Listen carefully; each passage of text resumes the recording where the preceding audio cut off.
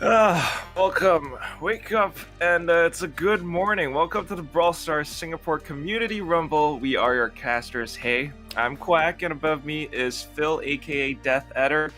Lovely morning today, dude. How are you doing? It is early hours at the moment. Us gamers, the sun is, of course, our kryptonite, but Ah, we nonetheless have to soldier on. It is the finals of the February Cup for the Brawl Stars Singapore Community Rumble, as you just said. Had a bit of rain yesterday towards the end, and hopefully we do have some rain in a couple of minutes to cool everything down and make everything a bit more tolerable. But yesterday, lots of interesting action happening all over the place. We had some upsets, we had some very interesting new strategies and metas come to the fore, especially in, I think it was gem grab. So usually we would have seen, teams parking their gems on Sprouts or Pam, something with a bit more survivability. But we saw the max meta come out of absolutely nowhere. And let's see how that turns out for the rest of the day. We do have updated brackets for you that will come up on the main screen in a couple of seconds, but I will just pull up our maps and our map modes. Remember, we do start with I want to say we start with the lower bracket, but I'm not too sure. But today, of course, we do have the upper bracket finals, followed by the lower bracket round 2 onwards. And that is going to be pretty interesting because we've seen some pretty strong teams get knocked down to that lower bracket, of course. So we do have a new format, though, Quack, that will be happening from next month onwards before we jump to the brackets. Why don't you bring us through that? Sure thing. Let's just take a look at the graphic if it will be on screen. Basically, what the new format is that we will have 2 cups per month with fixed modes, and that's the biggest thing. Instead of doing one monthly final cup at the end of each month, we're gonna have 2 of them for each month. So a lot more chances for prizes to be won, and of course that means the prize pool has kind of been increased as well. So it's 2,400 of the total prize pool. Sort of new format, fixed modes. You got to keep your eyes peeled for that. I mean, you have a lot more chances to participate. You have a lot more chances to win more prize money, get more iPads, Brawl Stars skins, gems, pins, what have you. And that is going to be all from the next month onwards, April to June. So you have a lot of chances, you have a lot of opportunities to come in and play. And what you want to do is to join in with the ESL Asia Discord, look out for the Brawl Stars Singapore community, get to know each other, get to know everyone in there, and really learn from the best of the best. That means guys like Aaron, Wiggly, Raz, all the good stuff. That's what you want to have, and that will be the new format that starts on next month onwards. And without further ado, let's take a look. These will be the top 6 teams that have qualified since yesterday. Yesterday we had the round of 8 to start off, and of course these are the lovely guys. Some of them are familiar faces, some of them have been roster shuffles here and there, and also team name changes for some reason. I'm not entirely sure still if Christopher or Wiggly's Poo will answer that in the chat somewhere when he comes around. Why did it go from Icy/Grassmud Dobbin to One Last Ride? I'll never know. But of course, we've got the rest of them. FA residents, who are now known as Biro residents. Cloud Gaming, familiar guys. Kaz, who placed second in the previous month's final. Umbrella, and lastly, the Subtilizers. So these will be the brackets. I believe we start off with the upper bracket final, Phil. Yeah, I do think we do start with the upper bracket final, if I'm not wrong. So that's going to be Biro Resonance going up against One Last Ride. That's going to be one heck of a match. And do remember, we do start with, it's best of 5. So all best of 5s today, apart from the lower bracket round 2. And for the lower bracket round 2, after that upper bracket final, it's going to be Subtilizers versus Cloud Gaming, Team Kaz against Umbrella. And they'll be battling over Brawl Ball, Heist, and Gem Grab, whereas that upper bracket final is going to be over Siege, Bounty, Brawl Ball, Heist, and then if we go to a tiebreak, it's going to be on Gem Grab. So lots of action about to happen very, very shortly. And I don't know, man. This month could go anybody's way, because if yesterday's matches are to be seen or to be taken reference of, it is pretty spicy. So Bio Resonance, like we said, you are correct indeed. Bio Resonance will be going up against One Last Ride, followed by Subtilizers against Cloud Gaming. Third match will be the lower bracket round 2 as well, Kaz versus Umbrella, and then we go into the lower bracket round 3, which will be the winner of the lower bracket matches versus the loser of Bio Resonance against One Last Ride. That's right. And man, you said it.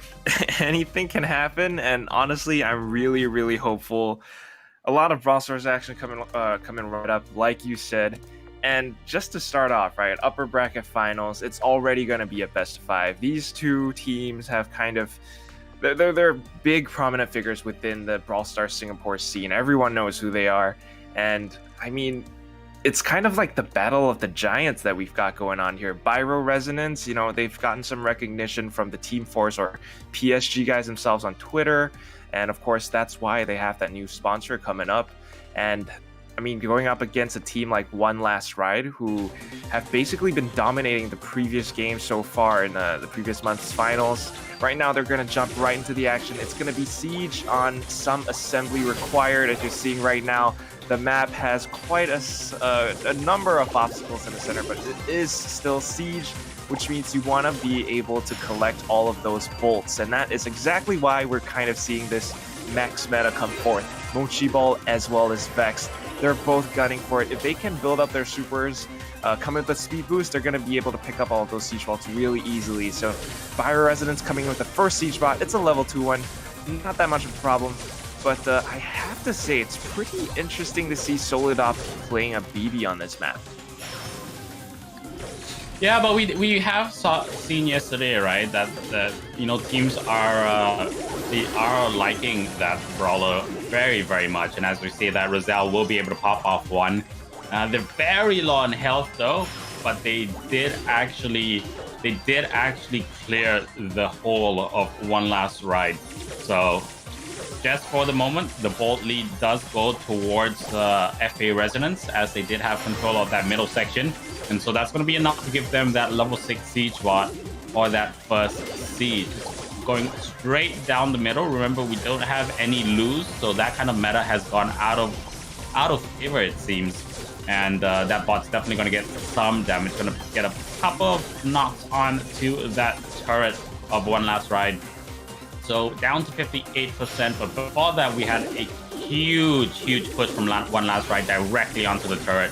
And that has brought the Bears down to 68% to 51 now. And it's all about that new ability, man. That's what they're trying to do. Keep it between the turret and the wall so it keeps bouncing off and it keeps stacking that damage on the turret. Yeah, it's really so strong. And right now, I mean, not to mention just the fact that they already had that 6 bolt lead coming in from the second phase. This is going to give them the level 8 siege bot in the very final phase. So it's now or never. The Bio Resonance guys have to defend against this siege bot. They have to take it down before it even touches their base, or it could be game over. We do have the BB coming in to push him off, but still 47 to 48, and now it's gone down to 43. It's game over. One Last Ride takes the first round home. Indeed, they did, and it's that BB strat is actually pretty interesting because that direct hit, I think from what I saw, was anything from like 7 to 10% off the turret straight away. And if you're able to like put it on the sweet spot so that it bounces off the nearest wall to the turret, you get another hit in. So that is if you are on target, that's quite a bit of damage to tick off. And the key thing is you can launch it from really far away, so you're not even in harm's way when you do launch that ability, and you're able to help the rest of your team kind of clear path / continue to get those bolts. So early on, good work from them. Very close game, to be honest. When it came down towards the end, it was just losing the middle control did Pyro Resonance towards the end. But, second round, I think they're going to be ready for it. They do know what strategies are being employed. I think we might see a couple brawler choices shuffle. And coming into that second round, it's going to be interesting. It's definitely very interesting. If we take a look at the brawler compositions between these two teams, the only difference that they have, aside from, they're both using BB and Max, but the one difference was the fact that they had a Sandy versus an Ems, and Ems is really, really good at controlling space. It basically zones people out and forces them to back off. But it looks like Jay just fell really, really early on. This means that One Last Ride is going to have a very, very big start, coming in with a level 3 Siege bot in the first phase. This could prove to be a problem. This means that Pyro Resonance are losing that little bit of early momentum. That little bit of early momentum that they could really, really use coming into the later part of the game. Because this is what Siege is all about. You need momentum. You need to regain and maintain map control. Because once you lose it, it's really, really hard to get it back. Really interesting pick by Mochiball to go with a Byron this time. Still not quite sure how that's going to pan out. He has to be there to support his teammates. A dead Byron is not a good Byron. And it looks like it's going to be a 3v1 scenario right now. Solidop, the only one left to contest against map control. They do have the lead on bolts, but it looks like Pyro Resonance will be able to pick it up this time. In fact, it's going to be an intentional tie. So it comes down to the very final phase, Phil. Well, he's done enough, though, before he went down and was able to pick up 3 bolts, but they totally lost control of that middle section. So Residents are going to be trucking towards a huge last siege. They did tie that second siege, so nothing came out on the map. But 12 bolts to 8 right now. It's going to be 13 to 8, 14 to 8, 15 to 8. One Last Ride. I don't think they're going to be able to gather enough bolts in time to stop this. And I think it's going to be one painful siege bot. Possibly 20 bolts. Yeah, his has hit 20. And it's still stacking. So they've got 20, 21, 22. It's going to be 23, I think. No, 22. So just shy of just shy of the record. But look at that bot. There is no way you are going to stop that. That's it. One Last Ride. They know it's done. And Pyro Resonance are going to be able to tie it up on the game count. So we will go to a third round on Siege. And that's going to decide who takes it. I think that was the record too. I've never seen a level 20 plus Siege bot before. I have no idea that, level 10 onwards, the color is like, it's mean, it's purple. But this one, it's just red, it's orange, it's angry, it's coming at you. And there's nothing that you can do to stop it. The One Last Ride guys, they knew it as well. Just, all right, I'm done. Put down the iPad, put down your phone. Walk away. There's nothing that can be done to come back from that, and that's all due to the fact that I think Resonance J was using Ems. She's just so good at zoning people out, right? Every single little spritz of perfume, every time she pops her super, that huge AoE effect. If you're caught within it, you're slowed down. And if you are slowed down, that means you're going to be more susceptible to damage, which is really, really painful, super useful, especially if you're going for map control. In a game mode like Siege, on this map, it's just such a strong tool. And One Last Ride, I just guess that Byron wasn't working out for them. Well, on the flip side of that, Byron, I think together with his other gadget, which is the flamethrower, is that what we saw yesterday?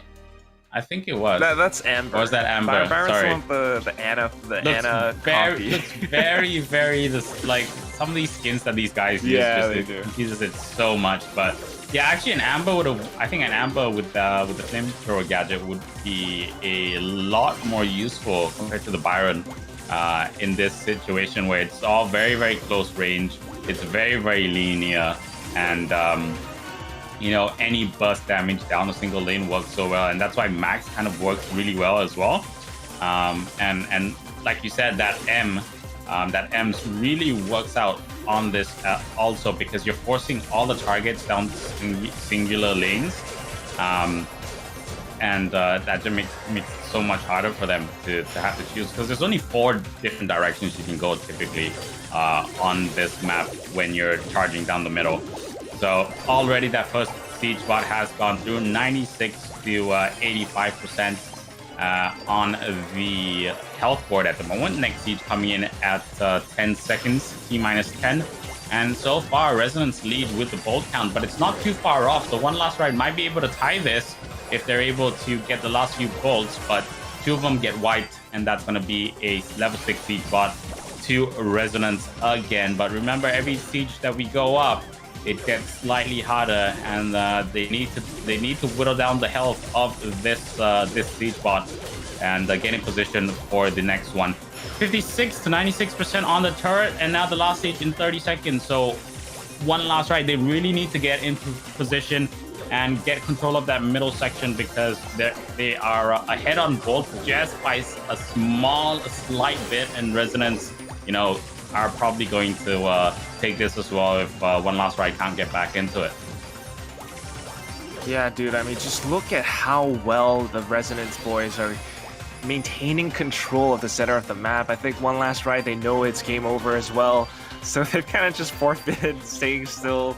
There's nothing much else that they can do. The fact that ever since the second phase, mid-game, Jay was consistently putting up his Sandstorm, and I mean, One Last Ride, they were just unable to contest against that. I don't know if you saw, they actually swapped on over from Ems to Sandy to counter the other Sandy pick that One Last Ride had. So it was a complete mirror match, but time and time after again, Jay was consistently hitting shots. He knew exactly how to position himself. He kind of was that sneaky ninja that just came out of nowhere, and One Last Ride didn't really know what hit them.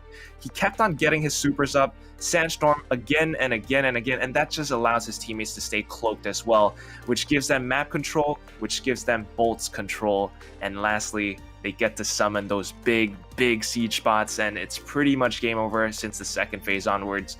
Nothing much else that they could do unless somehow they were able to flip the tables around and take those bolts back.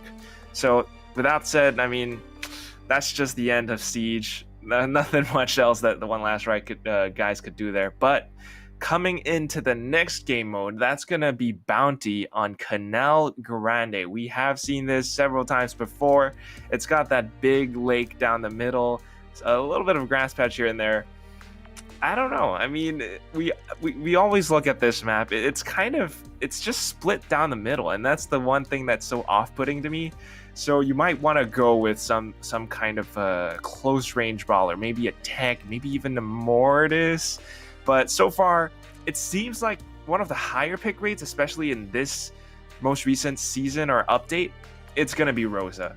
Rosa, anytime there's a map with a big grass patch, she's always going to be picked just because she has that new gadget called Unfriendly Bushes. Yeah, well, it's anyone's guess what's going to happen, right? We've seen a huge change in metas recently, and a huge, very, very different kind of not hero, but brawler composition over the different cups that that have led to here to where we're at right now. So you are correct that you do probably want to have something very close range, but that's only if you can get control of that middle area, right? If you can't get control of the middle area, then something with a bit more maneuverability probably would be a lot better. So someone like a Piper, where you can get a quick snipe from far, and then if you do get those kills, you're definitely going to get your super out, which means you're going to be able to escape over the river if you need to, or to escape backwards. What we do see sometimes, though, is we do see a Daryl come into play. So you can go for the roll spin. So that's definitely something I think maybe to look out for. Oh, but right now it looks like Mochiball is having a little bit of trouble.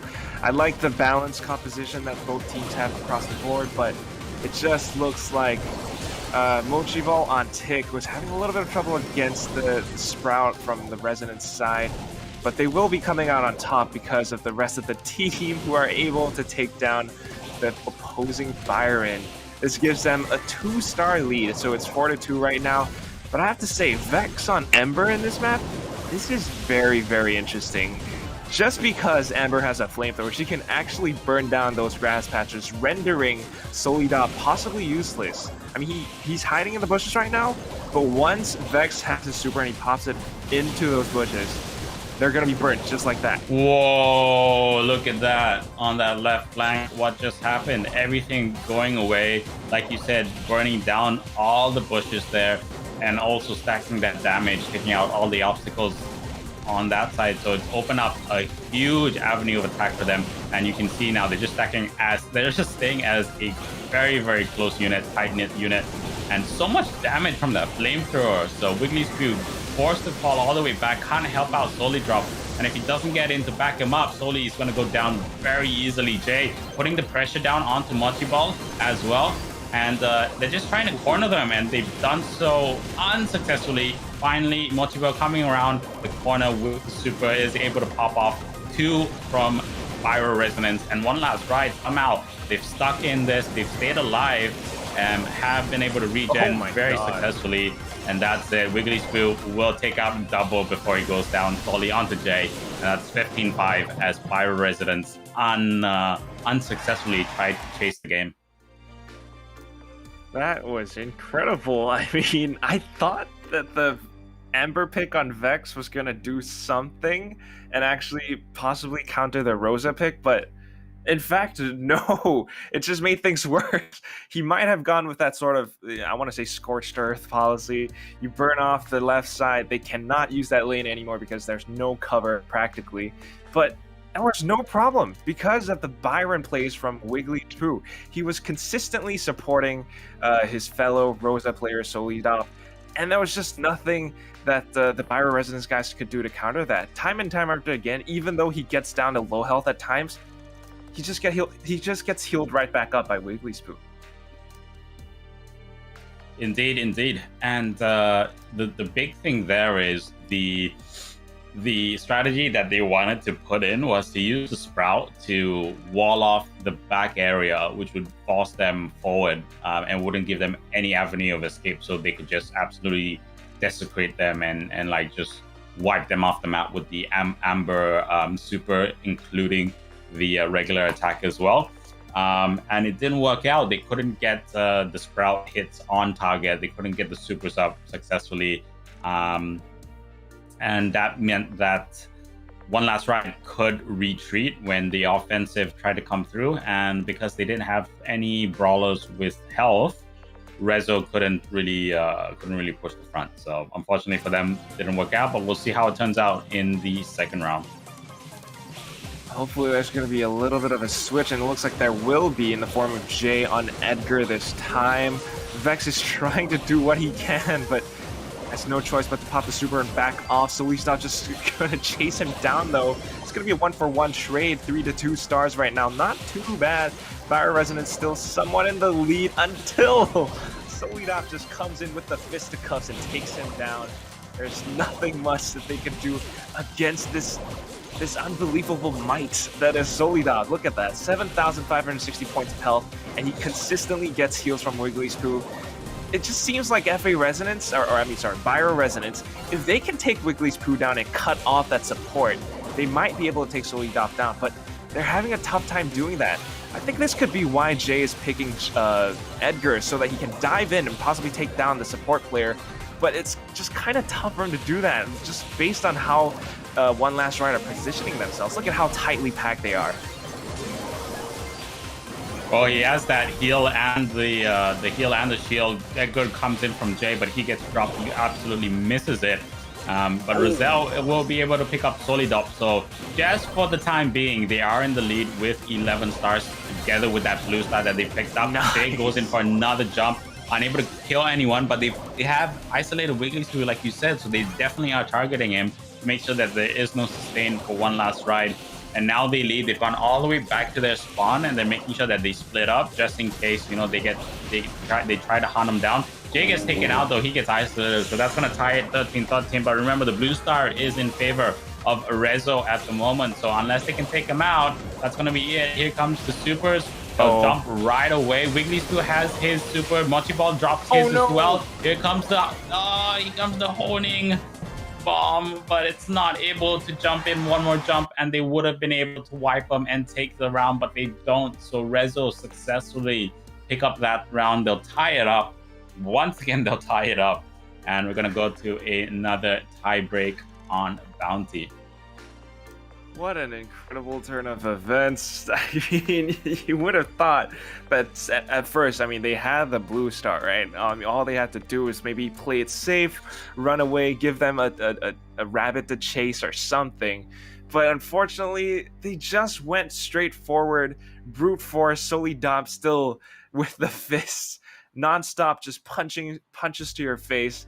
And even though Jay, Wiggly Spoo, I mean, they all had their supers and their abilities, they couldn't get away from that final push, which just means that One Last Ride was going to take that round home. Really, really unbelievable stuff. It's these really minute details, really small decisions that somehow dictate the outcome of the match. So when they come and play these games,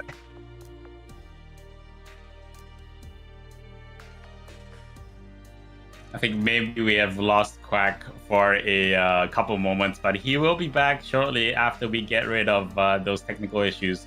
So I think what he was basically trying to say is make sure that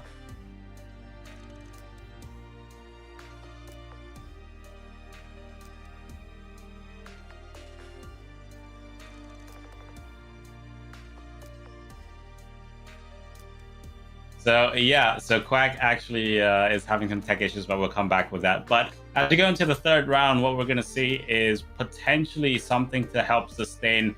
We did see, the Edgar choice coming in. They tried to jump on, but it did kind of work out. They were able to drop the Byron and stop that sustain. So probably what we might see is them going for slightly higher health heroes. Health brawlers.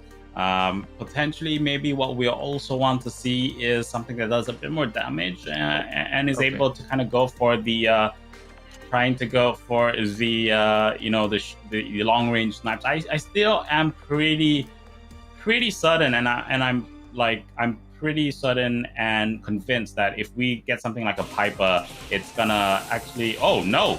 So we were wrong actually. So One Last Ride did take the did take the round, so it is 1-1 on the game count, and we're in Brawl Ball. Oh man, we are slightly off our game at the moment, but we're back into game now. We're on Brawl Ball, and so far for the lineups, we do have a mirror matchup. So we have a Byron, both sides have an Ems, and both sides also have a BB as well. and of course the map is Super Stadium, a little bit open in the middle, but aside from that, obstacles is kind of scattered all across, right, except for the middle. So it comes down to how they control the space and how they go in with these pushes, which is very lovely to see because Mochi Ball is consistently, again, supporting the teammate. I love this teamwork that we're seeing from One Last Ride. I mean, they did really, really well on Bounty, Canal Grande. Right now, they're doing the same thing with Super Stadium. Just the fact that the heals are coming in consistently, really, just at the right times, non-stop. He's not missing a single shot on his teammates. And that's just really great coordination. They read each other perfectly. Right now, Jay has possession of the ball, though. He's controlling it and making sure that he's going to be able to take Solidom down. And this could give them the push that they need. Vex is there to back them up as well, but looks like Jay is the one that's leading the charge. Right now, possession has been passed on over to One Last Ride, and that just makes things a little bit tougher for Byron residents. Yeah, they're gonna have to be careful though, because time is ticking away. So maybe, I don't know, they might be just waiting to kind of just delay this, right? They might just want to wait for overtime, and then maybe that makes it a bit easier for them because they are both kind of bullish, but they've waited for the right time. Both M's will pop the supers down. Doesn't really help though, because it's against each other. They both relatively have higher health points. They were in the grass as well, so not too much of a difference right there. And they are definitely waiting for overtime. So the ball's right in the very corner. They're trying to go for a team wipe. And they're unsuccessful right there, popping a lot of damage down onto Jay. Jay will go down. Vex almost getting taken out. Long-range BB shot from Roselle will take out Wiggly Spew. And that first goal is going to be enough to seal that first round. So I think it was one last ride. Took that first round, and we'll go into the second. So just basically parked the bus. They did an absolute perfect impersonation of a Jose Mourinho Inter Milano Chelsea, score a goal and then just park the bus, and that's all it takes on Brawl Ball. Remember, so don't bet on having possession of the ball once that first goal gets scored. Yeah, I guess so. I mean, say what you will, it might seem a little bit cheap at times. You know, I got friends who play FIFA and they hate people who park the bus. It's too safe. It's not fun at all. There's no aggression. But in a professional match like this, when there's money on the line, you already have one score up against your opponents. Why not? That means you have your advantage. You should be parking the bus. You should be playing it safe, because as long as you force your opponents back, there is no way that they can go in and reach for that ball that's parked so nicely, so perfectly in a corner. And that's basically what One Last Ride did. It's really, really incredible the way that they're playing Ems right now. Just the way that they are zoning out their opposing players, the way they're controlling the space and making sure that they don't come even an inch close where they'll be in a position well enough to do damage. One Last Ride have been outperforming against Byro Resonance right now, and this is kind of, you know, I don't want to say expected. One Last Ride have been kind of the reigning champions, but I was hoping that Byro Resonance would be able to come up with a counter strat somehow. Right now, it's kind of tied up 1-1, I think, on the overall scoreboard. But Byro Resonance, they need as many maps as possible, especially if they just want to knock One Last Ride down into the lower bracket without any question. So they really need to change things up a little bit. But in fact, it looks like One Last Ride are the ones that are changing things up. We have a Jack, we have Solidov on Mortis. So that's very interesting to see. He's diving in right now, going to get hit by Vex's bat, and relegated to the back for a while to let his 3 charges charge back up. Yeah, they're trying to isolate the M's, and he's right behind enemy lines, but out of reach from Mochi Ball.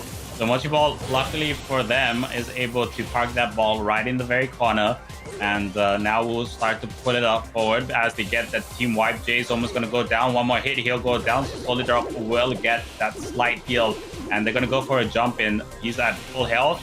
They'll go for a jump very shortly. Wiggly Spew on Jack is able to come through. Has that super. He's going to pump it up, but Vex has the shield on, so unable to do much onto Vex. Bang! A long-range shot on from Mochi Ball, and together with the jump from Solly Boy, able to get the kill. But they were too distracted. The shield was up on to BB in the form of Vex, and they just walked the ball in.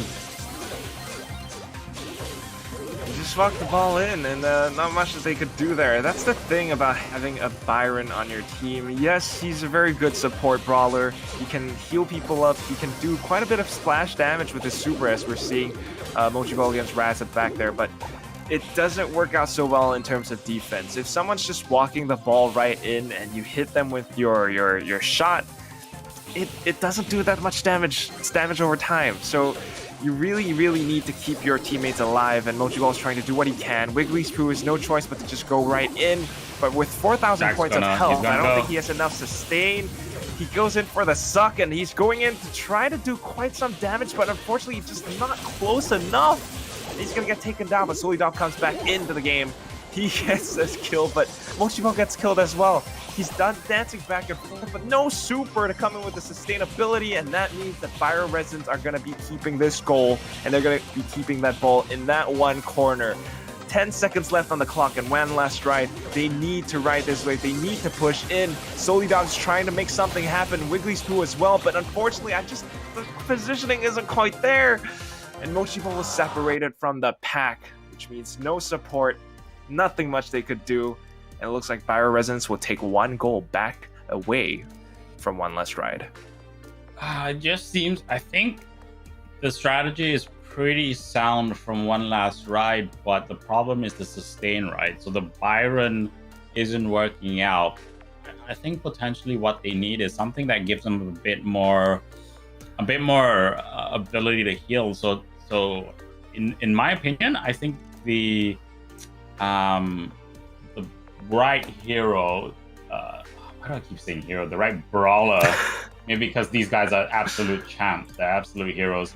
But the right brawler to use actually might be Barley. You know, coming in, switch that gadget up to the heals, and then you can be both offensive with that AOE denial of area, but you could also heal. You know, with that switch of gadget. So that might be enough for that Mortis play that they're trying to they're trying to pull off. Yeah, I can see what you're saying. Basically, you want to go for something a little bit more versatile than possibly just one Byron. You want someone who can heal and do a little bit more damage at the same time.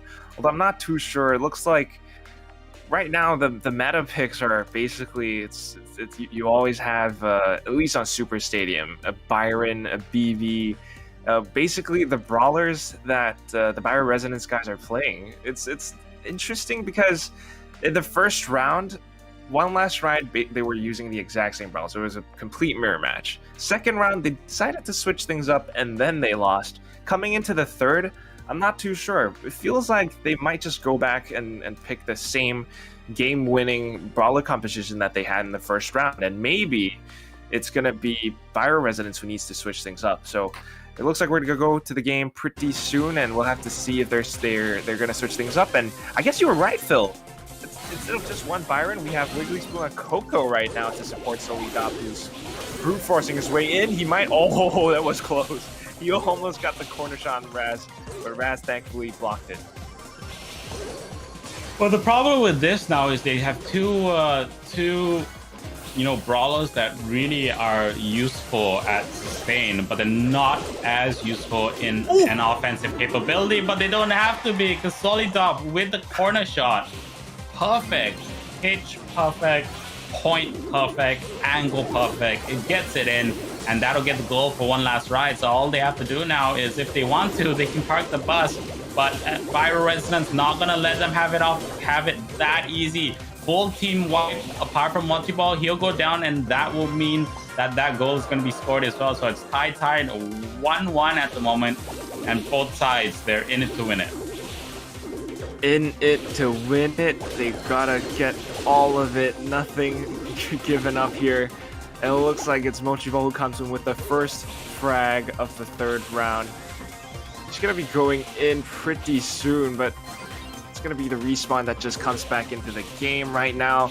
They're just sort of feeling each other out in the center, right? They don't want to overcommit. They don't want to overexpose themselves. If not, they could very well deal quite a bit of damage because of those little perfume blasts. Looks like he wants to make a play over from the right side, and Wiggly Spoo is there to receive him, but that's a little bit dangerous. Two support brawlers. It's going to be a little bit tough for them to defend against. Solidop has been super aggressive, playing these really strong forward positions, but if he's not there to back his teammates up, that's going to be a mistake, because Jay was in the perfect position, and he gets one nice little snipe into the goalpost, and I guess that was it. Byron Resonance takes away this game mode. I mean, like, it's tough. It was really hard. It seemed at some point that one last ride was going to be able to drop it, but if you did notice, like right at the very end, Solidop was distracted. He got pulled away to the side and had to go one-on-one with the other BB as well, and that gave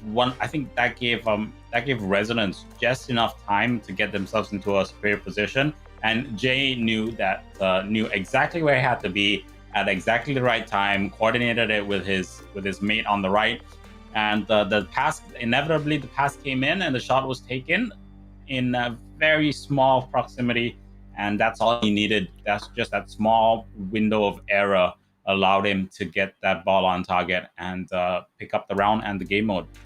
So we are at 2-1 on the game mode in favor of Bioresonance, and we're going to head into Heist.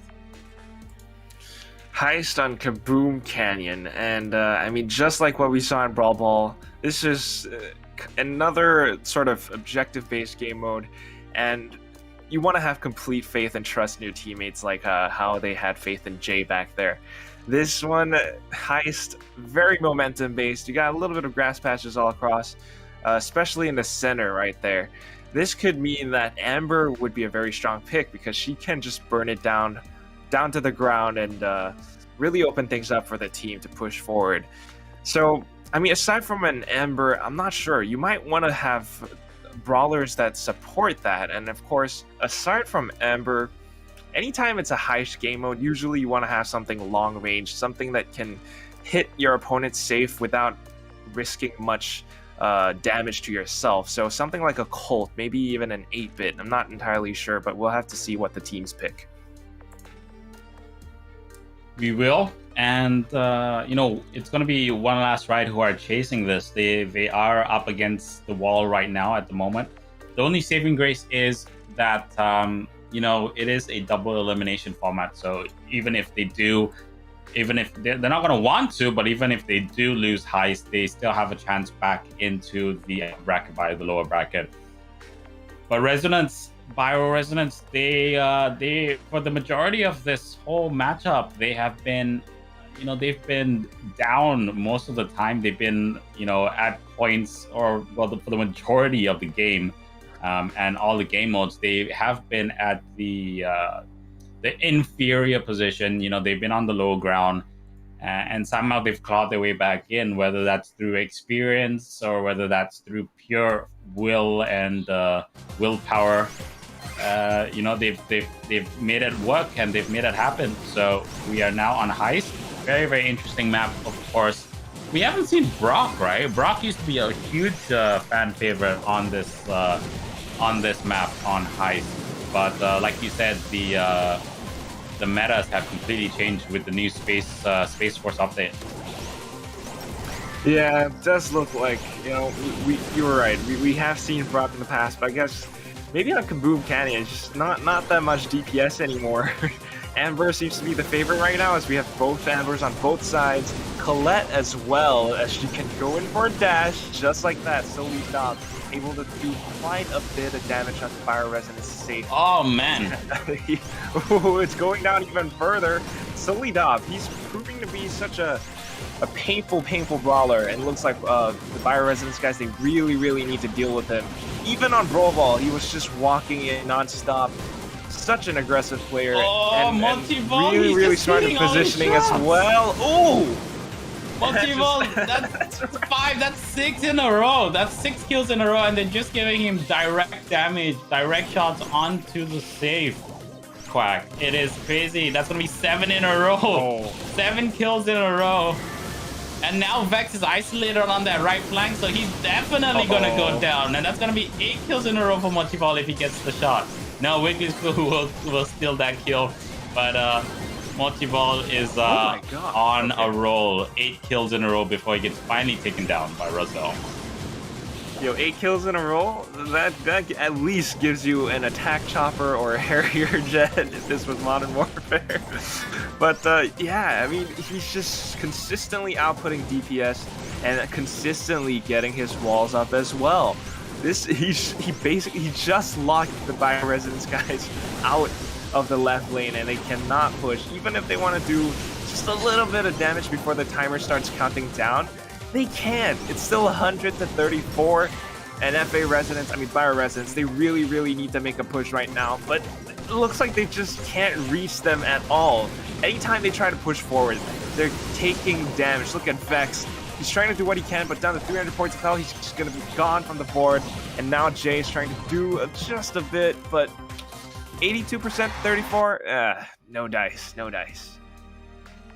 Multi-ball he was just hitting all his shots. Every single shot was on target, was allowing him to get his super up very quickly, and that was allowing him to isolate at least one brawler from the other side, either on the left side or the right side.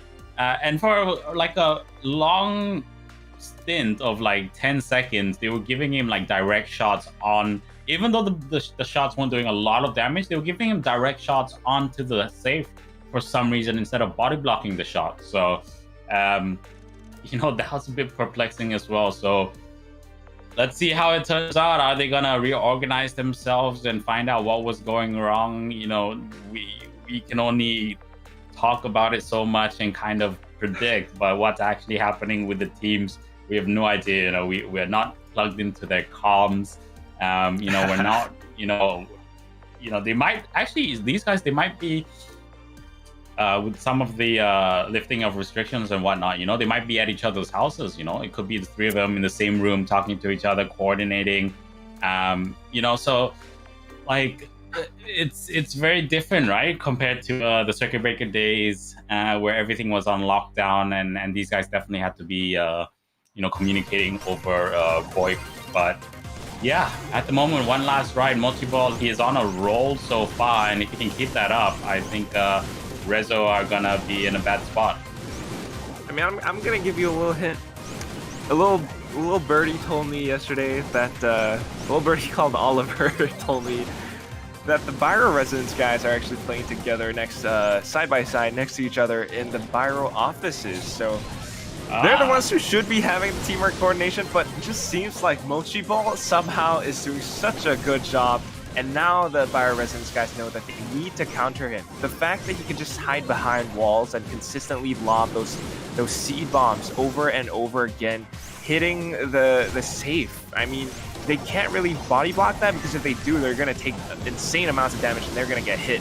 So they really need to focus their efforts onto taking him down. And once they come in with a team wipe, sort of like what we just saw, this gives them the space to push in forward and then do quite a bit of damage onto one last ride safe. But still, neck and neck right now, 87 to 87. They're waiting for the full reset. All three players go right back at it, and right now they're going towards the center. Although if we look at how the lanes have been split up, Mochi Ball is always in the center so that he's there to support his teammates. Solidop, on the other hand, free roam. He's going left and right, and he's always just trying to stay on his toes, trying to do damage and keeping Byro Residence at bay. They cannot really touch him. So these two players are the ones that are really, really tough to deal with. Meanwhile, the Amber is just disrupting on both sides. Not quite sure how Gale is going to help out here. He might be able to push them back, but it's still really, really tough. They need to be able to connect their shots to take these problematic players down. Yeah, it's tough for them at the moment, but Resonance, they're able to make their jumps onto one last ride safe, but Solidop now starting to step it up, is able to get 2 kills right there, 2 eliminations, and that's allowing Multiboy to get in position. The jump comes in through Jay and Roselle, but they get popped down by Solidop. Roselle needs to regen Vex as well. If Vex can get into position, he can get quite a bit of damage, but now it's a base race as we have Solidop Multiboy on the defense. But right at the top, we do have none other than Wiggly Spoo onto that safe. He's going to be able to eliminate it. And one last ride, they're back in it. The boys are back in it. They've taken both rounds. And so that's going to bring us to 2-2 on the game mode. We're going to go to the tie break, which is Gem Grab. Is the max pull, is the max choice. Is he going to get drafted for this? Are they going to go with that meta choice, or are we going to see something completely different? That's the question, Quack.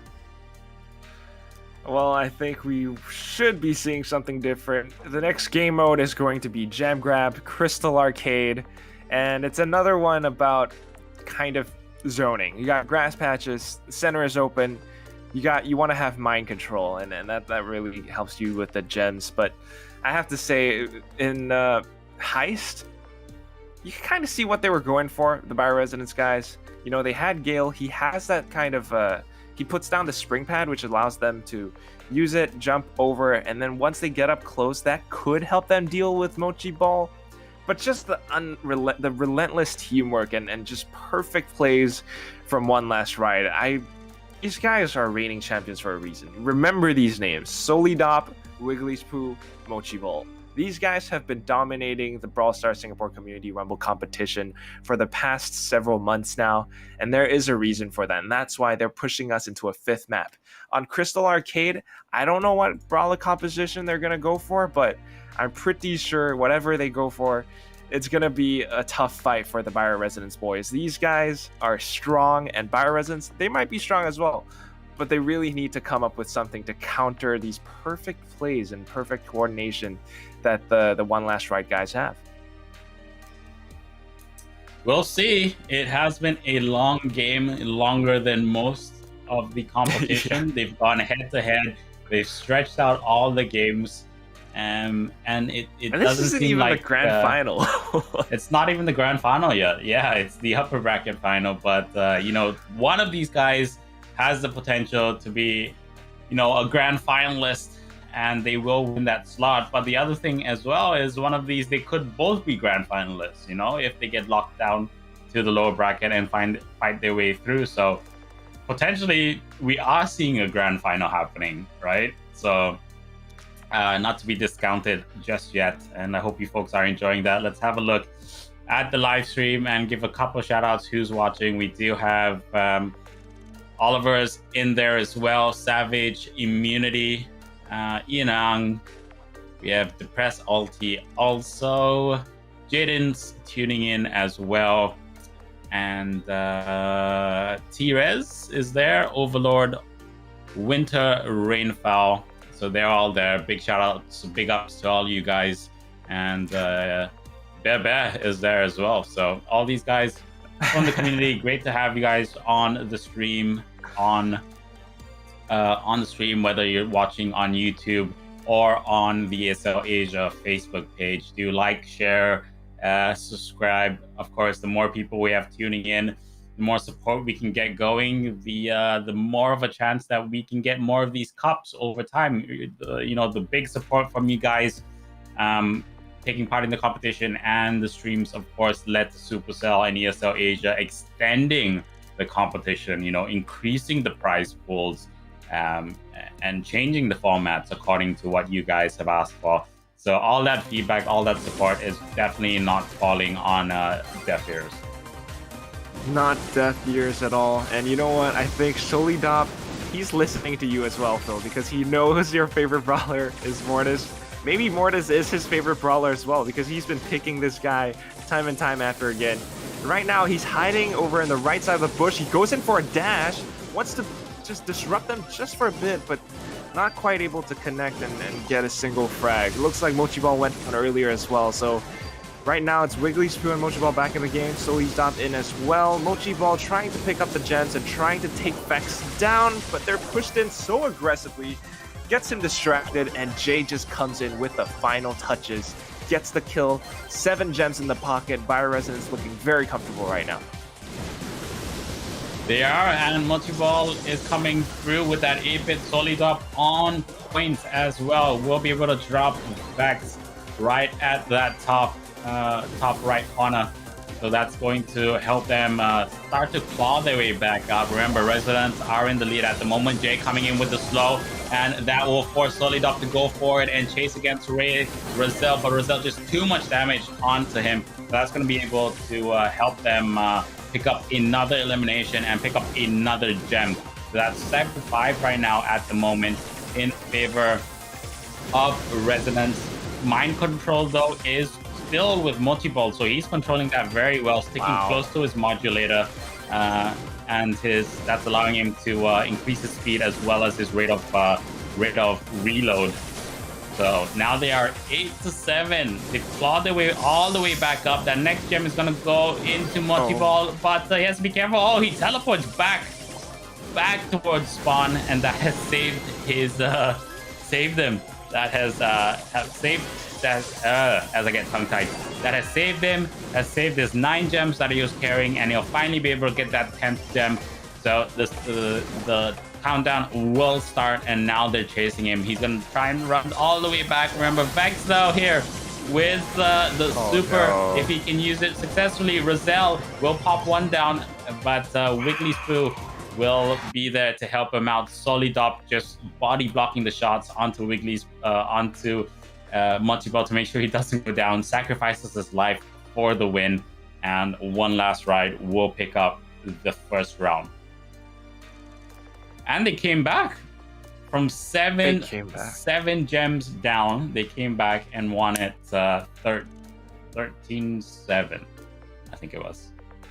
Yeah. Or was it 11-7? At first, they were going up against like 5 or 7, and then just somehow regained control over the map, and Mochiball consistent, like just through sheer presence alone. They couldn't even touch him. This guy was so strong, so smart, just exceptional plays with 8-bit no less. I mean, you talked about the modulator.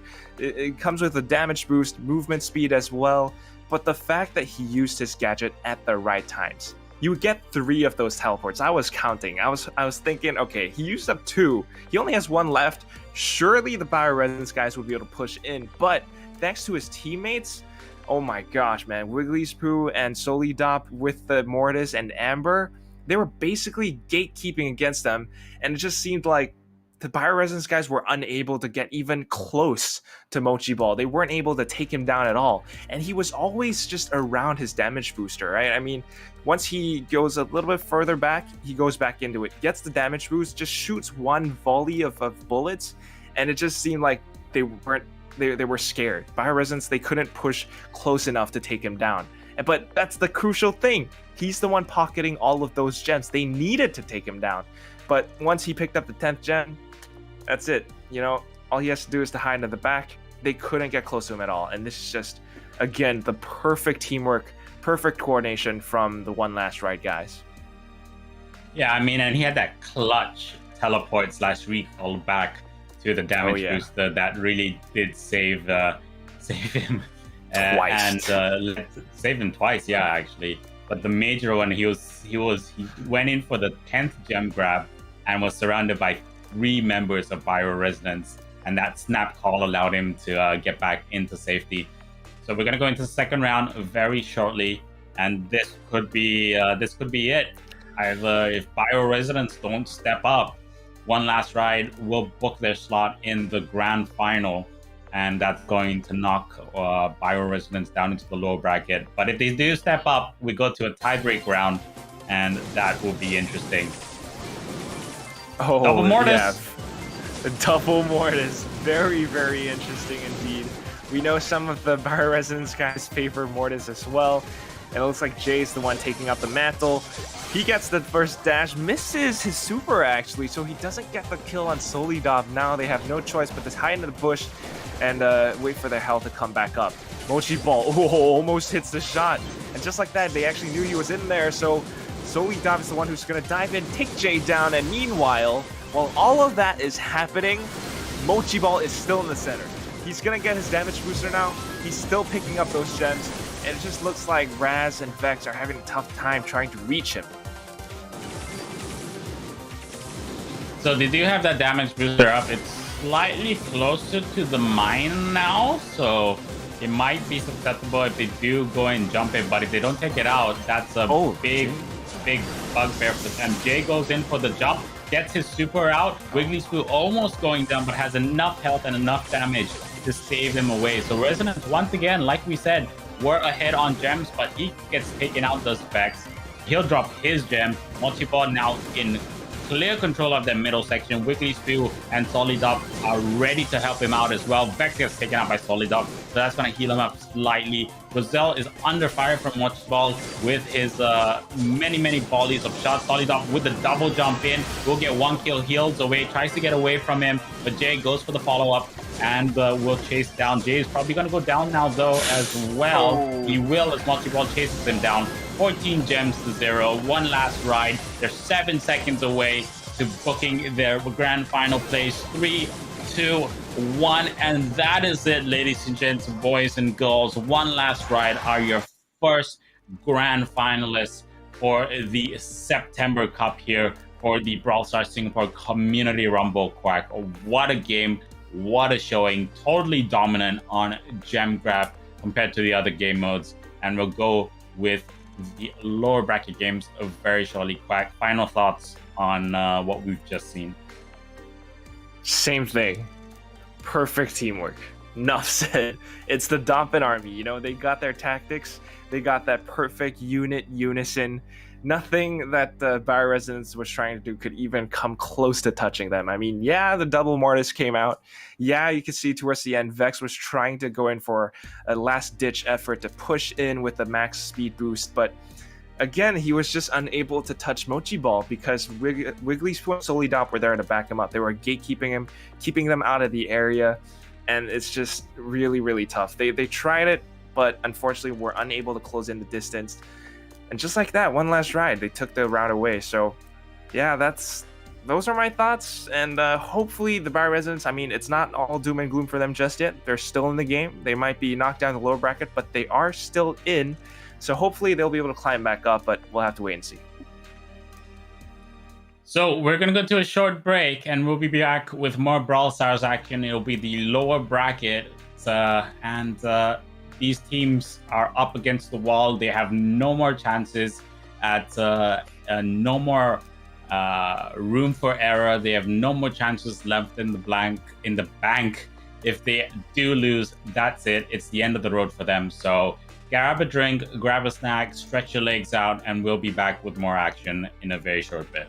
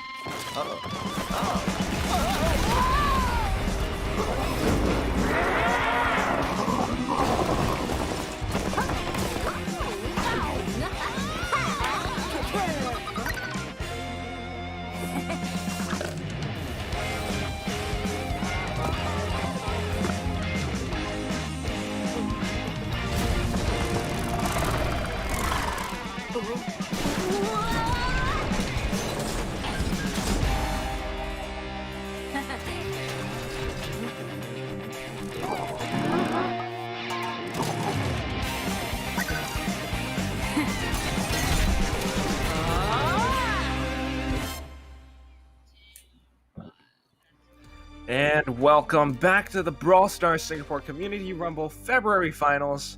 We are your casters. Hey, I'm Quack, and above me is Death Adder, aka Phil.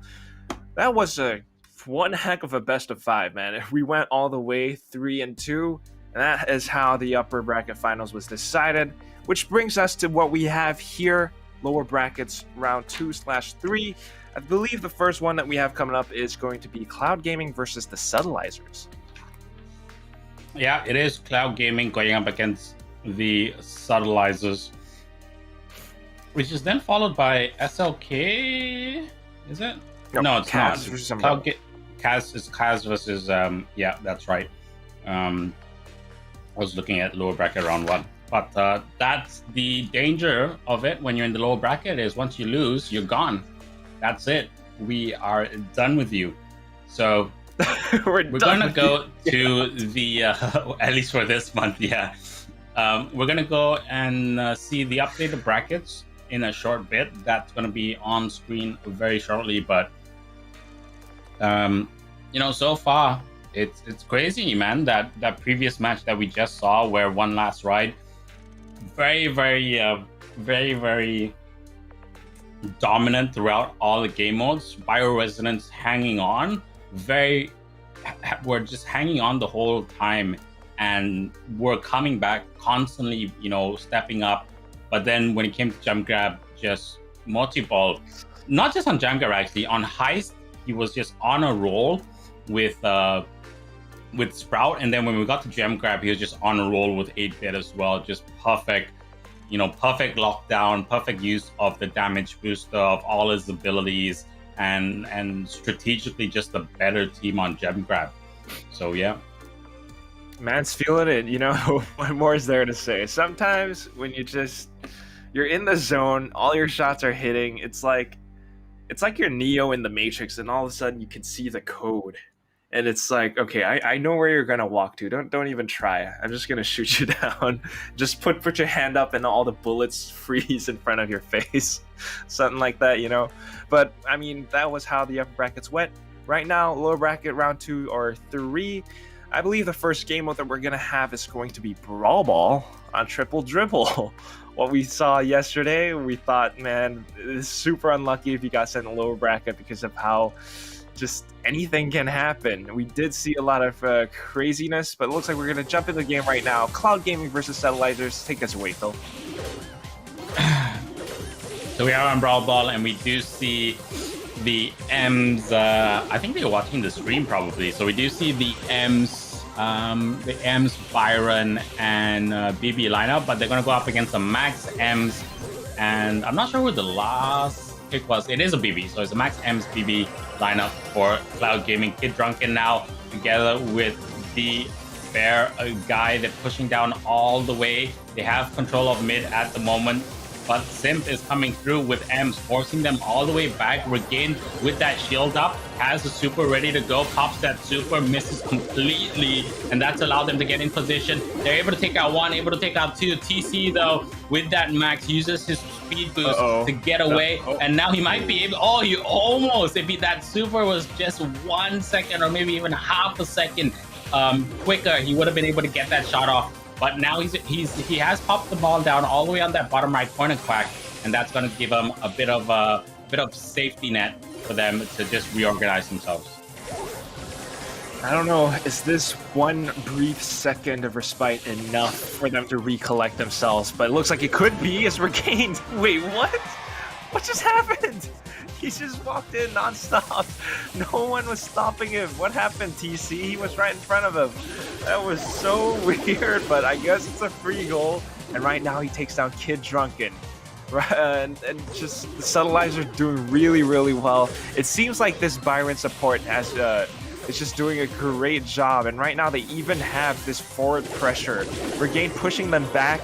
and they're forced behind the goalpost. But thankfully, TC comes back in with a clutch moment and pushes the ball back towards the middle. Igneous now kind of facing him off in a duel, just buying time for both sides to respawn and recollect themselves, come back into the game. Of course, though, you got to watch out for those BB bat swings. If it's a fully charged one, it pushes you all the way to the back. And man, it just looks like Cloud Gaming are unable to gain any forward momentum right now. That one kill might have been enough, but TC has to go in. Oh no! Speed boost, but he kicks the ball towards the center. The bear guy, it looks like he was just that one kid, like, hey, I'm open, pass it to me, but he didn't receive it. And as a result, there was no goal. It looks like Subtilizers take away round one. Just a couple of mistakes, right, towards the end that allowed Subtilizers to take that first round. Cloud Gaming, you know, that it seemed like they just couldn't get into the groove of the match. Like they're off to a cold start, it seems, right now. And hopefully that first kind of round is a bit of a warm-up for them. Because you could see, right, in terms of firepower, they're pretty well versed. They were pretty okay. It was just some of the errors that came in terms of coordination, like that their M's for one part of that match got isolated, which allowed the rest of the team to walk in for Subtilizers. And then two kind of misplays with the shot for the ball. One of them was unlucky, but the second one, you know, speed boost could have been taken. He could have used the speed boost and gone for that last minute shot. And even though he would have died, the shot may have gone in. The other thing is, yeah, he could have passed it to his teammate and then let his teammate take the shot. But yeah, a bit of a cold start for Cloud Gaming, but Subtilizers, you know, they're in it to win it. They are there. They're ready to go. They're raring, and that led to them taking that first round. So hopefully in the second round, we see, you know, both teams a bit more awake, and that should lead to a closer match. Yeah, I mean, if we just rewind back to that one goal that they scored, the Subtilizers, I'm not quite sure how it happened, because TC was right in front of him. He should have been able to defend at least somehow or somewhat, but it just didn't quite happen. I guess maybe he had a lot of health. I mean, thanks to Igneous and his heals, Regained is consistently with that 5,000 health pool, and he's always just walking forward doing a lot of damage. But right now, Cloud Gaming, a little bit of a Brawler composition switch up. We have a Gene, we have a Jack. It's been a long time since we've seen Gene, but just because of that pool, he's able to close in the distance and do quite a bit of damage to people. And because of that, Regain is kind of relegated to the back. He wants to take him down, and he will. Igneous misses his super as well, so there's a little bit of travel time with that one, and it doesn't do what it needs to. They do have possession of the ball still, though, the Subtilizers. It's over on the top left, and Kid Drunken is just trying to defend it, right? He's waiting for that AoE pull. He does get one, but oh my gosh, Simp, that was super close. Thankfully, Kid Drunken receives it, throws the ball away. TC hopefully will be able to push it forward now. Has possession of the ball. Pops it down to the middle to Kid Drunken. Oh, wow, what a pushback from Regain. Cancels him out, pushes him all the way back. And now they are jockeying for position. They have 3 up. Simp has his super pop. There goes Kid Drunken. Regain trying to walk it in. TC goes down, and Regain will walk it in again. An absolute copy of that first goal that they had the previous round. And Cloud Gaming, it's not looking good. Not good at all. I mean, at this point, I'm even kind of questioning their Brawler composition.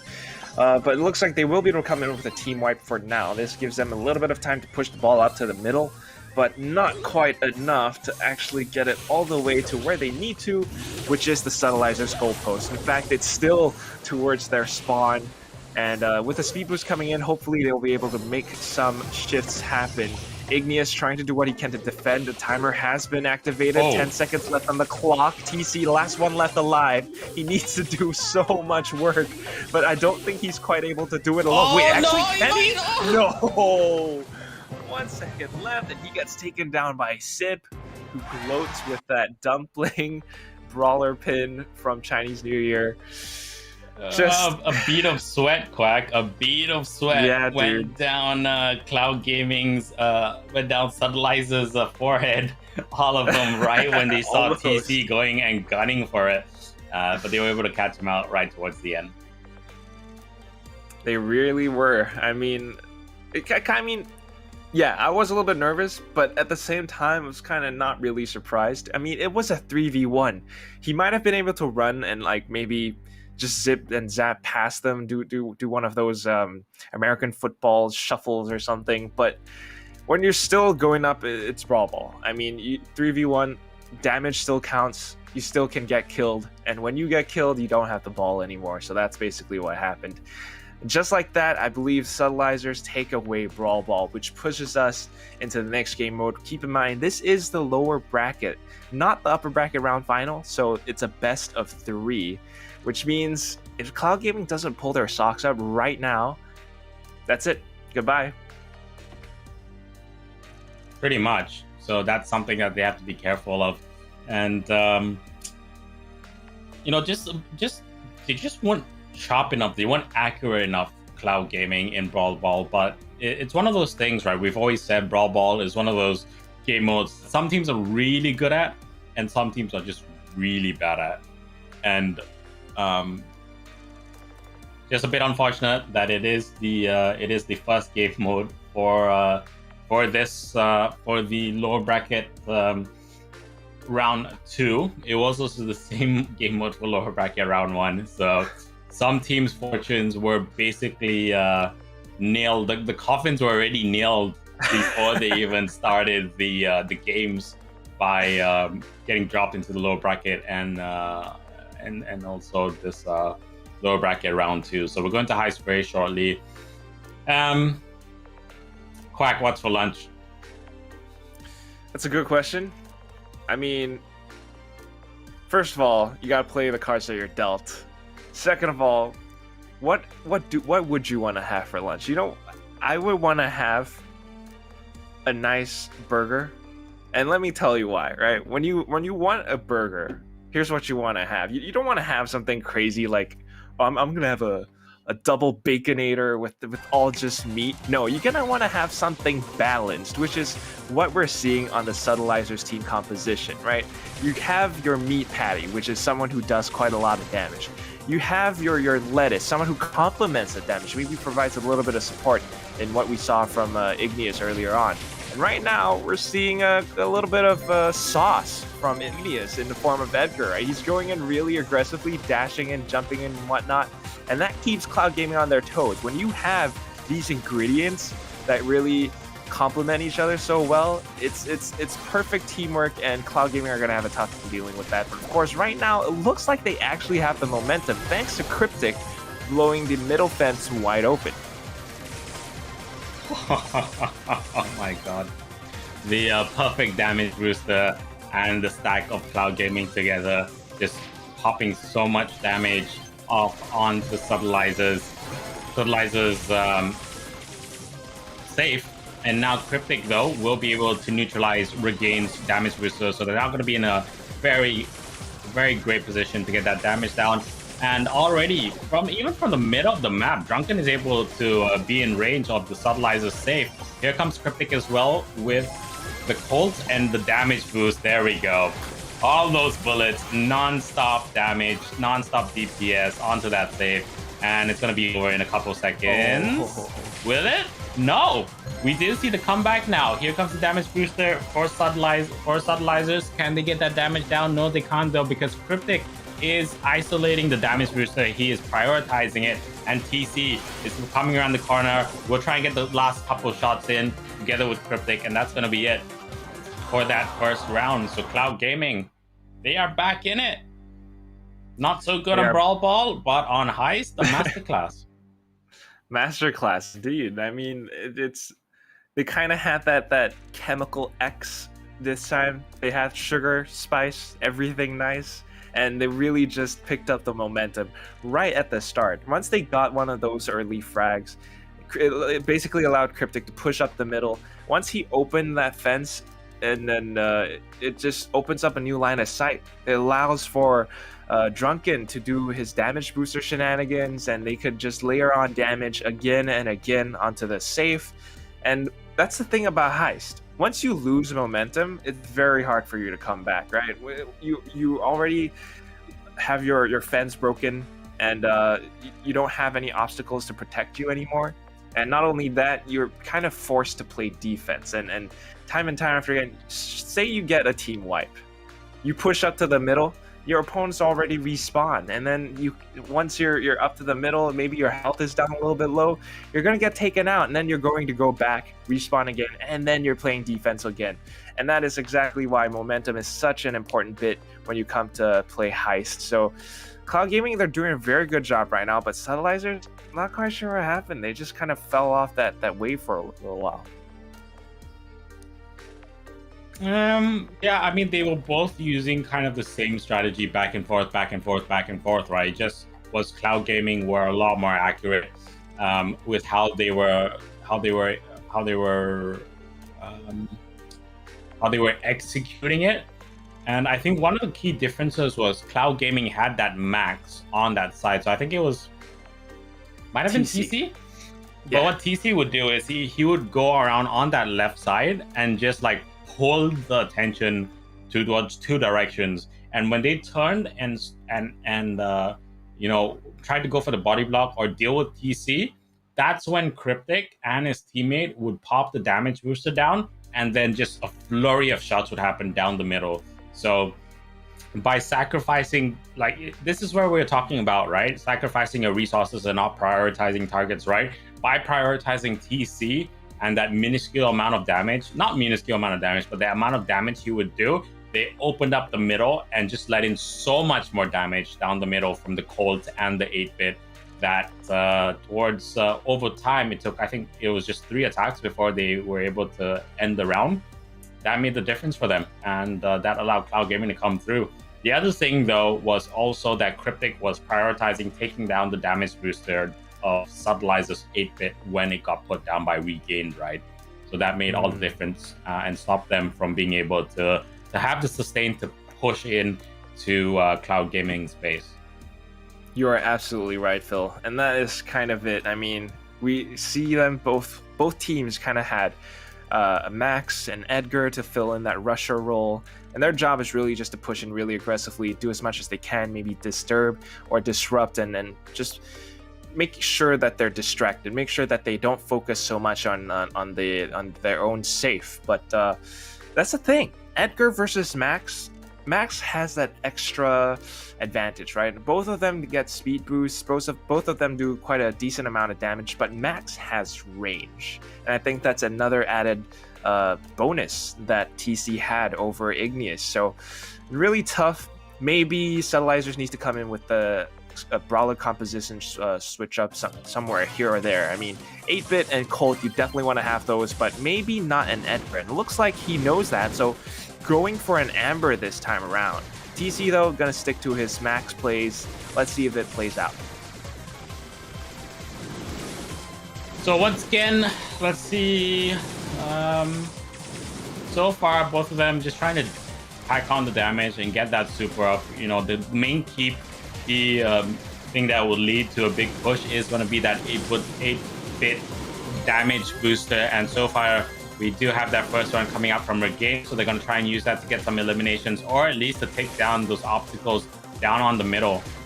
Cryptic will use the super to drop that damage booster, and that will pop up that right side. Now that 8-bit damage booster on the left side from Kid Drunken, he's going to try to use that to, isolate Xenius on that on the left, and Xenius, though, will stay alive. He'll take that out. Cryptic will use the second super, drops down the middle section, and is piling on as much damage as possible down onto that safe. Kid Drunken gets 1 kill onto Xenius. He needs to be careful, though, because Simp is chasing after him, and he will get taken out. So now 76-100, Simp is in position to get some damage in. Kid Drunken with the body block though, and that spawn protection. Oh, So he no. will make sure that is successful for them. Kid Drunken on the Theus again, and here comes the damage boost to Quack.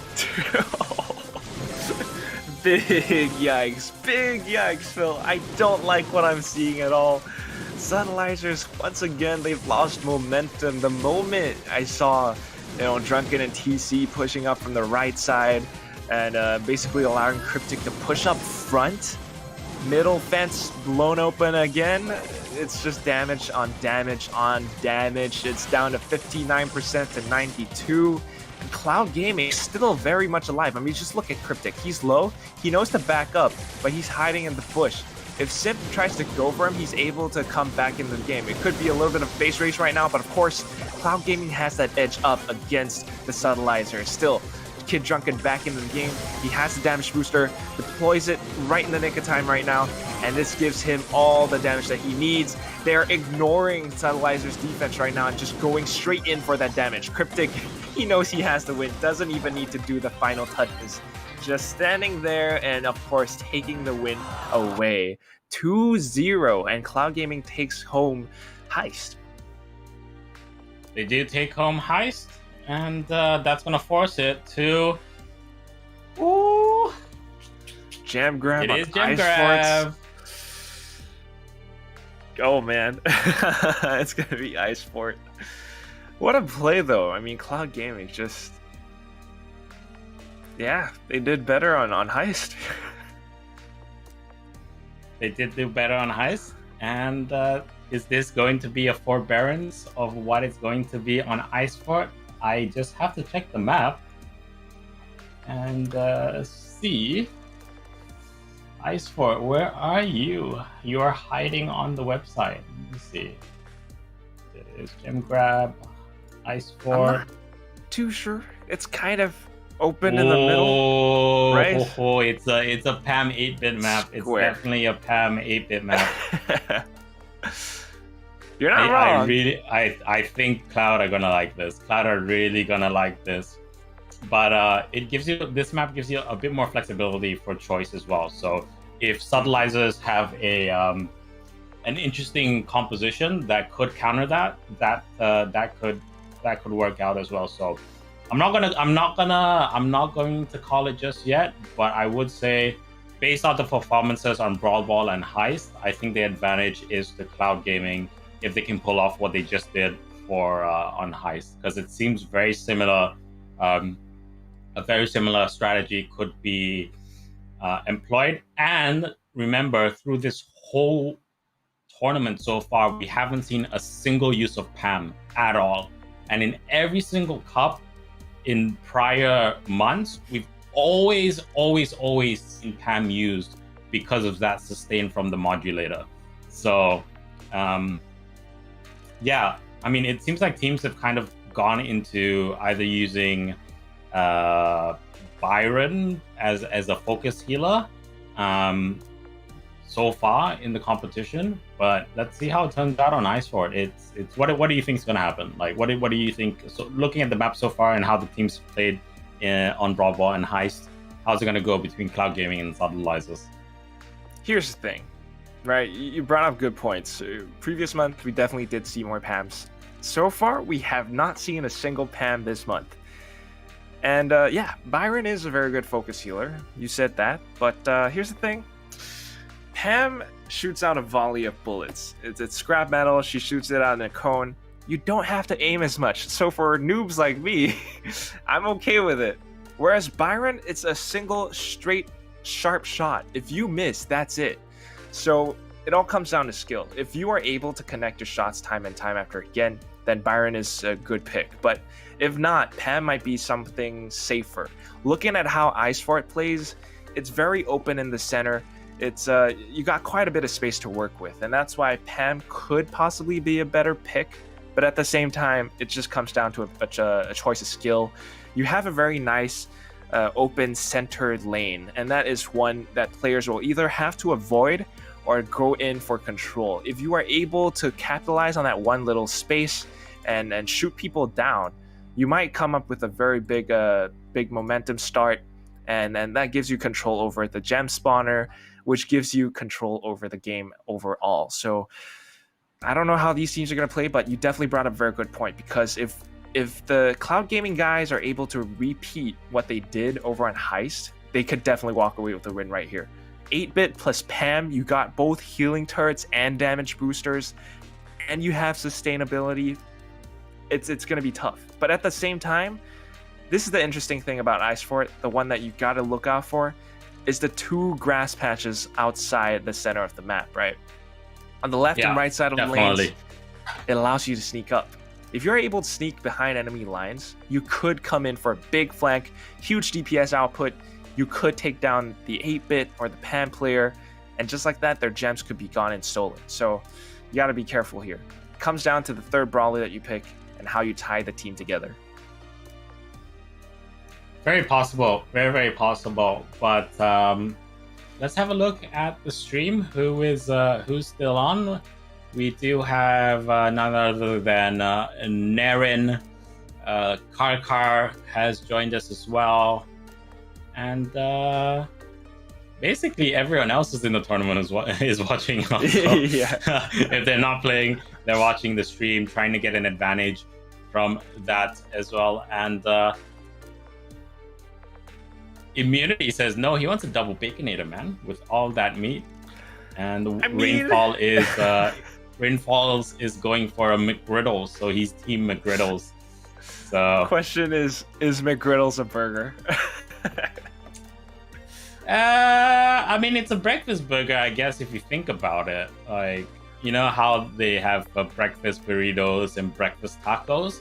So why not, right? I guess you could call unpopular McGriddles. opinion, no, it's not a burger. It's 2 pancakes, and then you got like a meat patty in the center.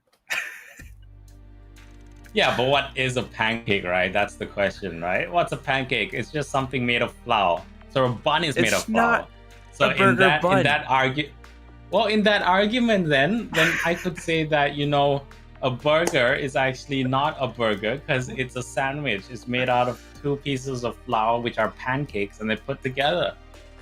It's the same thing. A pancake and a burger bun are not the same things, good sir. I have to disagree with you. A McGriddle is not a burger. Unless, I don't know, maybe McDonald's comes out with an official statement or something. But in the meantime, here's another interesting message that I want to highlight. Immunity says, my face when they call LMAO simp. Dude, if you have simp in your name and simp is the first thing that I see, I'm gonna call you simp, alright? If your name's actually LMAO, just use LMAO. Don't put simp in there. So for now, I'm gonna keep calling him simp. And simp is on the ends right now.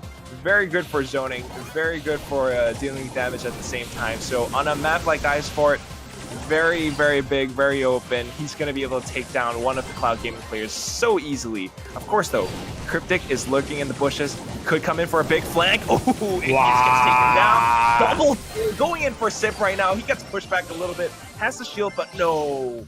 Gets taken out in the end thanks to Simp. So much damage, la.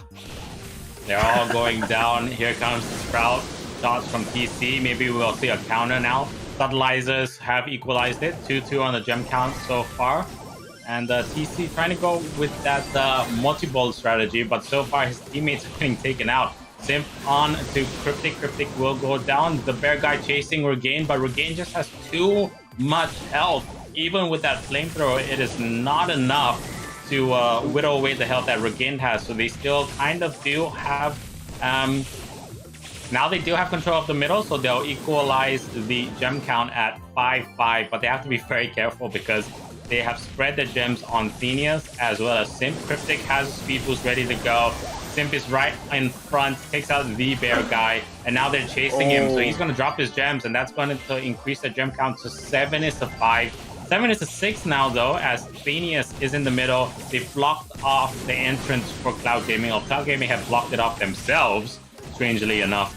And now Thenius with the heal onto Simp. They'll pick up another gem. That's going to be 7-7. Who's gonna get that 8th gem? That's the question. Seems like all the gems are gonna go down now as TC comes through. They need one more. All they need to have is one more gem. Pick up one more, and the countdown will start. And there we go. The countdown has started. Pick up the next few remaining gems as well. And that's going to be 12-3. Can Stabilizers go for the chase? That's the question. Photosynthesis is down, remember. There is no wall available. They can, if they chase him down, that's going to stop the countdown. But they're just too far away. Cloud Gaming just too dominant so far towards the end of that match with that elimination onto Phineas dropping all his gems. And that's going to allow Cloud Gaming to take the first round. Heck yeah, this is a good brawler composition. All right, you're talking about, say you want a double Baconator. This is a double Baconator in Brawl Ball on, say, Ice Fort, right? Full DPS. You got 8-bit, maybe you got a Pam, because she's thick, I don't know, thick burger. And then you got a Colt. It's just full on damage. Everyone's a sharpshooter. Where's your balance? Where's your support? That's not good. You can't have all meat. You got to have some greens in there. You got to have some cheese. You got to have some sauce. And this is why I think it was Cloud Gaming. They had a better brawler composition, right? I mean, the Amber practically countered the opposing Rosa pick because he could burn down those bushes. At the same time, you have that Mochi Ball strategy that we were talking about. You have your Sprout. The wall is really, really good. It keeps them at arm's length away, and they couldn't get close to him at all. And at the end of the game, he had 10 gems, and they still couldn't take him down. And he had support from, I think it was Cryptic, who was playing Max, you know, going in to do quite a bit of damage, disturbing people at times, and really just keeping them off of TC's back. So very well played, good brawler composition, balance. That's what you want to have. Fair enough. Fair enough. Well, balance, do you want like a double Baconator? Like pineapple on pizza? That's a good balance, right? Yeah. Why not? I like how you're just quietly taking a sip. Pineapples on pizza. And then waiting for the comments to come in. No, pineapples don't belong on pizza.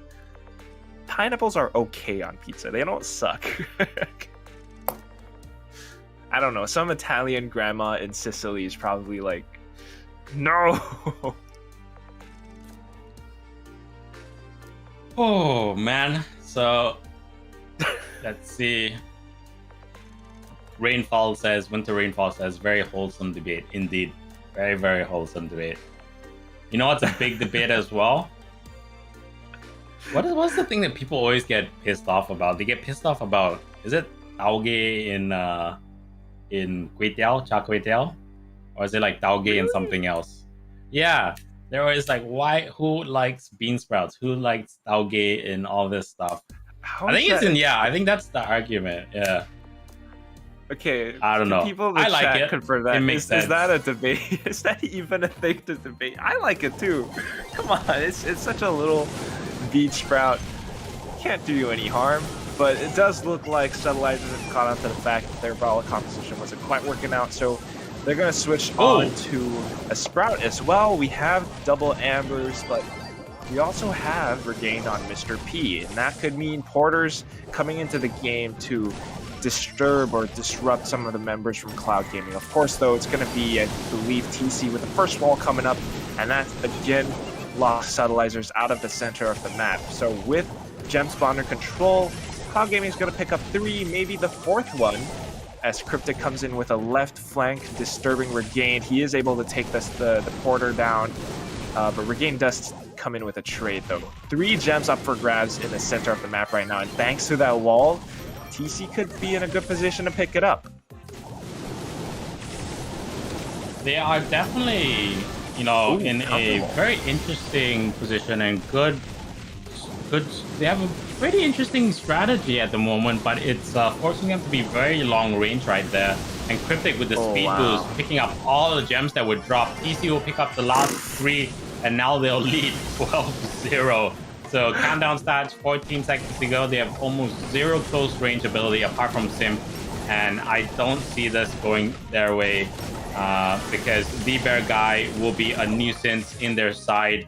and their only DPS has just been taken out. So Cloud Gaming will bring it. They'll take Heist as well as Gem Grab, and they'll knock Subtilizers, unfortunately, out of the competition. So that's going to be it for Subtilizers. Off to Cloud Gaming, off to a very slow start on Brawl, but to a very dominant lead and dominant showing for Heist and on Gem Grab as well to book themselves a place in the lower bracket round 3. So we'll be back with the next lower bracket round 2 match in a few short moments. We are going to go for a walk and get a couple snacks, and we'll be back very shortly with the next match. So take a short break and join us in about 4 minutes time.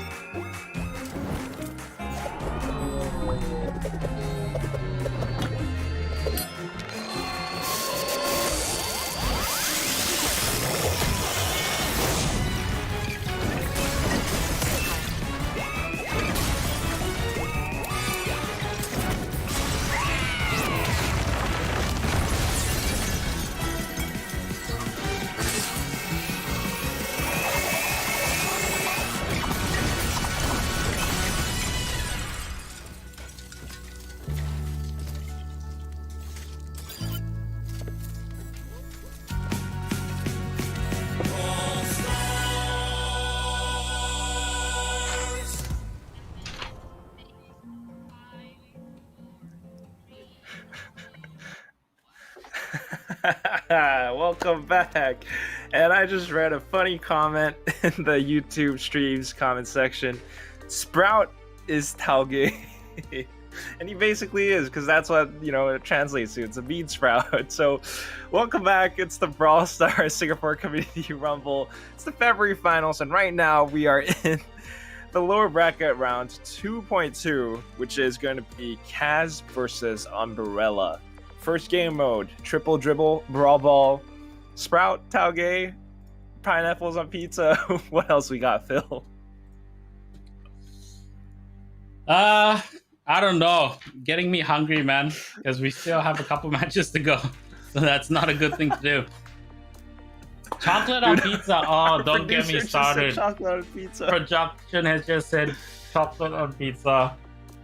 Pizza Hut at the moment has a bubble tea pizza. Yeah. What is that, dude? No. I don't know.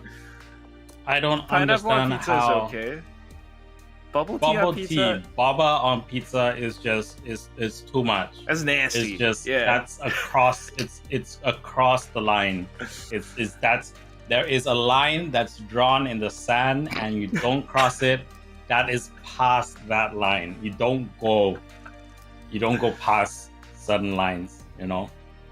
So I completely agree. Yeah, that's something that we can agree on. You don't cross that line. I'm not sure what that line would be called, like the dessert dish, savory / sweet kind of thing. But yeah, I mean, if you think about it, boba is basically made out of tapioca flour, and the pizza, you got the pizza crust or the bread. It's also made of flour, so you can't have flour in a flour. That's just like eating bread on pancake, and that's weird. But anyway, back into the game.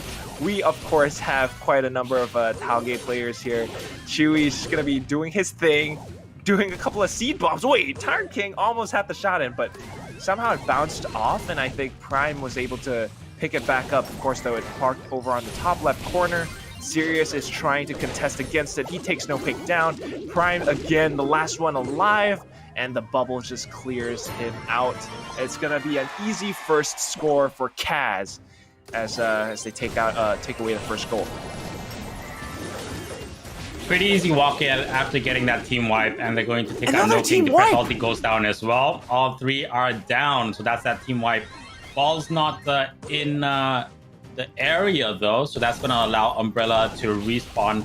But they're definitely in a very good position right now, and they're chasing in. They're going to try and go for another team wipe. Sirius takes out Prime. Might get hit by the rebound on the way back. He does. So Prime will, from the grave, be able to get revenge. But Chewy is getting he's hitting everything. He killed the press ulti with his ult, which we rarely see. Sirius is chasing down Prime and no ping. So Prime will go down, no ping, low on health as well. And Tyrant King is going to get dropped by Depressed ulti with that delayed kill. So now Umbrella, they are in a better spot, slowly starting to make their way down the field. Has the ball in the middle of it, and he'll pop in another shot. Does the press ulti, forcing it through. They walled off that left side, has Chewy, and so that has stopped their BB play in the form of Prime from pushing in. And now they are parking the bus. Well and truly parking the bus. They have it parked all the way in their spawn, all the way at the back. Because they do know that they have one goal in their favor, and I think that's going to be the game. Very well could be. Even if, I mean, take a look at this. Chewy has his super up. Say Umbrella are able to push up front, Chewy just walls it off. They cannot pick it up. They cannot shoot the ball in, and that's basically going to be it. 1 second left, and it looks like Sirius comes in to save the day, taking no pink out of the equation.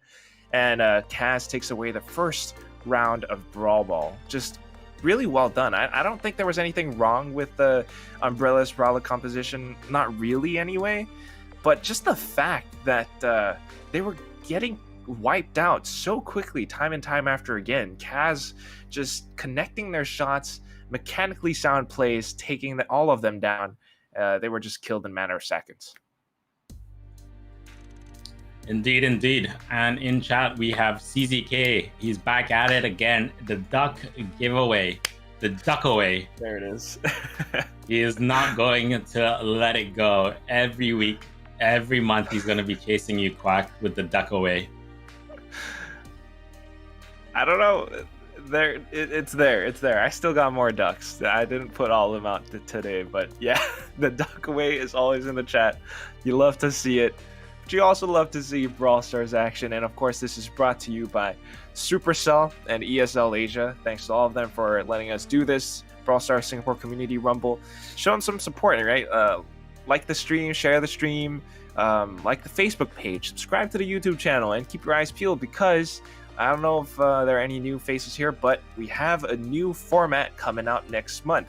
And that's basically, instead of having one final cup at the end of each month, we're going to have two in each month. Qualifier on I think a Saturday, and then a finals on a Sunday. And that's happening twice a month, which means twice the opportunities, twice the chances for winning all of these sweet, sweet prizes, which just means more gems, more skins, more iPads, what have you. It's great. Yeah. What I mean, the only thing to note is in those cups, only the finals are casted. So we skip all the regular matches leading up to the knockouts, and then only the knockouts are casted for those new cups, which means that instead of tuning into the stream on Saturdays and Sundays, you only tune into the streams on Sundays, if I'm not wrong. Yeah, I think let me check. I'm right. Okay, there we go. Tauge on pizza. I'm happy to inform you, friends, that it is actually a thing, because technically you do have alfalfa. Yes, you have alfalfa on pizzas, on the atas pizzas. So technically that is also tauge on pizzas already. So we're back in game. It is Kaz versus Umbrella on Brawl Ball. It is, remember, a best of 3 in this lower bracket round 2. You lose, that's it. You're out of the tournament. But the first game mode is Brawl Ball. Second game mode is Heist. Third game mode is Gem Grab. And right now, Team Kaz at the moment are in the better position for now. For now, but it looks like they won't be stopping anytime soon. They might have swapped off of the Tauge Brawler, but right now they're still keeping forward with this momentum. They are just unable to take Sirius out. So difficult. There's no defense there. I mean, there were 2 brawlers right in front of him, and he was still able to just walk it in. It looked like they didn't have any charges. And this is kind of the reason why Kaz were the second place winners for the previous month's final. Look at this. Even if Prime tries to stuck him in, Chewy still has the health. He's still trying to shoot it in. Thankfully, no pink responds in time. And they get to live for another few short seconds. But look at this. Sirius is still on his heels. He's still trying to push in. Of course, it's going to be a hard reset that comes in pretty soon. All 3 members on each team are on the board. Just as I say that, Depress ulti gets taken out. It's all up to Prime right now. Ball parked in the corner. It kind of looks like they're actually toying with the Umbrella players, in fact. It does seem like that, but they've already scored a goal, remember? So, you know, they are more than happy to take the risk because they are in a better position and they've been able to get the triple kills multiple times. So, yeah, they're just toying around and they will walk the ball in for that second goal. So, Team Kaz will dispatch Umbrella on Brawl Ball, and that's going to be a 2-0. So, very, very easy for them. Didn't really have too many issues securing those 2 wins, and we will go to Heist.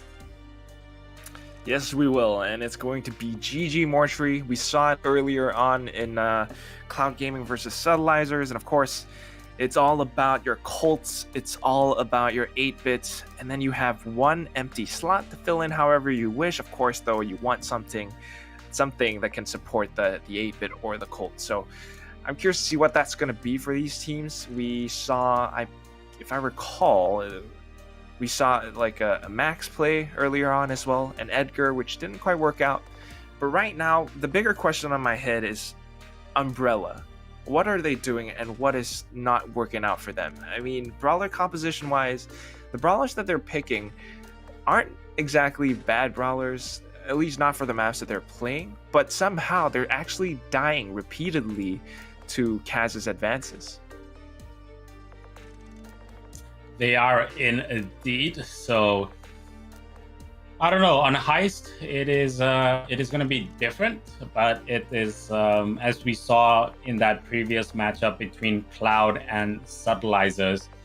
You know, that 8-bit Colt combination made all the difference towards the throughout the match. So are they going to go for a similar composition? Because they would have undoubtedly been tuning in and watching the stream as well.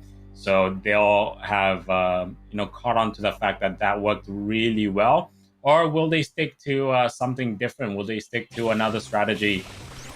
And it seems it is going to be very different. So you do still have that Colt, but they will have an Edgar and a Colette. And on the flip side for Umbrella, we see an Edgar, a Byron and a Colette, and we see an Edgar and a Byron for Umbrella.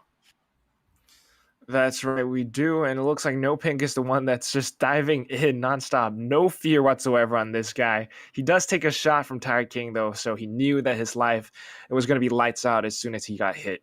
And right now, Tired King is connecting every single one of his shots. Even with the super, he takes down every single member on Umbrella's side. And I think this is why Kaz are outperforming Umbrella right now. Mechanically, they're just outperforming. Every single shot that they make, they are hitting all of them. No Pink is trying to go in for a play. He's trying to take Tired King out. But in fact, Tired King just took on a 1v2. He might have fallen, but he took 2 players of Umbrella down. The safes are at 86 and 85%. It's fairly even, but if you ask me, Kaz are just doing such a good job. They're connecting all of their shots. Just look at that. No Pink tries to go in for another dive. Sirius takes him down, and Chewy is just using his super to whittle away at Umbrella's safe.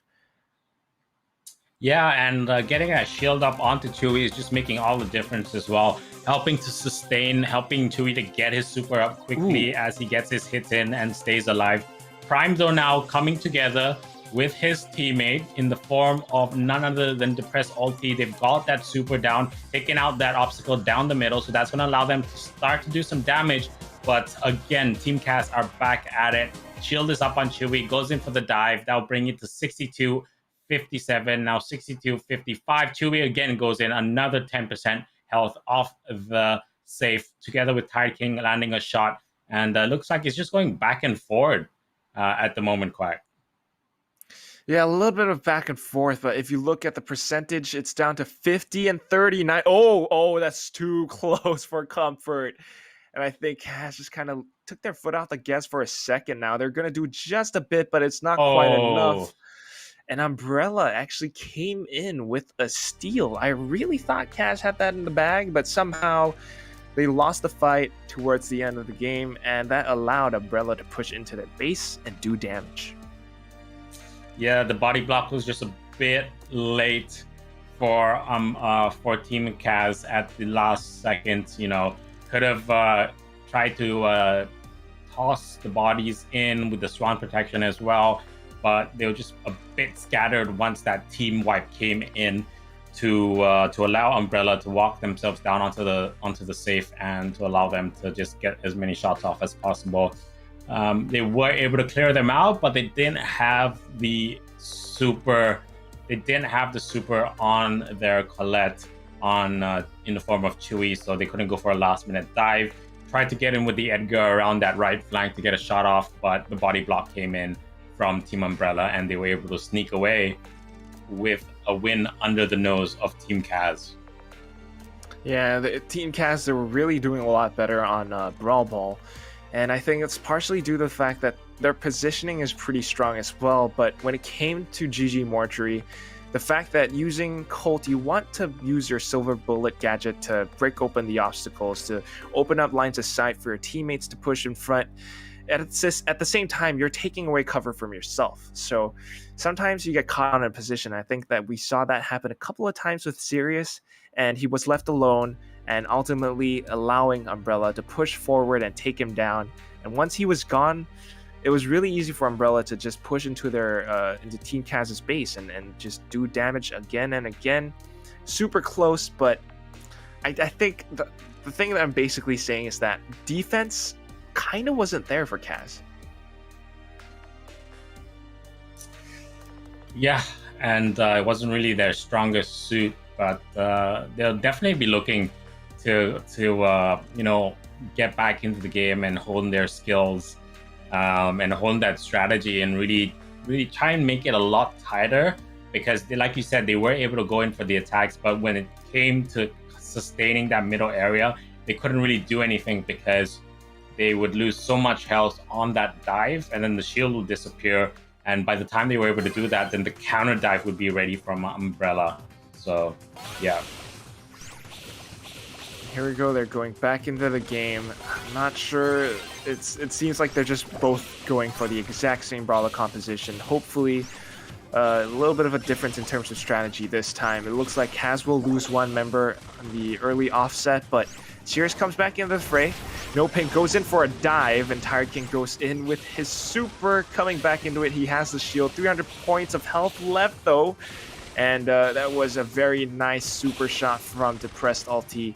The obstacles have been blown wide open. Now it's just a question of getting a couple more kills to establish a lot more presence and allowing them to push into Kaz's safe a lot more safely. They've cleared all the obstacles on the left side, that right side, and that middle, a lot more than last round. So that will definitely allow Chewy and Sirius more avenues of attack to get those shots on. And so far already, they've hit it 76 to 100, 64 now after Tired King makes that jump in. Sirius now is also assaulting it. So I think it's going to be a pretty easy win for Kaz right here. You know, taking out that middle obstacle made all the difference. All the difference. And at the same time, just look at Chewy's position. Look at how safe he's playing. Super passive, knowing that he's meant to support his teammates, but a nice, well-placed shot from Depressed Ulti will take him down. Of course, No Pink is trying to target him as well. Sirius is the last one alive. Chewy comes back into the fray, and once again, they are back at it, trying to duke it out for middle control. If they can hold them off, hold the Umbrella players off, just play for defense, and in fact, going in for that one nice little snipe, takes that final percentage off of Umbrella's edge, and they will be taking one round away. So now we're at a tie. It's still GG Mortuary, but if Umbrella doesn't win this round, see ya. They're gone. Yeah, they are. And it just goes to show how important it is early on, especially in Heist, to get rid of those obstacles as quickly as possible. And the great thing for Team Kaz was they realized that, you know, maybe just that small hole in the middle of that wall towards the end, right before you get to the safe, it just wasn't enough. Just wipe everything. Just concentrate on taking out all the obstacles first, not even trying to get any damage on, because they know if they go for the obstacles early on, it's just making everything so much easier towards the end, and then they can really fully utilize and concentrate on getting DPS on the save. Yeah, you're absolutely right. I mean, just look at what Sirius is doing again. Breaking open those fences, allowing his teammates a lot more freedom of movement. Depressed Ulti is going to do the same thing, but of course Sirius already had his super up and ready, and that is the early momentum passed on over onto Team Kaz. They're trying to stay alive right now as they're sustaining quite a bit of damage. Of course, though, No Pink is taking quite a bit of damage as well. Kind of a stalemate, waiting for the last member to respawn, and that's Tired King coming back into the game. He has his super up and ready as well, though. Both players, both Colette's going in for the dash, and that's going to be an... Oh, actually, Sears getting taken down by Depressed.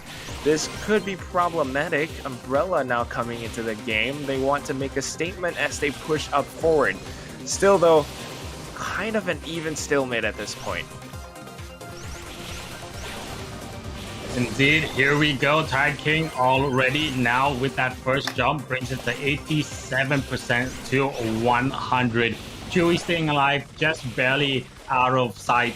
And as I say that, the commentator's curse comes into effect. Ultimate Depressed Ulti takes out Chewy. And now the assault on Team Kaz's base will start. The respawns come in though. Tired King forced to use his ultimate ability to use his super to make sure that Team Umbrella moves back, and now just out of range misses the jump onto the safe, and so that's going to be a bit of a waste. But luckily for him, he was able to coax the super out of Prime and force him to use his as well. Now goes for again another jump on. We'll bring it to 87-62. They need to be careful though, because if we do see a team wipe, Umbrella are definitely going to pounce on it and take that advantage to siege onto Team Kaz's safe. But at the moment, Sirius is alive. His DPS is enough to hold the fort. Does use his super as well and make sure that they can't cross that middle line or even get in range, for that matter, onto their own safe. 87-37. Here we see a bit of a team wipe. Tiger King staying alive though. The heal coming up from nothing onto himself. Another super, like you said, brings us to 87-12 Quack. And with 4 seconds to go, it is a done deal. Nah, nah, nah, nah. Nah, nah, nah, nah. Hey, hey. Goodbye. Goodbye. To Umbrella. Unfortunately. They really tried. I thought they had it, but it all came down to just the plays. I mean, if you look at it, the positioning on both sides, really the one that I want to point out is No Pink and I think it was Chewy. Both Byron players, basically. No Pink was a lot more aggressive with his positioning. He was pushing up a lot more forward. He was trying to do damage and heal his teammates at the same time. You only get 3 shots there, buddy. So if you do 1 shot to your opponents, you're only left with 2 to heal your teammates. Meanwhile, Chewy was focused on healing. He was always at the back. He wasn't at the front. He wasn't trying to do much damage at all. He was just there to support Tired King and support his fellow cult player. Once they get their supers up, that's when they do damage. He wasn't caring too much about taking down his opponents at all. No Pink, he was trying to take them down and he was doing quite a bit of damage as well, but unfortunately, I think it just wasn't quite enough. And at the same time, his positioning was very interesting because he was on the far right. Meanwhile, the cult player, I think Sirius, was on the far left, which means that if he is trying to take No Pink down, it's the maximum range, maximum distance. It's a little bit tougher for him to do that. So mid-game, it looked like Umbrella was winning at first, but once Sirius stepped up, once Tired King stepped up, I mean, towards the end, he was doing super after super. There was just not much that No Pink could do. And yeah, not much defense on Umbrella's side. So goodbye. And Kaz will be moving forward. Yeah, so I have no doubt that we will see Umbrellas in next month's Cup. And we'll probably see them in the top 8. I have no doubt about that. But for now, we are going to go to a short break. We'll be back with the next matchup, which is going to be none other than, I think it's Cloud Gaming versus Kaz. Yeah. If I'm not wrong, Cloud Gaming versus Kaz. And then the winner of that will face up against one last ride in the lower bracket final before we come to the grand final. So we'll go to a short break. We'll see you in about 4 to 5 minutes time with the next matchup in the lower bracket, round 3.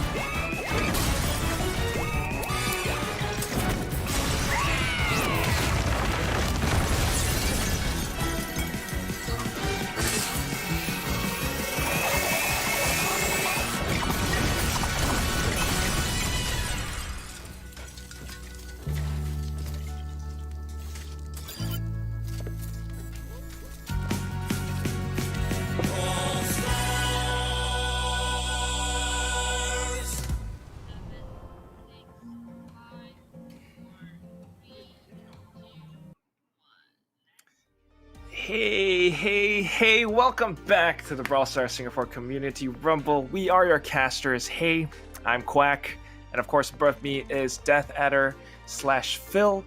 We're going to take a look at the brackets pretty soon, but we just saw Kaz beating Team Umbrella in the lower brackets round 2.2. So right now, moving on to lower brackets 3.3, I believe, it's going to be none other than Cloud Gaming versus Kaz.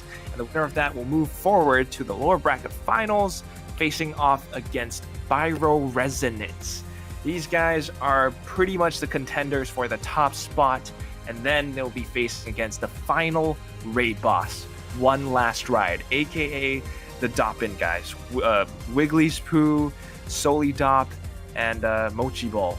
These guys have been dominating the Brawl Stars Singapore Community Rumbles tournaments for, the previous months, Icy Doppin, Grassmud Doppin, what have you.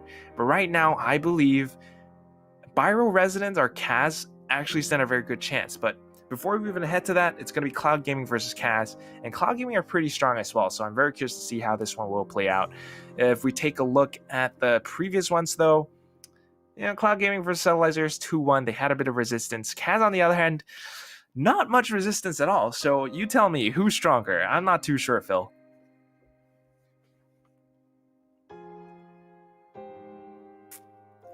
Not entirely sure, but I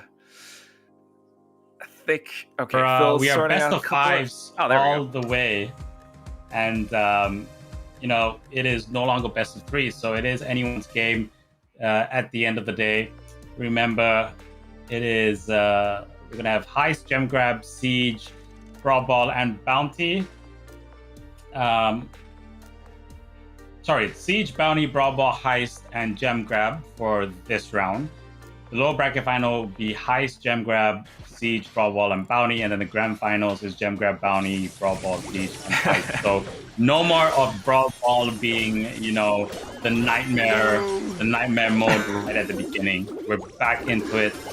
Best of 5. We start on Siege, Cloud Gaming versus Kaz, and so far the lineups are interesting. We have a Daryl. So a Daryl is in there with a Daryl together with a BB, as well as a is that a Barley? Yeah, it is a Barley, and a Barley up against Cloud Gaming's Max, M's, and BB.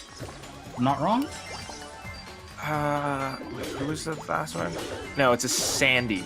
Sandy with the Sandstorm. You got a cloak. Yeah, it center. is Sandy. And there we go. It's pretty interesting. So we've talked about this map before. Some assembly required.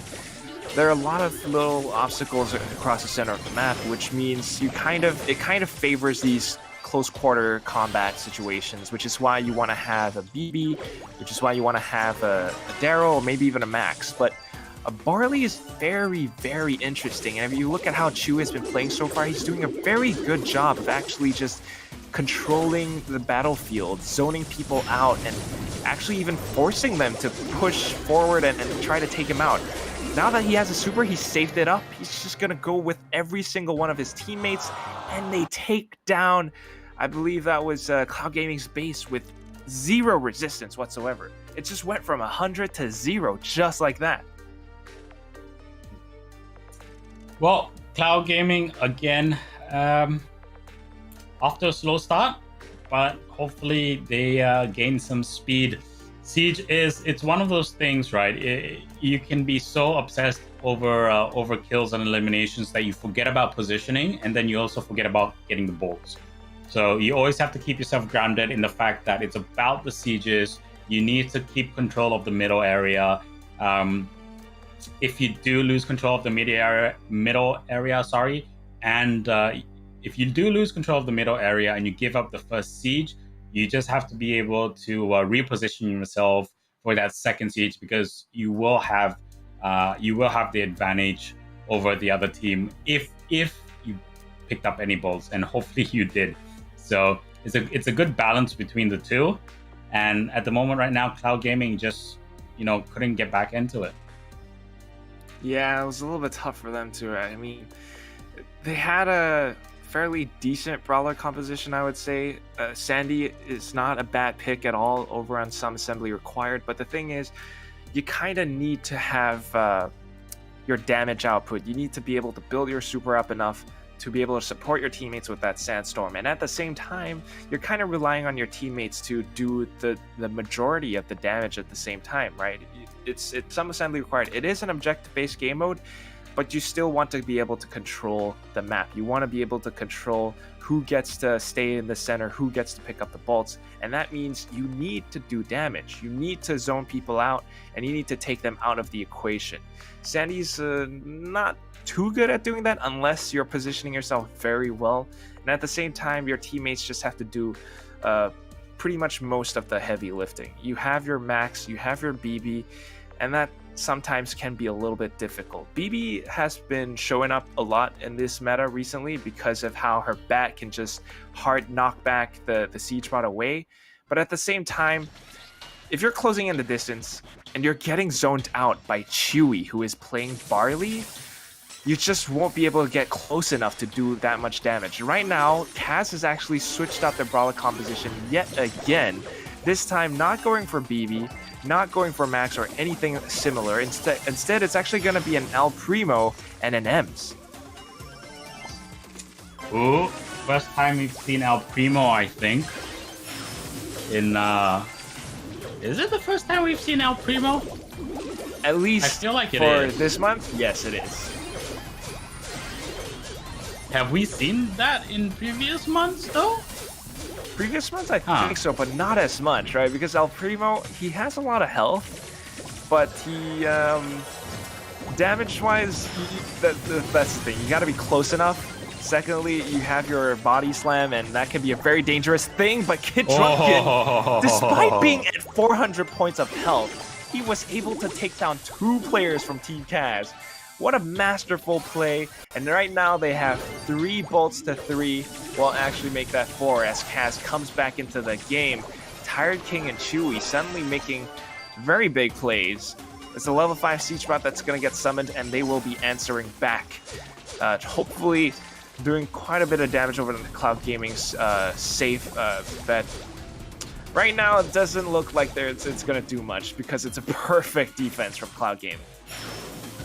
El Primo is just working out so well for them, and they're so scared of Kid Drunken because the minute he gets into okay, as I say that, he gets taken out, but the moment he gets into range, he's just chasing every single one of them down, and he just has so many hit points they can't deal with him. Well, that's the thing though.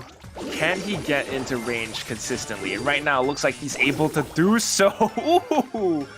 Double kill, of course, with a little bit of support from the bear guy. Still lose?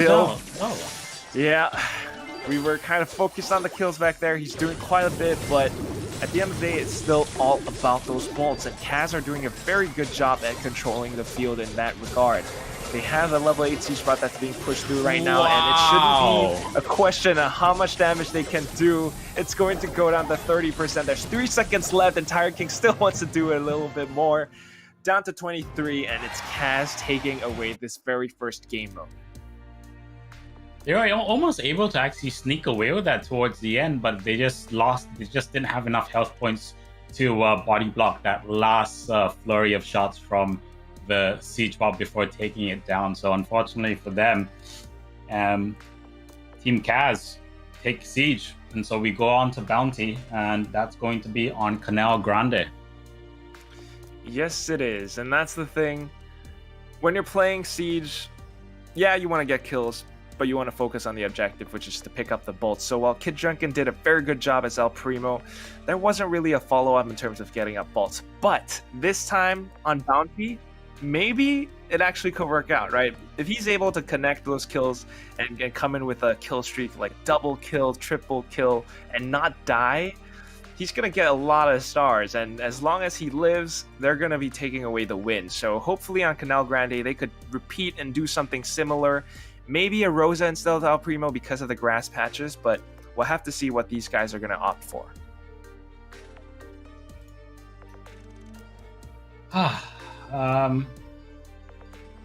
Yeah, what did we see in previous times? We saw We saw Ambers come out, right? We did see Byron as well. I think was multi-ball on Sprout.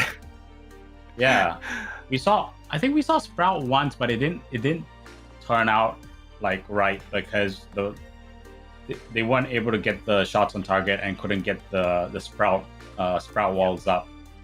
So I believe, if I recall correctly, there was a little duel between a Tick and a Sprout on this map. And that's the thing. I mean, I said this before. Canal Grande is kind of weird or off-putting just because of those bodies of water over in the center of the map. You don't have that much room to maneuver unless maybe you're a Daryl or, like you said before, a Piper, someone that can jump over these water obstacles. But other than that, it's going to be a full-on duel against, like, it's like a box, right? You got your four corners. You want to fight at the left and the right lane, top and bottom. But in the center, you don't want to be there because it's a very tight, narrow space. If you're caught in the center, you're going to get picked apart. Yeah, and it's interesting to note that we've gone away from snipers on this map, you know?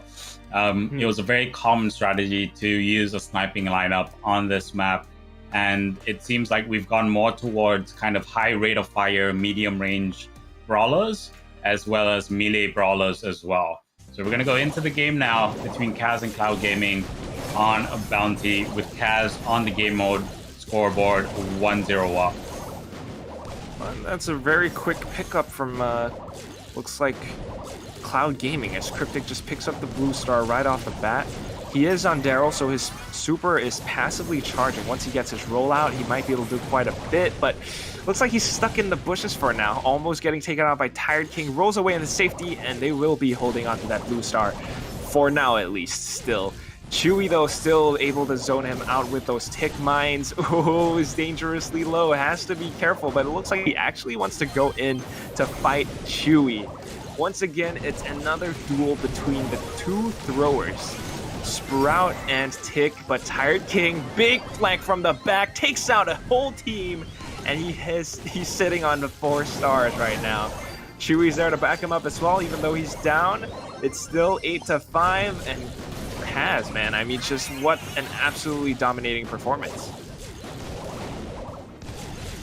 Indeed, so that Tick is working very well for Chewy right there, and Tide King on that right flank also doing a lot of damage up close. So again, another jump in, another roll up from Daryl from Cryptic, trying to roll the dice, but it goes against them, and that brings it to 15-5 on the star scoreboard in favor of Team Kaz. So Kaz are running away with it. Cryptic doing his best to support his team, but he can only carry them so far. 17-12 as TC with the Sprout Bomb from far range. He's probably going to get Tired King as well if he can land that shot. Oh, Tired King stuck between a Tick Bomb and the Sprout, and that bring it to 19-14. Not enough though. Serious from long range will wrap it up, and Kaz will pick up the first round on bounty as well. Very, very dominant showing. I don't think Cloud Gaming are out of it yet. That was a better showing on bounty. If they can tighten up certain areas of their approach, they should be able to fight their way back. Should be able, but I think they need to switch up their brawler composition. I mean, if we look at how Team Kaz has been playing this, just the fact that you have a Rosa is undeniably strong. I mean, you have such an OP gadget in the form of unfriendly bushes. Any map, I say again, I've said this so many times already since yesterday, any map that has grass patches or just a big patch of grass, I mean, tiny ones maybe not so much, but like a huge one, like on Canal Grande we're seeing in the center, you have to use unfriendly bushes. It's so strong. Anyone who's caught inside gets slowed down immediately, and I think that's kind of why Cryptic on Daryl wasn't working out so well. He was always trying to hide inside so that he could get in close enough to use his shotguns at point blank range, but anytime that he was hiding in there, Tired King knew he was in there. He just pops the unfriendly bushes, goes in, and Cryptic couldn't run away. Punch to your face, and you're pretty much dead. not only that, Chewy was at the back with his tick mines again and again and again. You're controlling space, you're zoning people out, you're doing damage, you're building up your super, which chases people down. And once you are banking on like 5 stars, your teammates are there to kind of cut people off. So Kaz has this very sound strategy that Cloud Gaming are not quite countering just yet, but hopefully this time we will see something different as Tired King has swapped on over onto Amber. This will counter any Rosa plays, but it looks like, no wait, not Tired King, the Amber player, but Tired King has swapped on over to Daryl in fact this time. And he's gonna roll into Kid Drunken, he gets taken out, 5 to 4 stars, it's a double kill. Now he's picked up 3 stars. And it's going to be 8 to 4. Again, Kaz, just one step ahead of the curve at every step of the game. So 8 stars to 4 right now. Very dominant lead. But the one thing is they have 3 stars stacked on Tired King. So it's a bit risky because he is going to be the one that will be jumping in, rolling in, and trying to do that damage. But the good thing for him is they're on long-range heroes, so Tired King with the roll-up will almost take out Cryptic. He's very low on health, and Sirius, if another hit stops his regen, Tired King will be able to drop him off, and that'll be 14-4. Roll-up coming in, he's chasing against TC, but the respawn from Cryptic with that super will drop Tired King together with TC, and now all those stars are gone. The Cloud Gaming are clawing their way back in. 14 to 11. Here comes the roll up once again. 14-13 as Drunken is able to take out Tired King, and that's exactly what I was talking about. With so many stars on Tired King and the fact that he has to be aggressive, that's a huge liability as well. You're absolutely right, Phil. And this is why the count is at 14 to 13. But the one to look out for right now is absolutely Chewy. If Chewy dies, it's game over for Kaz. But of course, they know that Cloud Gaming has to push, and they're playing super safe right now. And it looks like it's so close, but Cloud Gaming just still can't quite get the edge over. It's going to be 17 to 16, and Kaz takes away game mode number 2. 2-0 right now, Phil. It's a best of 5. Cloud Gaming really needs to come back in their game if they want to stay alive. And we're going to go to their greatest nightmare. They lost against Teen Subtilizers 2-0 on this. Very, very slow start on it. It is Brawl. So are we at a foregone conclusion, or do you think they've learned from their mistakes, Quack? That's the question. Here's the thing. When they played against Subtilizers, the map was triple dribble. This time it's gonna be Super Stadium. I don't know. Not much might have changed. It's still Brawl, and I think either team can really do well right now, but just statistically, Kaz is super strong. Just the way that they're playing, the way that they're positioning themselves and landing their shots. I might have to lean towards Kaz on this one. It could be a foregone conclusion, like you said. Excuse me. It is triple dribble. Slightly more open line of shots from the left and the right, and you can also take out the middle obstacles as well. So that might be the key. I mean, the big problem that Cloud Gaming has was they were trying to force their way in with a max with that speed boost. They weren't taking out any of the obstacles, and they weren't doing very well as a whole team unit. So they would definitely maybe want to have a look at dropping those obstacles, maybe not going for a BB and giving up that kind of bubble attack, but using something more like a cold or something to give them more damage, you know. You could be onto something, but of course it is Super Stadium right now, and the max plays are definitely one to look out for on this map. Once you have your speed boost, you're going to be pushing in, just like Kaz are doing yet again. Cloud Gaming hanging on for dear life as Sirius tries to sneak a nasty shot right on through, but Cloud Gaming thankfully blocks it. Bear Guy trying to make a play through the right side now as Chewy comes in to try and defend, but nope, no dice. You can't body block with gas. It's not a solid, it's gaseous state, and the ball will flow through it. Cloud Gaming comes away with the first score, but we're gonna have Kaz coming back into it. Ooh, TC.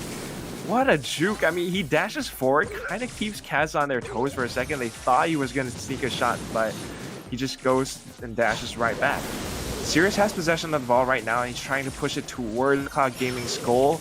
Tire King, speed boost activated, going in to disrupt them and keep them at the goalpost while Sirius picks up the ball, passes it back forth, but speed boost has expired. Chewy is going to come back into the game. Tire King, though, sustained quite a bit of damage, 400 points of health left, and he's going to fall back. This keeps Cloud Gaming at the center, and Kaz are going to have to be very careful about how they want to approach this one. Don't really know what they're going to do. They're going to try and push in with M's and force their opponents through, but Sandy from Cryptic, here comes the ult, keeps them hidden. Sirius almost goes down, but he'll get the better of Cryptic, and now the chase from TC onto Sirius. Jukes left and right, almost stays alive, but TC will dispatch him. Tire King, though, he has full health. Chewy is at half at the moment, and the respawn from Cryptic, he's back into it. So now we're back to a 3-on-3 speed boost coming in. All three brawlers get that speed boost. Sandy popping the ultimate to keep them hidden. And here comes the ult from Chewy as well. Doesn't really help them as much. Full team wipe. TC. And that's going to be it. TC will walk it in. And Cloud Gaming will pick up the first round on Brawl. Those jukes from TC towards the end of the game, he just kept himself alive. What an incredible play. You know, we were kind of deliberating about who's gonna take this game mode away. It's Brawl, you know, anything can happen, I don't know. But turns out Cloud Gaming actually can perform on this map. It's Super Stadium, and they are doing a very good job, especially with TC on the max. I mean, not to mention, I think it was Drunken on Amber. He was doing quite a little bit of magic here and there as well. And Kaz just somehow not quite able to catch the ball. Maybe Ems is not the play here. I'm not too sure. What do you think, Phil?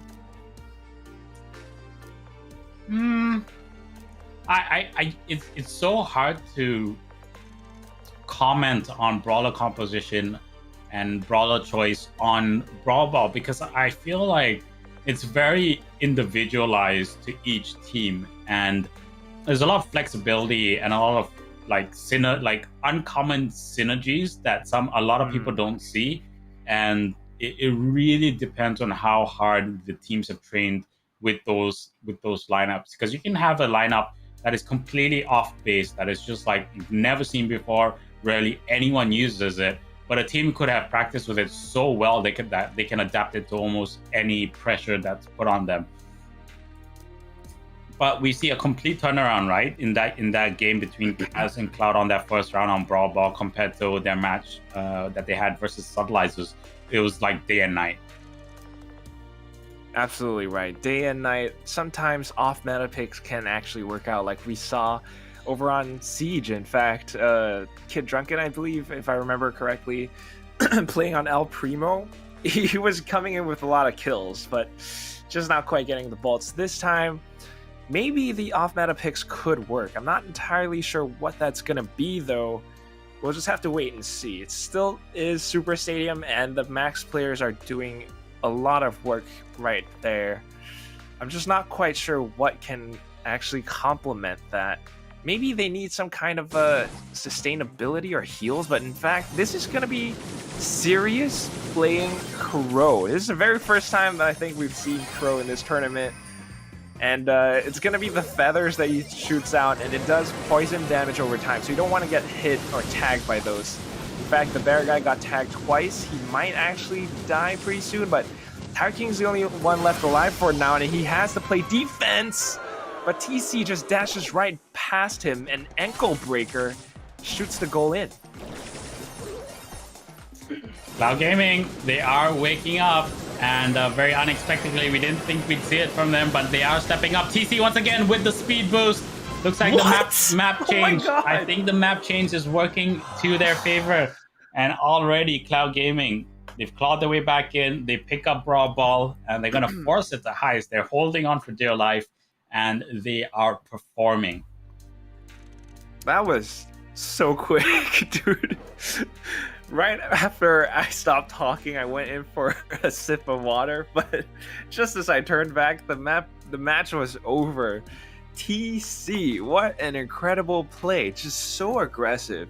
Knowing that they weren't going to be prepared for it, he dashes in, speed boost, and again, everything. He was basically the Flash in that instance. So that's going to be Super Stadium. That's going to be Brawl Ball right then and there. We're going to move on to the next game mode, and that's going to be Heist on Kaboom Canyon. I don't know what to say, Phil. It's sometimes you think Kaz has the game, and then all of a sudden on a game mode like Brawl Ball, Cloud Gaming just comes back in and they surprise you. Can they do it again in Kaboom Canyon? It is very straightforward, Quack, looking at Kaboom Canyon. All it takes is to take down. It's gonna just take a one-shot cold super, and that's it. That middle area gets taken out, and it is open days for your opponent to just go through down the middle and finish it off. So, big hero choices on this map: 8-bit, 8-bit, Max, Colt, all very good and strong picks. Sprout potentially is also a really good pick as well if you know how to use them defensively. And I guess maybe for a support you might have Edgar, I don't know. But I think definitely we're going to see 8-bit and Colt come out. Yeah, very possibly. Anytime it's going to be Heist and it's a straight lane down the center, Colt is going to be a straightforward answer. I mean, you have your sharpshooters, you have your volley of bullets, and there's pretty much nothing that can stop that unless you have someone who can out DPS him. So it's going to be probably a Colt v Colt. Maybe instead of an Edgar, it could be a Max just because she has that extra range. But yeah, this is Heist, and it's going to come down to how they play, how they mechanically outperform each other, and whoever picks up the momentum is going to be the one who dictates the flow for the rest of the game. So Cloud Gaming or Kaz, whoever it is, they got to come out swinging. They got to just bust the door wide open and go in guns blazing. There's no time to waste on Heist, and they really need to show what they're capable of. So into the game right now, and we are already seeing a couple of Max players. We have Ambers as well. No Colt, in fact, so that's kind of surprising. Instead, it's going to be Chewy on Coco to provide a little bit of support to Tired King. And he's just trying to flush people out of bushes. Of course, though, TC on Sprout. That is very interesting, but look at how he just uses that wall. Now their only option is to go through the right side, and they have to be very careful. Those Amber players are very pesky, especially when they have those oil bombs prepped and ready. Slowly making their way back. Chewy is very low on health, has to be careful, and the bear guy will make him pay, takes him out. Tired King, 1,000 hit points left, uses a dash to escape, will be able to drop TC, and the bear guy will finish him off. So that's going to make sure that they can't just push down straight down the middle. So good defense from Cloud Gaming so far. Nobody taking out those obstacles. We don't see any Colts, and not a lot of damage to, clear those walls. So it seems like we're gonna have a fight on the left and right flanks. The bear guy able to sneak in a couple of shots with the Amber on the left flank, and his super is just laying waste to anyone trying to push in through from Team Kaz. Oh man, this map, okay, it can kind of look simple at times, but it's pretty darn wide, and that's why we're seeing a lot of these isolated fights on both the left and right sides, and Cloud Gaming knows exactly how to exploit that. Coco as a brawler just doesn't do quite enough damage or healing, and Tired King is just having a tough time trying to sustain himself. He dashes in, but he gets taken out immediately, just like that. Cryptic with a quick kill. And I gotta say, Kaz are quickly losing control of the game right now. Cryptic is gonna get another shot onto the safe, and Cloud Gaming are taking them down time and time after again. They're kind of dropping Kaz like flies. It's down to 64% to 95. It's 15 seconds left. The countdown timer has been activated, and the wall is up as well. TC just keeping them at bay, locking them into their spawn. There isn't much that Kaz can do to come back out of this one, and TC knows it. Spamming the brawler pins, thumbs down, dumplings all around, and man, Cloud Gaming actually takes away the first round.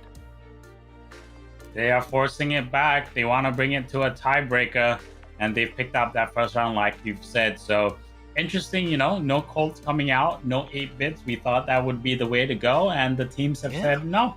We're going to go completely different. We're going to go with Ambers. We're going to go with Maxes and try and play around that those choke points, use the speed boost to our advantage.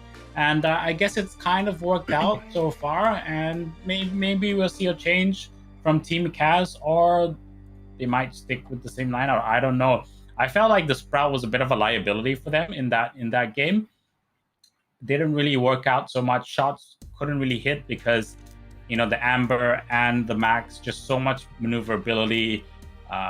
It's very hard. As a Sprout, you either need to get direct hits or you need to be able to read where your opponents are going to go. And I don't think the Sprout wall really helps you out on this map as well. So they should be rotating that out, I think, in the second round here on Heist. And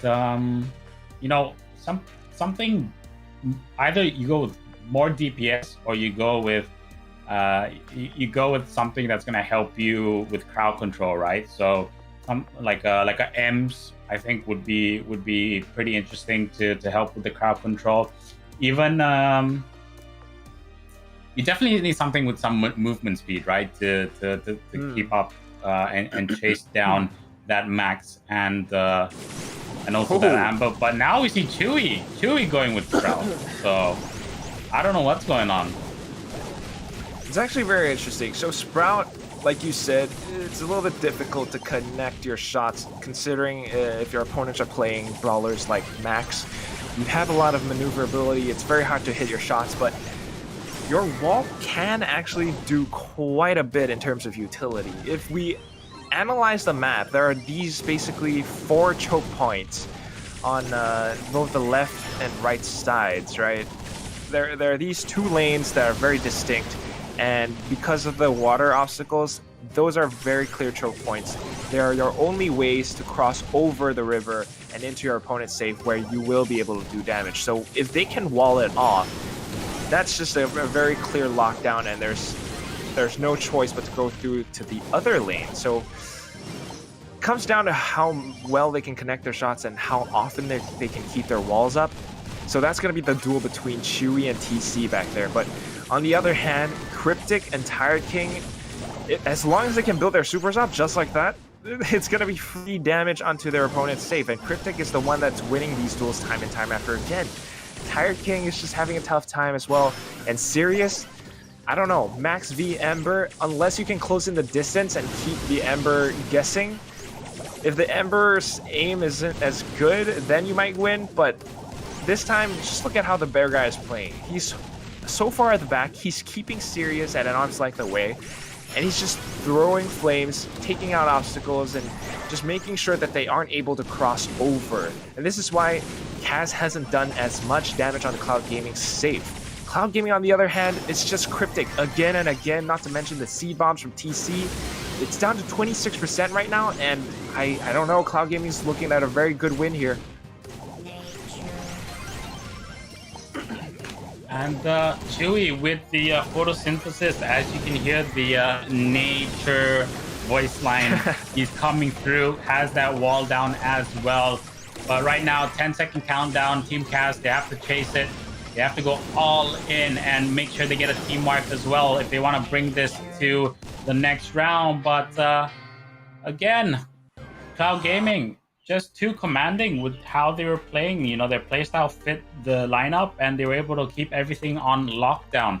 So we're at 2-2 on the score, on the game mode count, and we're gonna go to gem grab, the tie break. So Cloud Gaming, off to a slow start early on, going 2-0 down, ball down for dear life on Brawl Ball, took it 2-0 to have taken the heist, as you've just seen, 2-0, and a gem grab is going to be on none other than Crystal Arcade. So Quack, as we both have a look at Crystal Arcade, this was where 8-Bit spelt the doom for I think it was for Viral Resonance when they played it. Did that happen? I think so. Yeah, Yeah. it did. Mochi Ball was doing quite a bit of work as well on this one. So it's going to be interesting to see how it plays out. But I have to say, so far so good. I am very impressed by Cloud Gaming. It takes quite a bit of mental resilience and commitment just to say, like, hey, we might be 2-0, but we're going to come back into this. We're not giving up, and we're not going to show any sign of weakness coming into the next game. So very good job to them. I mean, props, and they're just doing such a good job. They came back from 2-0, and now it's at a 2-2. It's the very fifth map, and on Crystal Arcade, like you said, 8-Bit is going to be interesting, but I don't know. Each team, it could go either way. The way that they've been playing so far, it just comes down to strategy, positioning, and skill. I think the brawler compositions that they pick are definitely, usually, very sound choices. They don't really make mistakes in that. Unless there's a hard counter somewhere, but then again, we don't see that too often. It's just how they play and whether they're able to connect their shots. Like we saw in the previous game mode, it was TC and Chewy, I believe, on Sprout, but it looked like TC was just doing a slightly better job than Chewy, and just because of that, he was able to come out on top. So right here on Jam Grab, at the same time, you know, it's not about doing damage to your safe, it's just about the gems. So even if you're able to pocket as many, if you're somehow able to take that one player down and steal those gems, just like that, you could flip the tables around. So, I don't know, Phil. Anything can actually happen here. Well, I mean, as in life, anything can always happen. You know, nothing to be counted out. And that's the beauty about Brawl Stars, right? Lineups are one aplenty. Anything... like any mismatch, like to be honest, if they allowed multiple picks, like multi-picks, I bet we would see like someone would have like a triple max, or someone would go for like a triple 8-bit or some crazy thing like that. But fortunately, that isn't allowed. But still, even though we do have those restrictions, you know, there's 20 plus, I think, odd 20 brawlers that you can combine together with the fact that you can change gadgets out, which change your abilities and some of the effects. It gives you even more flexibility to put out a strategy that you think might be effective. And so far, early on, Cloud Gaming, 2 gems to 1. Team Kaz kind of have control of that middle area, but I think it's really going to be up to TC to get his damage booster down. Let's see if he will do that anytime soon. Looks like he wants to, and there it is, the damage booster. But even then, he has to connect his shots. If every single one of them misses, it's as good as useless. So, still kind of even for now. 4 and 2 gems, both teams contesting for the center of the map. But Chewy is the one to look out for because his sheer presence, just because he's standing there, just because he might have unfriendly bushes, he's able to really keep them on their toes and push them back. But that was a nice teleport from TC. Just kites him and goes all the way back, takes him out in the blink of an eye. 5 to 5 gems right now, but Cloud Gaming has control over the center. Tired King, though, still pocketing the 5 gems, going in to build up his super. Eats quite a bit of damage. Oh, down to 78. Very close to losing all of his gems. And right now, TC is just proving to be the bastion between Cloud Gaming and Kaz. Such a good job. Very good job. And here comes the damage booster once again. Having it there is one thing, right? But you have to keep it alive also. And so far, they've been doing a good job, have Kaz, in taking down the damage booster as soon as it gets popped on. Now already 9 gems to 6. They'll pick up another one. So that'll be 10 gems to 6, and the countdown will start. Now Tycoon has to be careful, has to go all the way back to base and not get taken out, remember, because he does have 13 gems. But now they have 16. So even if they lose Sirius, which they do, they still have 13 gems, and that will still allow them to keep going. And the countdown does reach 0. So Team Kaz early on will take gem grab 13 gems to I think it was 3 or 5. Couldn't catch what the ending gem count was, but it doesn't matter because they won. And now Cloud Gaming need to find a way back into it. You know, the 8-bit was working out, but not able to land the shots, couldn't keep it alive. That made all the difference for Team Kaz as they walked away with that first round win. Yeah, it certainly is. I mean, here's the thing. If we look at how they've been playing, I think the choices that Cloud Gaming made, they just say one thing to me, and that is sheer firepower. No pun intended, just because they have an Ember, but it really is all about the frags and damage for them. These guys are picking brawlers that do a lot of damage, but it's always done in a straight line. Amber, you know, she can swivel around, sure, but it's one straight line of fire. Same goes for 8-bit, and I forgot who the last one was that they had, but on the other hand, if we look at how Team Kaz was playing, it's not so much about damage. It's not so much about firepower. It's all about positioning, controlling space, zoning people out. And that's why Sirius on a brawler like Ems, the way that he's able to force and push people back, not to mention Chewy, who just by sheer presence alone is able to prove to be enough of a threat that if they want to push up front, if Cloud Gaming wants to push into a forward position, they have to think twice, because going in, that could mean that they're going to eat a lot of damage from Chewy. So this is very, very back and forth play, but DPS versus strategy, it's just a question of how well each team is going to play it. If they're able to connect their shots, Cloud Gaming will perform better.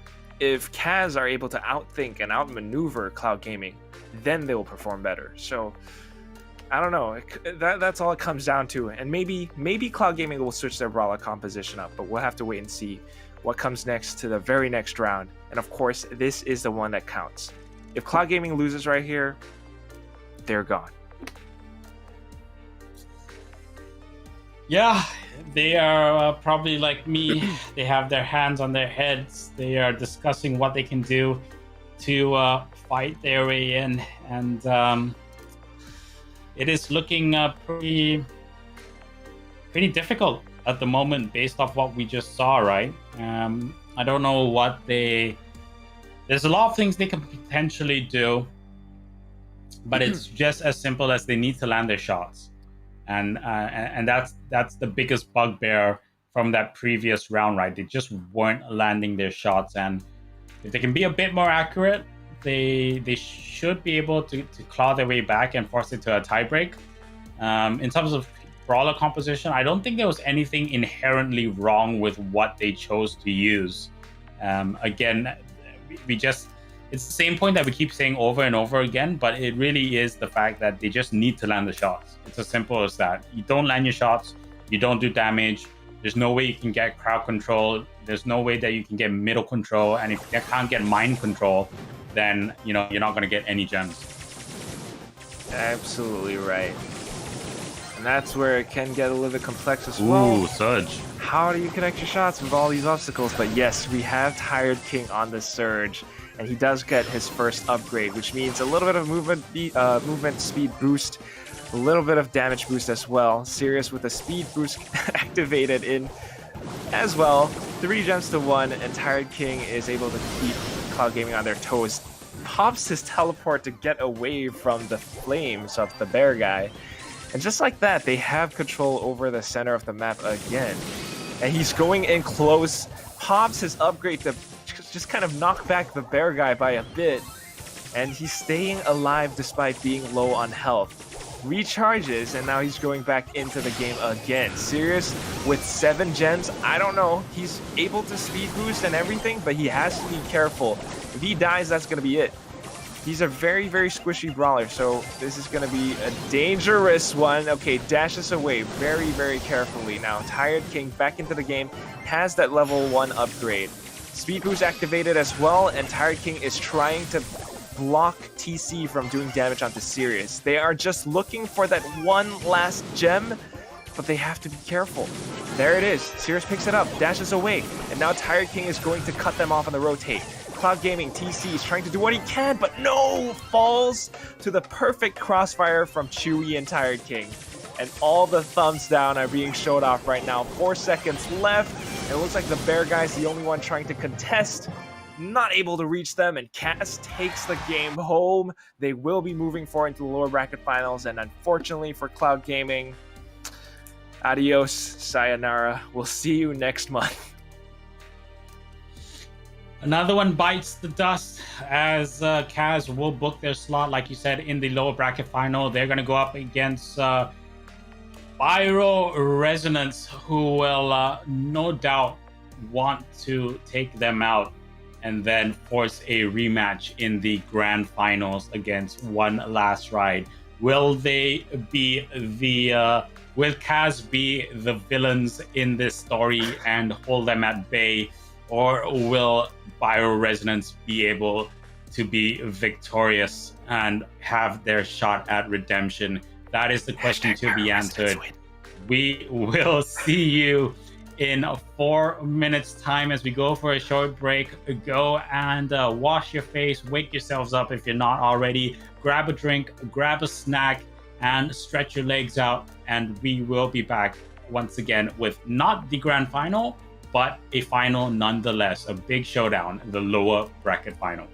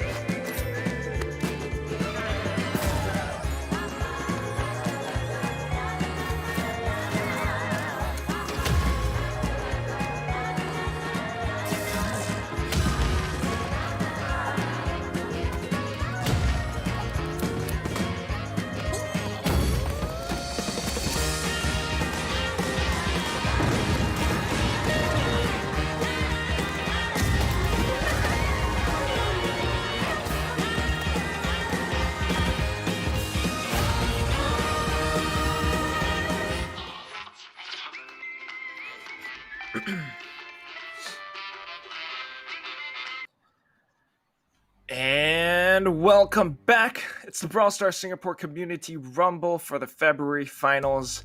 I'm your caster, Hey I'm Quack, and with me is Death Adder, aka Phil.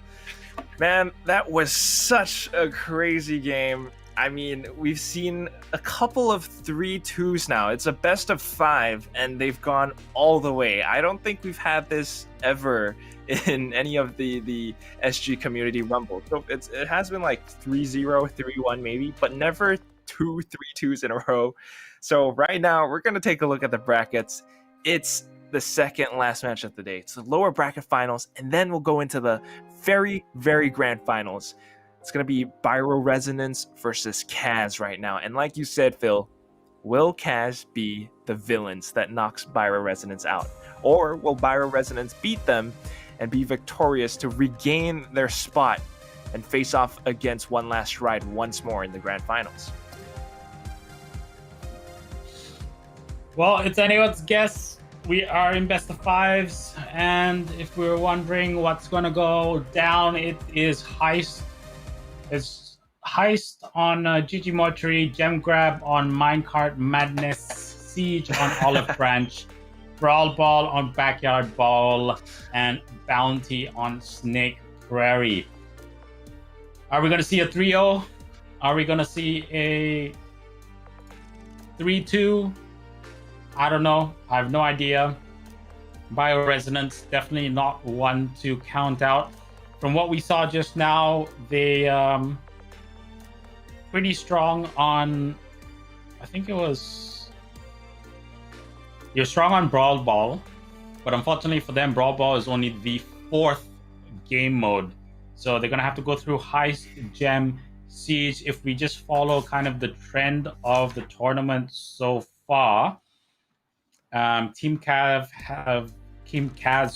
has been pretty strong on Gen Grab, very strong on Brawl Ball, quite strong on Heist, and yeah, it seems like their best game mode is Heist actually, of all of them, followed by Brawl Ball and then Gem Grab so far. So luckily for them, Heist is up. In terms of stats for Team Byro Resonance, they haven't had to play Heist that much because early on in the upper bracket, they basically didn't have to play it. And they lost to One Last Resonance on Heist 2-0. So is that a bit of a foreshadowing of what possibly could happen based off the stats of what we have for this cup? Who knows, you know? You're absolutely right. Who knows? Because I sure don't. I mean, both these teams are so good, and this is going to be GG Mortuary after all. We've seen this map several times already, and I gotta say, I mean, I have a feeling predictions, it's going to be another one of those cult plus 8-bit combos. You want to, well, maybe not 8-bit, but definitely a cult, right? You want to break open those fences, and then you want to have someone who can support you and allow you to dish out damage onto your opponent's safe, and that's all it's going to come down to. These two teams, whoever gains the momentum, whoever deals more damage or positions themselves a little bit more superior than their opponents, they're going to come out on top. And you know, statistically, I mean, the ones that we've seen so far, Kaz have been outperforming other teams on this game mode and this map alone. So we'll just have to wait and see. I mean, I haven't seen much of Byro Resonance on this map, I think. But you know, after that, we're gonna go to Minecart Madness. So I'm just gonna let this one go and wait for that sweet madness. That is definitely what both of us want to have a look at. But oh man, this cup is going long. It's going you know, all the way to the end on every single match. Everyone watching is getting their money's worth, and I might have to crack open a Red Bull pretty soon, man. Like this is go for it. This is going on pretty I think this is the longest cup we've had so far in all the previous cups. So we're into the best of 5. First map is Heist. We are of course on GG Mortuary. Is this GG Mortuary? Doesn't look like it. It is GG Mortuary. It is? Yeah, just different.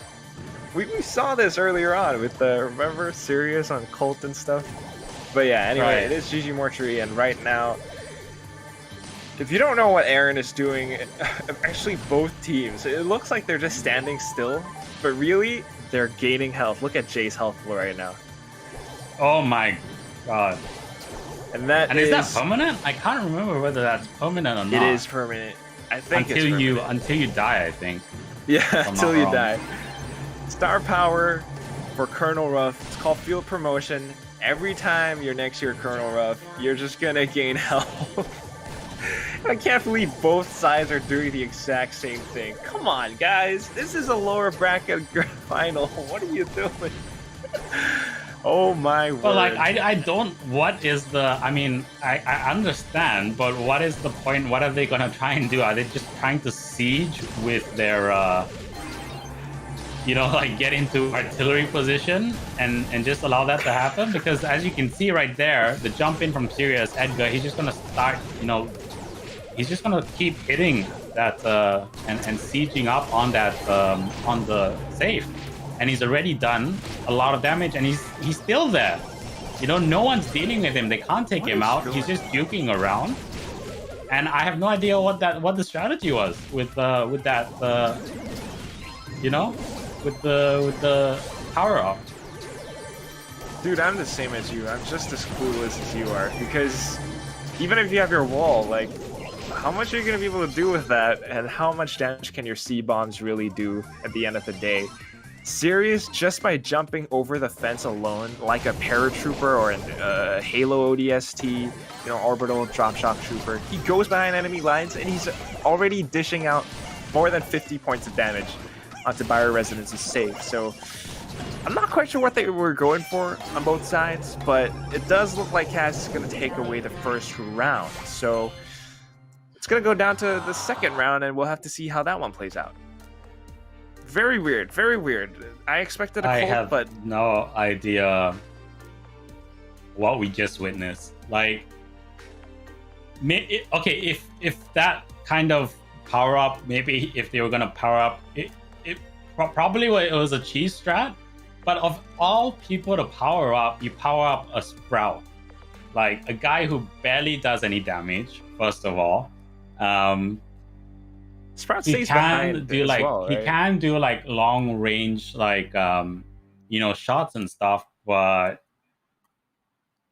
there's no sustain. So I don't know, power up someone like an Edgar, power up a Max so you can stay in the area, power up a Mortis, like someone who can do damage, right? Even if you power like an El Primo, right? Imagine you have like a 12k 15k health El Primo come through, or a Daryl, someone that stays alive. I have no idea what just happened, but yeah, Kaz will walk away happily with the win. And as we were saying, they have a good record on Heist, so and it's living up to that prediction so far. Yeah, so far, a little bit sus if you ask me. I really don't know what both teams are doing, but you definitely got a point. And I mean, Aaron, Sirius, if you guys are watching, listen to Death Adder, because he's throwing a very big hint. He wants to see a Mortis play. So maybe do something like you got Colonel Ruff and you give your health boosts to your Mortis players. Yeah, man, and then 15k you go in, right? health Mortis, 15k health Mortis jumps in, triple kills everybody, and then easy GG easy win. Oh my gosh. That's insane. That you might see that in a showdown, like solo or duo showdown or something. But I mean, man, GG Mortuary, I really expected a Colt play, but I guess they wanted to, mix things up a little bit. We're just gonna have to see what happens in a second round. But again, can't wait for Minecart Madness. Yeah, it's really, really weird. Why would you do this whole sprout thing? Beats me, man. In the meantime, it is the lower bracket lower bracket finals, and that means there is a bit of money on the line. Because if you think about it, these guys are really fighting for second/third place right now. Whoever loses is gonna get third place, and that means if we take a look at the prize pool or the prize breakdown distribution, third place you walk away with $250. $250. Not too bad, right? But if you get second place, instantly you get $100 more. Second place is $350, and not to mention you stand a chance to win first place, which would be $700, and that's the big prize. That's the one you want, not to mention bragging rights. So it seems like they're doing the same thing, but this time Aaron's not messing around. He's gone in with a Colt. He has his silver bullet prepped up. And yeah, you want to go and get your second/first place. Here we go. Like you said, Phil, fence broken open, lines of sight opened up, and hopefully Raz, Aaron, and Jay will be able to do quite a bit of damage. Sandbags deployed as well, and that allows Sears to sneak by, taking Raz out. But gotta watch out for Chewy as well. Oh, the game is starting right now. Let's go, folks. Oh. Walls are down as well with Piper from Chewy. Chewy playing Piper, drops the ulti, the super onto the wall, takes it all down. And so they have even more line of sight onto that safe of Resonance. So Resonance, they have a narrow window to take their shots. Whereas Kaz, anywhere on the map right now, apart from that very far right, they'll be able to take a pot shot on Resonance's safe. They're still giving health boosts to all of their teammates. The one that makes the most sense would be Jay and Sirius, just because they are the ones that dive in a lot. But right now, like you said, Resonance is the one that has their obstacles completely broken. Just there is no cover at all at the center. So they have to be very careful. The Kaz are staying at the back as well. I think they're looking for a window of opportunity to jump in, and then that's when they'll start doing damage. But right now, it's 89 and 78%. Kaz are the ones at the back of the line, and they need to step up. Sirius is eating quite a bit of damage. No matter how many health boosts you have, no matter how big your health pool is, if you're facing off against a Colette, she's going to do a lot of damage because her passive ability is that the more health you have, the more damage she does. And so here it goes. Sirius gets taken out. Raz is going back into the game, and Aaron comes in with a big super. Now they're going to be trading shots back and forth. They're going to try to touch Kaz's base once more, but it's not even a question because 87 to 60%, Pyro Resonance takes off another round. So 1-1 right now. Yeah, like, so the big thing about it was Kaz did clear all the line of sights, but the main thing is, I think because they had an Edgar instead of anyone else who could shoot long range, right? Anyone else who had a range attack, that was the big factor in why they couldn't push in. If they had anyone, literally anyone with a range attack, they would be chipping away at Rezo's safe in that moment. But you could see the Edgar was just stuck. He had his jump, he could jump in, but he'd go up against 3 people. If he had any range attack, if he was a Colt, if he was a Pam, if he was, an 8-bit, anyone, an Amber, Piper, anyone that isn't really with a Edgar. range attack, yeah, he would be getting shots off. But instead, he had to just hold off and wait for his team to help clear out at least 1 or 2 other brawlers so that he could jump and make the jump onto the safe. That is a very good point. And you're absolutely right. Edgar doesn't have the highest health pool. Even if he dives in, he's going to get taken out. So not quite sure what both teams are going for. It's still kind of weird because they're banking on that Colonel Ruff health boosting strategy. But we'll just have to wait and see whatever happens in the 3rd round. And then let's go into Minecart Madness, where hopefully things will start picking up. Still, it's going to be the last round for GG Mortuary. In the meantime, I think I hear a little bit of rumbling thunder on my side. How are you doing, Phil? I know you wanted a little bit of rain at the start. Maybe you're doing a little bit of a Cat 1 signaling or something for those guys who are in NS right now. You'll know what I'm talking about.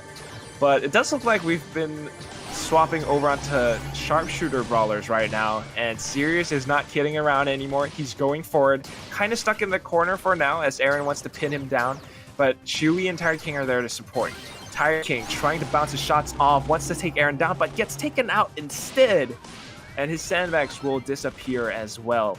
Jay and Aaron right now just trying to hold the left side and disable Kaz. They don't want to let them past, so still fairly even on both sides. It's kind of like a Mexican standoff, 3 people staring at each other.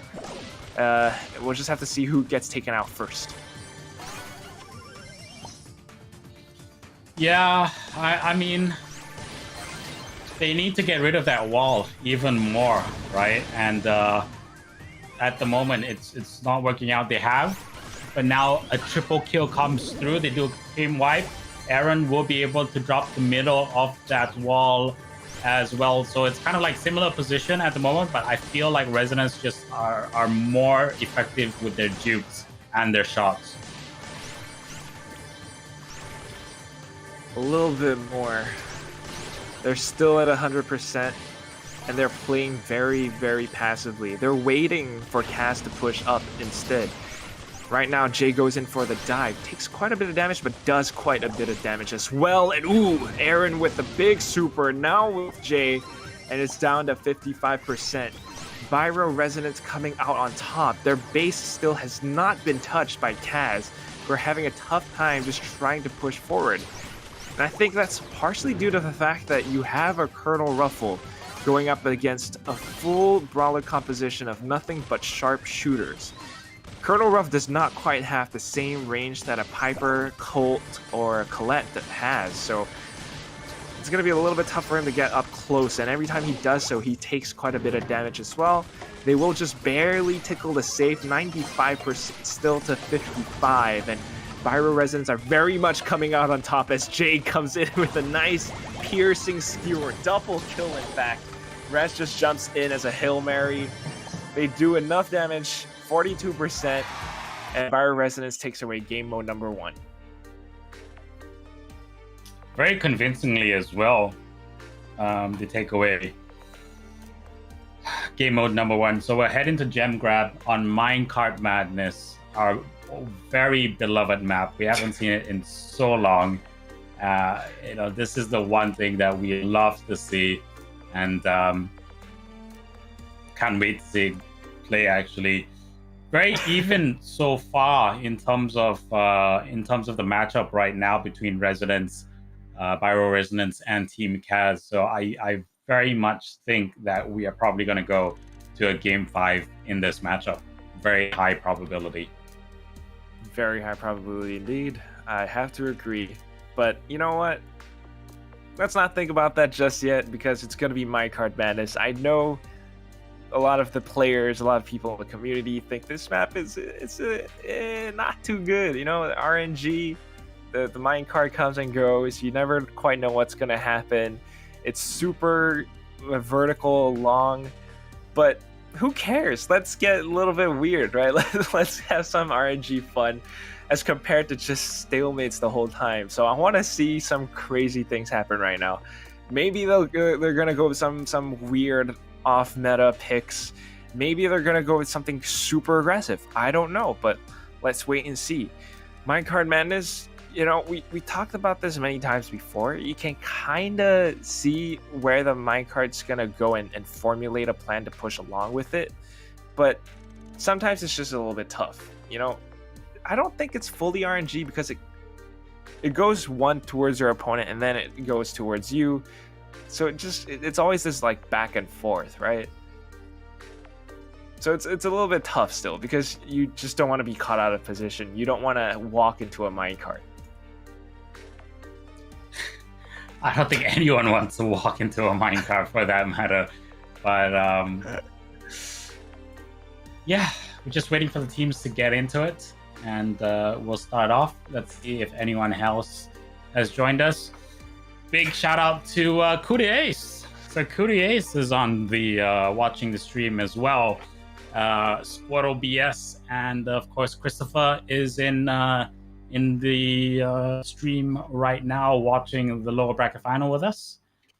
I think that's because his team was knocked out, if I'm not wrong. But No, yes, no. I think Christopher's actually the grand finals. I think Christopher is Wiggly's. Oh yeah, sorry, he might be in the grand final. Sorry, my bad. But he's just waiting his turn. He's studying his opponents, you know. I do have to say though, like, you know, the game looks amazing on stream at 1080p 60 FPS. Like, it is unreal. Seriously, like from what you see, and like, unless you're playing I don't even think you can play the like, what's the highest refresh rate you can actually play the game on a phone? I don't think it's, I don't know. I don't think it is 30, 60 hertz. Like, you know, it's not like 144 hertz or like, you know, a really constant frame rate, right? But it, like, just from stream itself, it looks amazing. Yeah. Sure it does. And that's also why, as a player, you would want to win the first prize, which, again, I have to say, $700.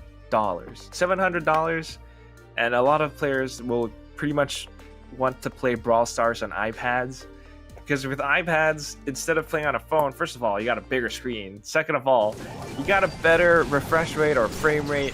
And the difference of that is, I mean, for people who don't know, it's like day and night. Playing 60 hertz versus 144 hertz is so different. 144, it's almost pay to win, right? 144 hertz, everything just feels smoother. You feel like you're training, and then you take off your weights, and all of a sudden you're Rock Lee and you're super fast. Right now it's gonna be a double sprout on both sides. We have the wall, and that kind of just forces Jay all the way to the back as Sirius dives in, takes quite a bit of damage. Still 2 gems up for grabs. Tired King is just gonna poke at them a little bit, but in the meantime, keep your eyes on Chewy, because he has control over the gem spawner. 6 gems pocketed.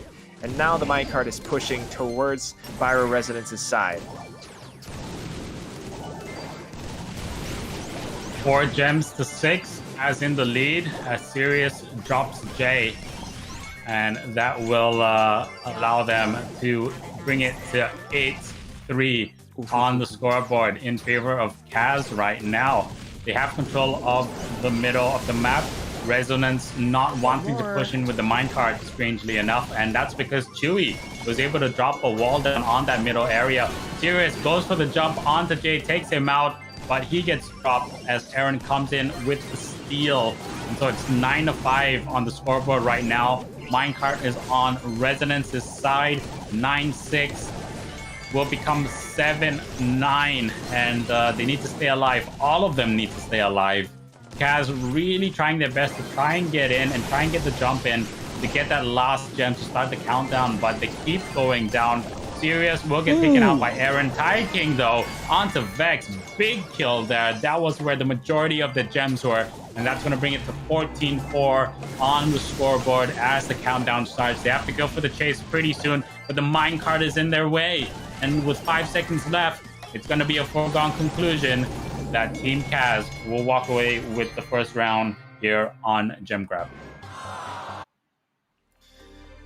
Wow, I mean, jeez, that was little mistakes here and there. I mean, Sirius kept jumping in and dying, and that's kind of feeding at the same time. But on the other hand, I forgot who it was. Was it Vex? The one who had quite a number of gems, and he just dropped it, and that allowed Kaz to pick up the rest. And Chewy just, once he had it, he knew, okay, book it. I'm just gonna disappear and hide at the back. I have my wall up. You cannot touch me, and I'm good to go. They take the round away. It's just these little mistakes that Chewy knows exactly when and where to capitalize on, and that's how they take these game modes away. Both teams are actually really sound, really strong in terms of, I mean, they're playing similar strategies, they're playing similar compositions, they have similar skill, but it's the tiny mistakes, tiny things that happen, and Chewy knows how to capitalize on them. Exactly. You're 100% correct. And right now, they're going to have to think about a different way to get back into it. The Colettes are kind of working out, but they're not ideal with how it's going so far. And you can get disrupted by the minecarts as well. So that's one thing to kind of, they need to put in the back of their heads as also. But one thing that's going on at the moment, I think, is we aren't seeing Resonance take advantage of the minecart. You know, whether it's the minecart is on their side or whether the minecart is on their opponent's side, and that's why they should go and make a push while their opponents have their backs against the minecart. It's just something that I think they can improve on. I kind of have to agree with you, because if we're looking at how they've been playing alongside the minecarts, they're kind of just ignoring it. You know, they're waiting for it to go past them, and then they'll push forward because there's no minecart there to disturb them. But they don't really make use of it or take advantage of it. Then again, it might not be the most reliable thing, so we'll have to see how that plays out. But for now, very nice sprout wall by Chewy. And again, it's the same strategy that we saw earlier on. This gives him control over the gem spawner, picks it up, narrowly misses the minecart, but because of that, it's going to be 3 to 4, maybe 5 gems pretty soon.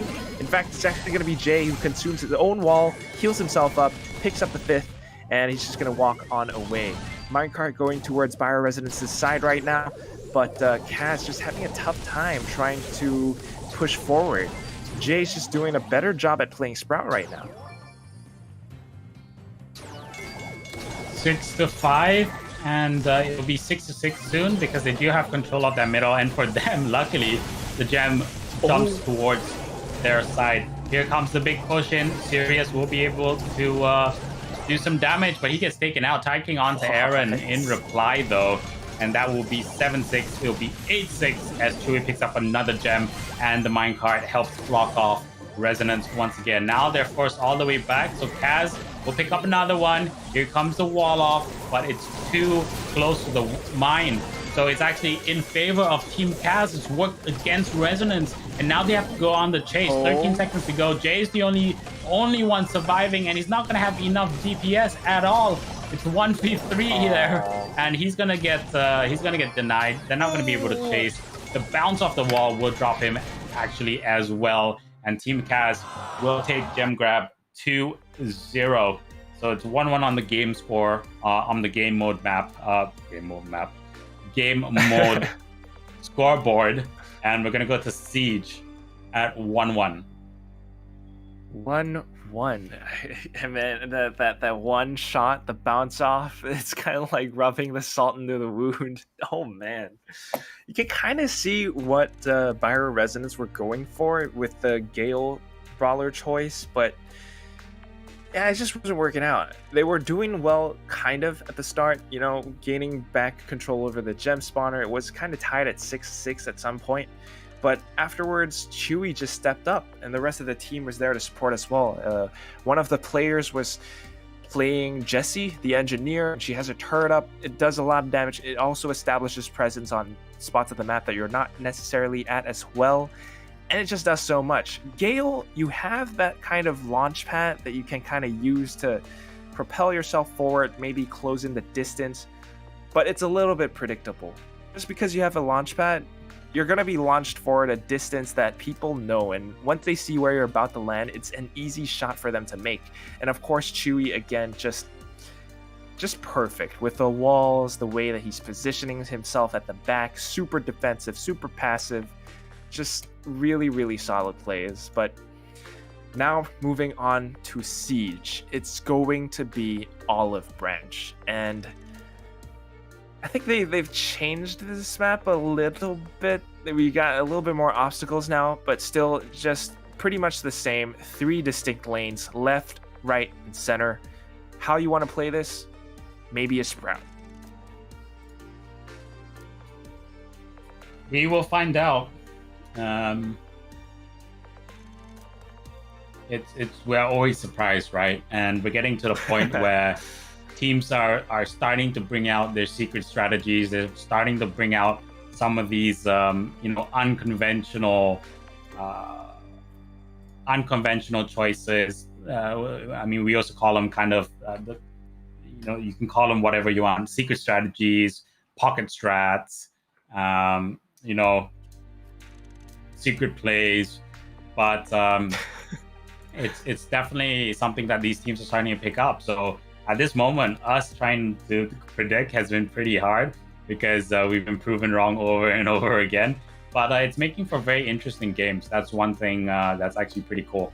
So fairly interesting. I don't know about the very first round that we saw GG Mortuary, the way they were just kind of hiding with each other and waiting for their health to go up. That one was just weird. Straight up weird. Not a secret strat at all. I have no idea what they were doing. Don't do that ever again, guys. What the heck? But well, now over onto Olive Branch. If I just take a look at the statistics over on Brawlify.com, it does seem that Sprout would be a very meta pick, just because you have 3 lanes. It's very clear where the choke points are. If you are able to wall places off, you have control over 1 lane, and that just gives you free bolts to pick on up. So it's going to be a 7.1% pick rate, actually, with a 61.1% win rate. So it does seem like Sprout is a pretty good choice. Meanwhile, on the other hand, the actual highest win rate of a brawler goes to Amber. Amber might have a 3.6 use rate on this map, but she gets 67.6% of wins. So I don't know. We're definitely seeing a Sprout already, but they also have B, they have Colonel Ruff still, and they do have a Pam. Byro Resonance is the only one with a Sprout right now. that is true, and that's it's pretty interesting to see how it's turning out. Right now, Vex doing a lot of damage with that BB bat, and they'll get that first siege bot. Tiger King will get taken out by Rozelle, and the bot is down to about 69 health. Gets hit by the dropship, and he's gonna get taken out pretty easily, but not before 30 points of damage done onto Team Kaz's turret. So good bit of early damage, and remember, they didn't have middle control, so Resonance back at it. They have 3 bolts 1 at the moment, 4 bolts to 1, 5 now. It's gonna be 5 bolts to 2, and whoa, okay. Nasty bomb.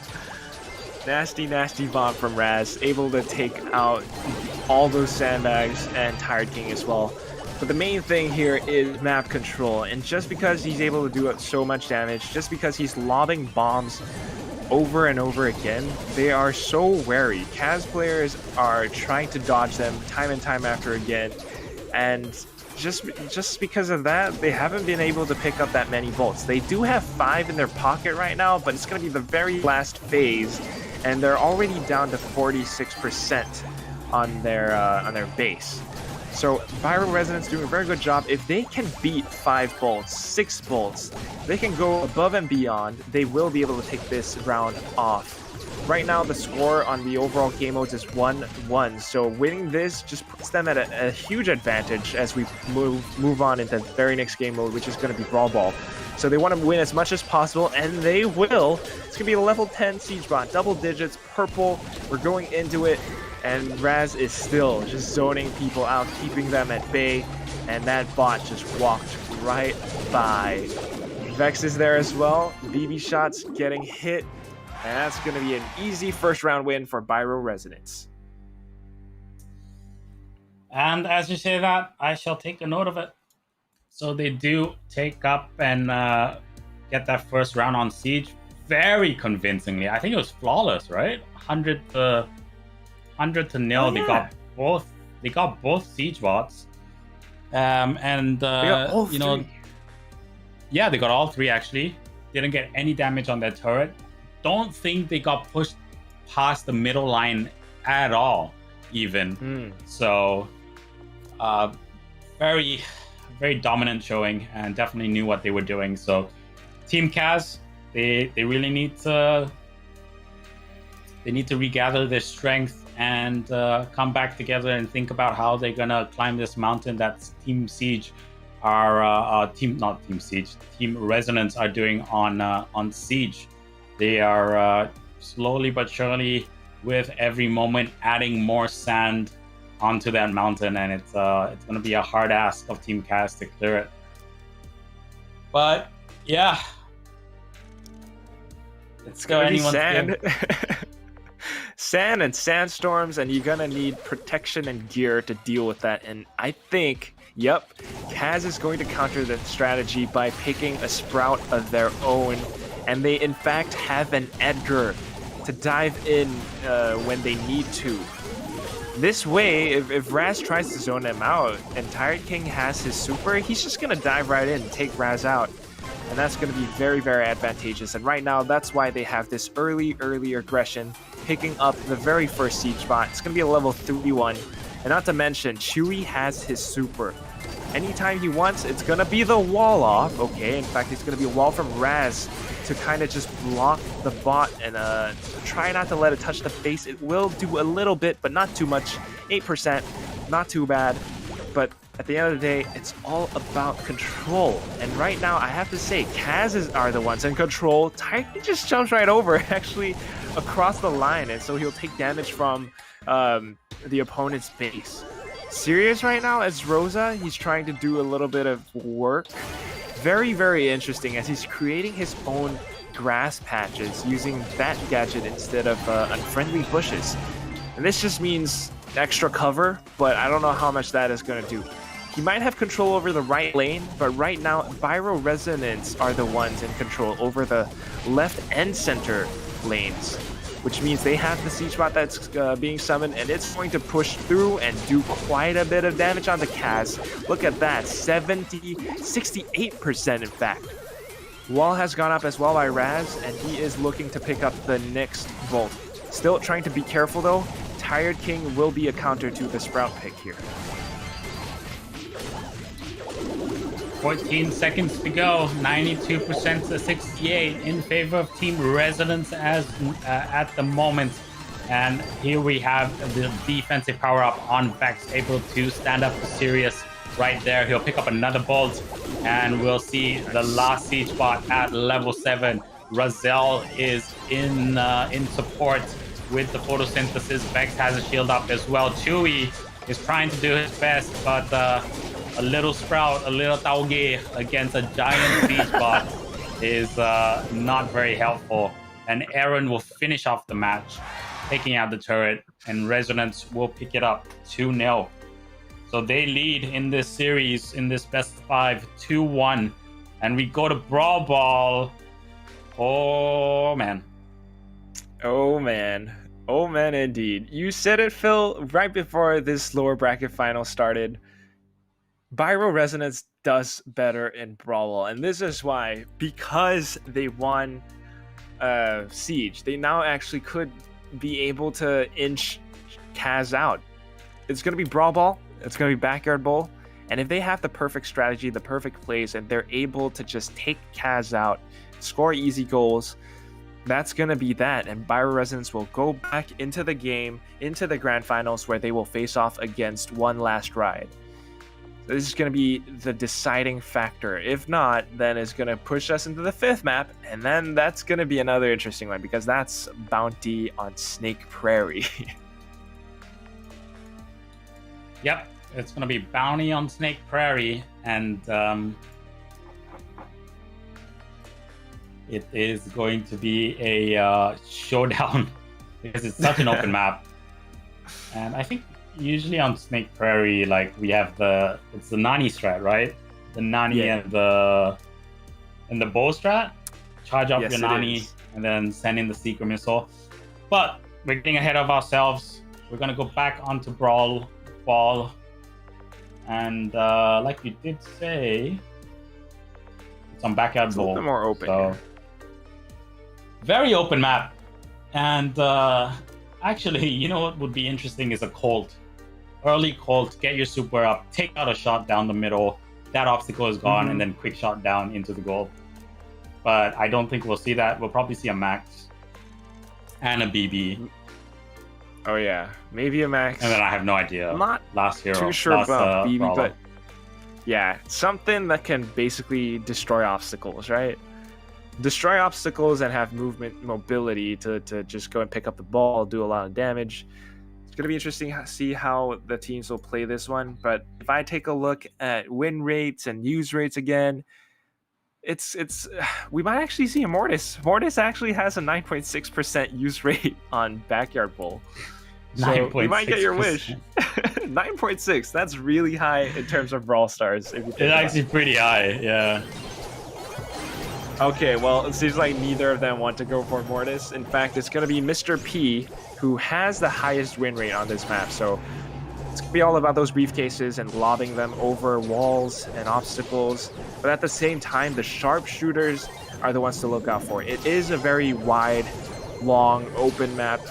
Quite a bit of cover here and there. So they're just kind of stuck in this firefight of trying to connect their shots, build up their supers, and then make the plays.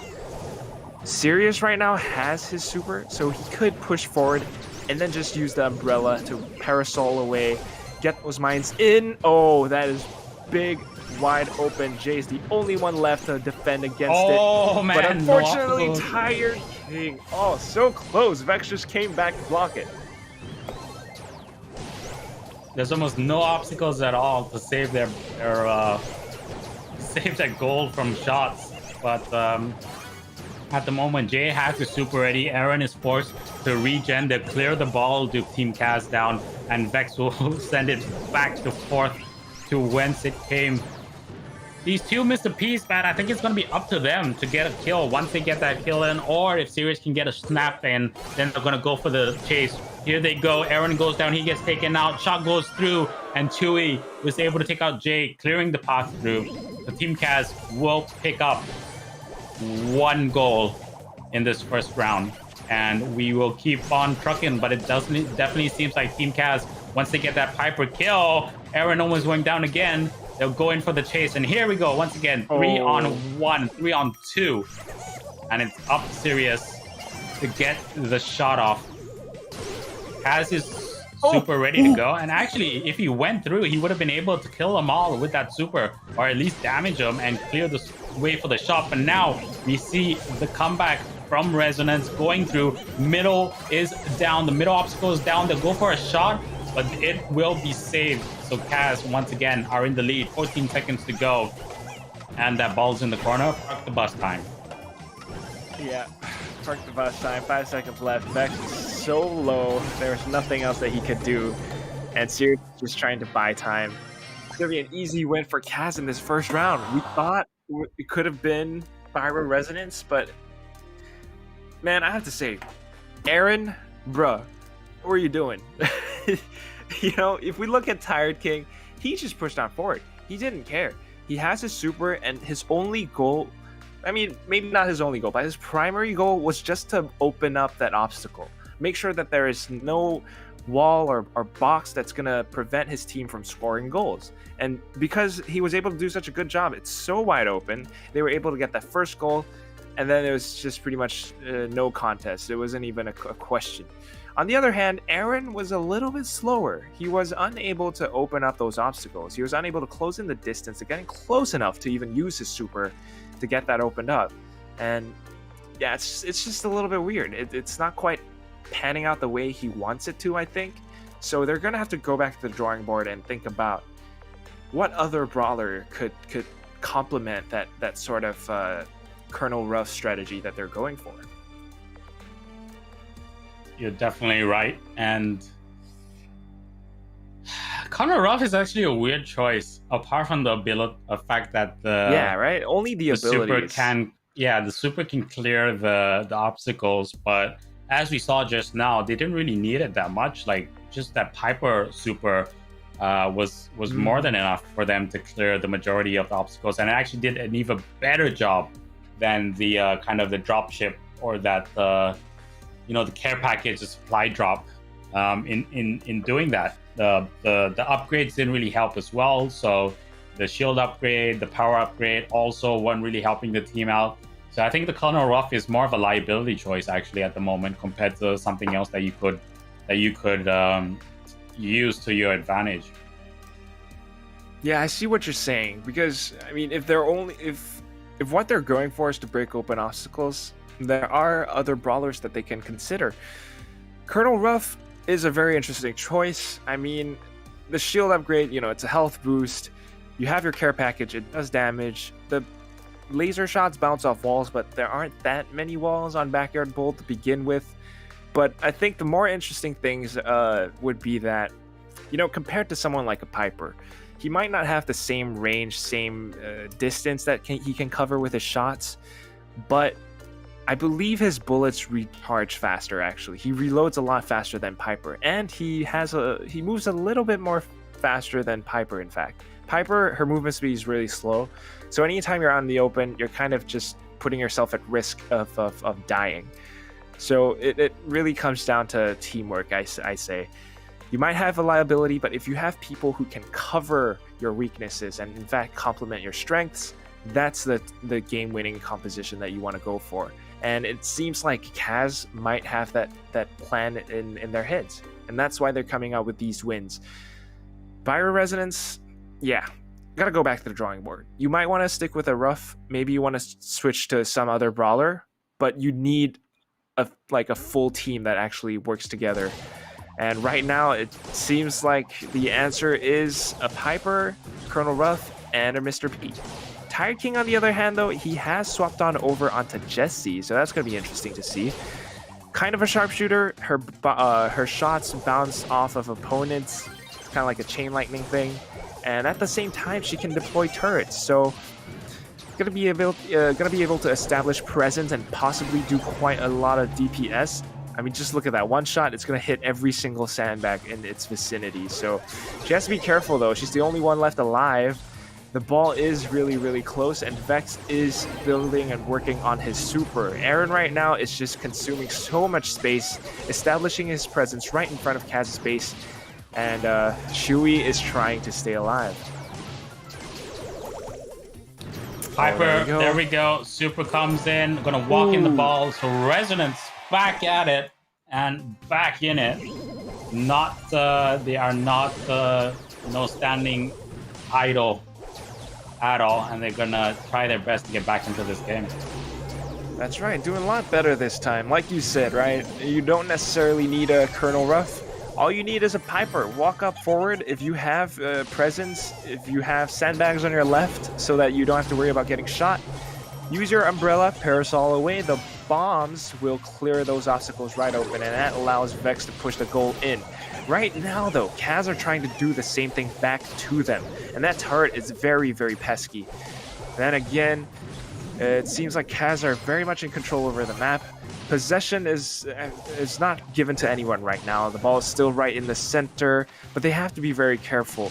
Pyro Resonance, if they fall in this very moment, Kaz scores a very easy goal. It's the same thing conversely, right? If Sirius gets his super up, which he does have now, he'll pop it, he'll parasol away. Or he doesn't even have to parasol away. They use the dropship, they'll use the supply drop, take out the obstacles right at this very moment as Sirius takes a shot. And now it's all tied up. This is it. This is it, Quack. If Resonance get a goal, if it's going to go into overtime, if Resonance get it, they seal their place in for another chance. They had a chance. They had a Piper Super, I think, about a good 30 seconds or a minute before their goal. And they could have used that a lot earlier, taken out the obstacles, gone for the shot. So I think a bit more aggression from Kaz will be to their benefit. But if they are that passive, Resonance are just going to go at it, 100% and not give them any space at all. Yeah, that's going to be very interesting to see. I don't know. You've got a lot more competitive experience than I do. So if you were in those players' shoes right now, what would you be thinking? Would you want to switch your composition and strategy and maybe pull a fast run over your opponents, or would you feel a lot more comfortable and stick to what you currently got? based off what was going on, I just stick to it. Like, it's been a long day. Both teams have played lots of matches. They've stretched it out, so they'll definitely be tired.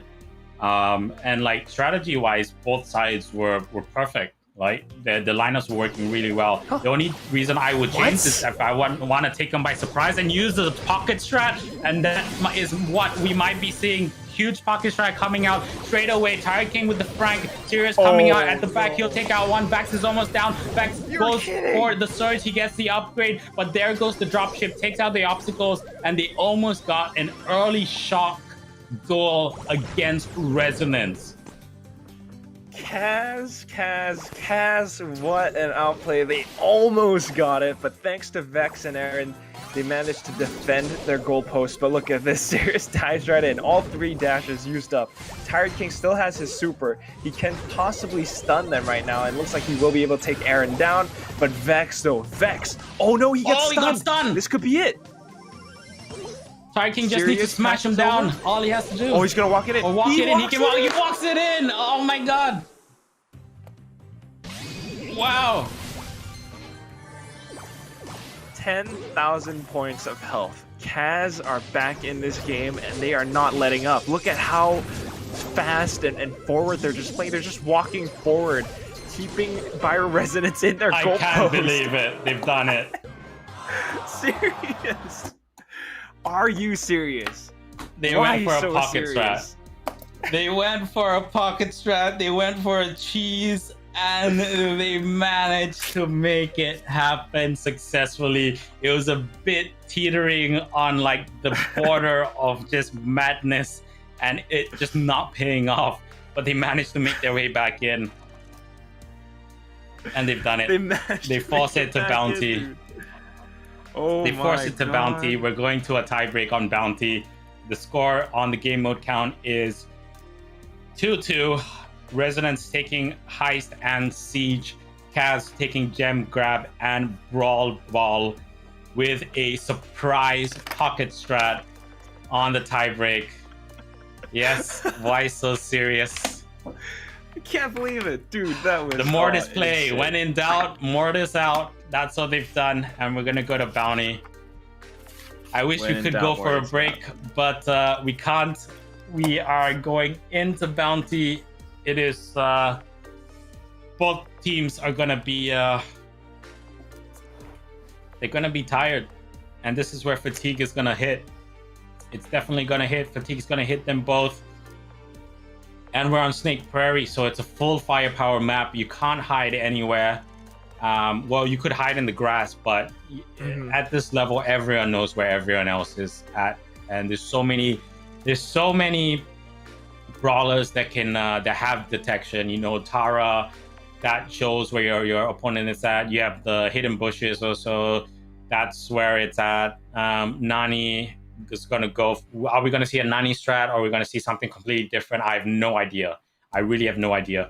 And it's gonna be down. It really is gonna be down to these two teams to dig deep and get through that fatigue. They've probably hit like that energy wall at the moment, but you know, Team Kaz showing that they still have what it takes. The shot caller called for the pocket strat, called for the surprise strat. They went at it and they got it. They brought home the bacon. They brought home the bacon. Yeah. Yeah, dude. I mean, it's not a sprint. It's a marathon. When it comes down to a best of 5, you want to have the stamina to go all the way. And these two teams, that's what they're doing right now. We're looking at another, you know, basically a 3-2. This is the third 3-2 in a row that we've had today. And I mean, props to everyone. People in the chat, if you're watching, good on you for watching and staying with us on this stream. Production team for being with us, and the players for just sticking out with all these games. The sheer perseverance and resilience that these guys have to win that first place grand prize. I mean, they're going at it time and time after again, and they're not giving up. It's going to be Snake Prairie, and I gotta say, I mean, it might be an all-out brawl. It might be like just, it's all about firepower and shooting, but at the same time, it's also another mental game because you got grass everywhere. You're kind of thinking and guessing about positioning and where opponents might be. and how you want to proceed. So everyone, like, grab your coffee, grab your cups of water or energy drinks, what have you, whatever you need to keep yourself going at this. We're in it for the long haul, and this is going to be Snake Prairie on Bounty. It's the very, very last game for the lower bracket finals right now, and both teams are hanging on by a thread. I want to see another pocket strat, dude. Let's go. But pocket strats are pocket strats for a reason, and they come out when you need them, when you desperately need the win. So we might not see that on the first round, maybe in that second round to seal the deal, or if they're down by a round to come back. So I think both sides are taking a bit of a breather from that last round, still getting back into the lobby, formalizing their strategies. And if we were on television, we would go to a short break, but we're going to go in-game. And here we go, Snake Prairie. We have a Tara. Wow. Oh, this is interesting. Okay, it's completely an all-out different. brawl, dude. It's an all-out brawl. No Take us through the Nani. lineups. No Nani. We got Tara for the detection that you were talking about. We got Bo for the super totem. And we also have a Rosa. Both sides, complete mirror match. And they just popped every single one of their unfriendly bushes right at the start. Of course, though, Viral Resonance was the one who came out with a single kill or a pickup because of that. And they're going to be sitting comfortably at the back right now, for now, because we're still waiting on the Taras to come in with their plays, and that's going to be serious as he takes Vex out with a nice super. And at the same time, Tired King comes in from the back. Aaron is caught out and left cold and open alone, and that's going to be Kaz coming with a couple more kills. That's going to be 9 stars to 5, and Tired King pocketing 4 out of those 9 stars. As long as he doesn't die, Kaz are sitting pretty comfortably right now. And, oh man, this is pretty tough. The bow mines are over on the left side, and the right side is pretty darn open. So they're gonna want to be careful about how they approach this fight. Going open in the center is where it's a death pit. You're exposing yourself, and you're gonna get shot by someone. Sirius is waiting on his super. I mean, look at it. He has it ready. We have the detection used by Jay as well, and he's going in to clear out the center, summoning a healing shade for himself. But in the midst of all that, Aaron just goes in for the kill. Tired King picks up on it, though, and he comes in with another kill of his own, picking up 3 more stars for his team. That's 12 to 7. And Viral Resonance are at the very end of their rope. How are they going to come back from this? 9 to 12, 9 to 15, and they want to push forward. Unfriendly bushes being popped again, and Aaron tries to make something happen. Jake throws in a super, but doesn't connect in time. And Kaz takes away the first round of Snake Prairie. Yep. So we might see a pocket strat from them. They are the team with pocket strats. And they might use it to seal out the match, or they might just keep the same lineup because it seems to be going well for them. Somebody is either 1 round away from bringing it to a tiebreak, or 1 round away from sealing their place in the grand final. And it could be either team. If it were me, if I were in Viral Residence's shoes, now is the time to do a pocket strat. Now is the time to just pull something out of your magician's hat and do something crazy, because it's now or never. I mean, you're already down by 1 round. Even if you lose this one, you got nothing to lose. You might as well just go for it. Go with something really crazy, something really aggressive, and then hope for the best. But in fact, it seems like both teams are going for the exact same composition once more. It's all about strategy and performance right now as Aaron goes forward. Very, very dangerously exposed. 40 points of health, and no! Tired King with the unfriendly bushes. It's 100 points of damage, and it instantly takes Aaron down. So Kaz will be sitting at a comfortable 2 to 1 stars. The bow mines have been deployed as well over on the right side, and now they're just waiting for their supers to come back up. Vex and Sirius are the ones to look out for. Unfriendly bushes being activated. Sirius, though, thankfully Chu is there to back him up, but double super captures both of them, and it's going to be Tired King who saves the day. Comes in with the punches, and that's going to be 4 stars picked up. Kaz are doing such a good job, and Byro Residents, man, they're just walking into it. This is not good at all. It's not looking too rosy for these guys, but they are not going to give up without a fight. 8 stars to 1, like you said. Resonance not out of it just yet, but they're definitely being held at bay from all the supers. Here comes the Tara ult, comes through. They've read it like a book though, Kaz, and now they're going to go on the chase. They have a super up on Tired King. Sirius probably will have one as well pretty soon because they have been landing your shots. And now they go on the defensive. Residents know that they need to go in. They need to force in. There we go. Reveal is out. They both know where each other are.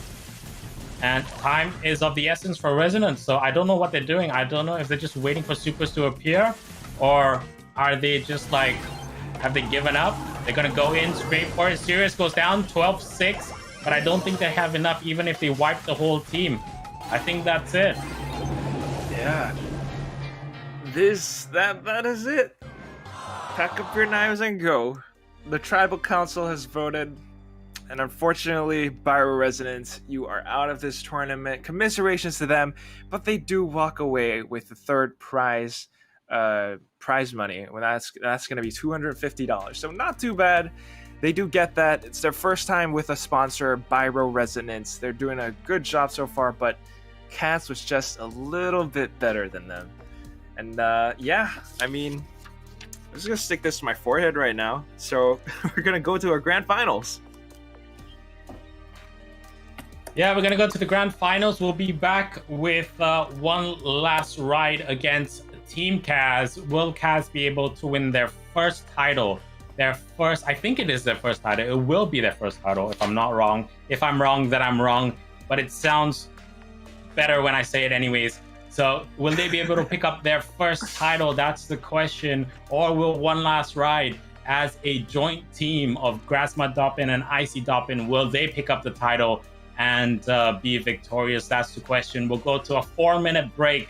And after that, we'll be back with the grand finals, a best of 5 series between Team Kaz and One Last Ride.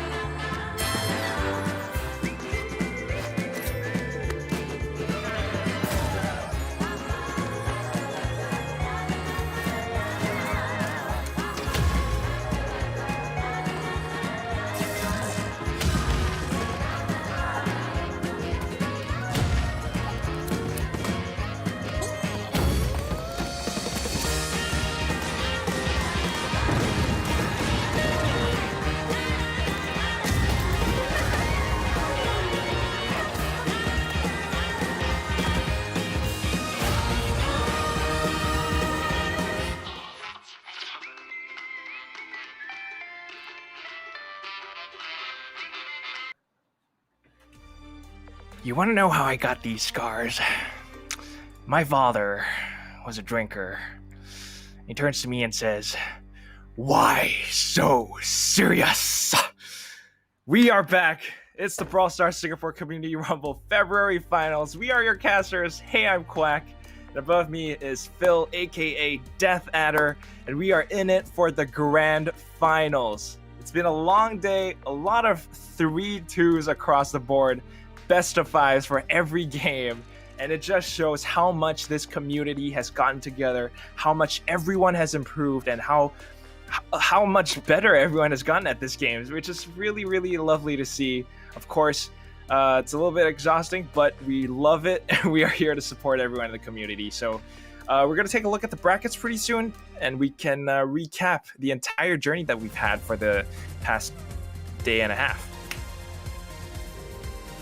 Well, if we're going to trace them back, we'll trace them back starting with one last ride. Took down Dancing Teddy 2-0, followed by Subtilizers. They went down 2-0. Went up in the upper bracket final between Viral Resonance, dropping them 3-2, and that booked their way to the grand final. Now, if you look at the lower bracket, let's trace Team Kaz's journey. They got knocked down early on by Team Subtilizers very easily, 2-1.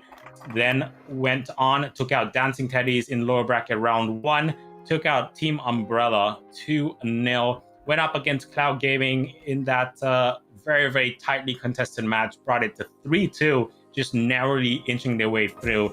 And they took the lower bracket final, bringing out a pocket strat towards the end to hold on to bring it to Bounty, and then a clear 2-0 win against Resonance, bringing it to a 3-2 and booking their slot back up in the upper bracket in the grand final. So it's going to be a one last best of 5, and then we will crown our champion of the Brawl Stars Singapore Community Rumble February Cup. Why so serious? Let's put a smile on that face.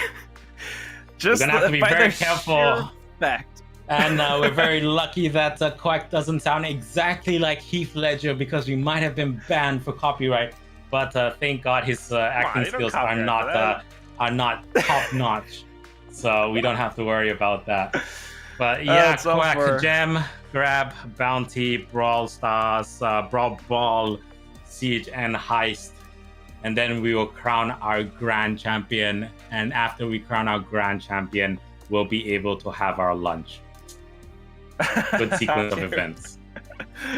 We're all thinking about lunch, but I have to say, just by the sheer fact and the pure display of guts and gusto that Team Kaz has gone with in that last game of Brawl Ball, the fact that they pulled off that pocket strat, coming up with a sudden Frank and a Mortis, it just came out really, really well. And just by the pure choice, the fact that they decided to go with that in the first place, to not go for something safe, to go for something daring and aggressive, I really want to applaud them. And even if they don't win the first place, it's like they did a really, really great job, and that will always be something that I will remember. But yeah, right now, moving on into Hard Rock Mine.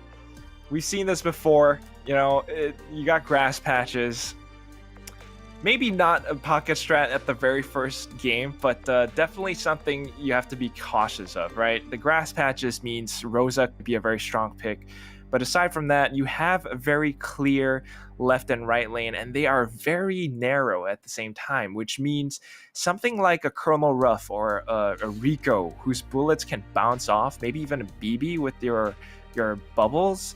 You could do a lot of damage if you are able to get your shots to line up perfectly along those narrow corridors. So it's going to be interesting to see how they play this one out. Again, gem grab, you want control over the gem spawner. It's right in the center of the map, and that is the one that is kind of open. So there's definitely going to be a little bit of a long range engagement here and there, but I can't wait to see what the teams have in store for us. Whew. I just need to store some energy and hold that for our Yeah, I actually might get a Red Bull in a second, but I'm trying not to. Yeah. Oh, You just get a gotta stretch out those sugar-free Red legs, Bull. man. Gotta Yeah, stretch out those everyone. legs. I mean, Gotta even stretch people out your watching. arms. Yeah. that's the thing, right? About gamers, you know, it might seem like the stereotype is just we're always at our desks, at our computers, just gaming for hours on end. But no, you gotta exercise a little bit. You gotta stretch. You gotta let your eyes rest. You gotta do those wrist exercises. You know, do a little bit of Yeah. that, and it really gets your blood flowing, and it gets you pumped and ready for the next game, which is it's gonna be Gem Grab. It's gonna be Hard Rock Mine.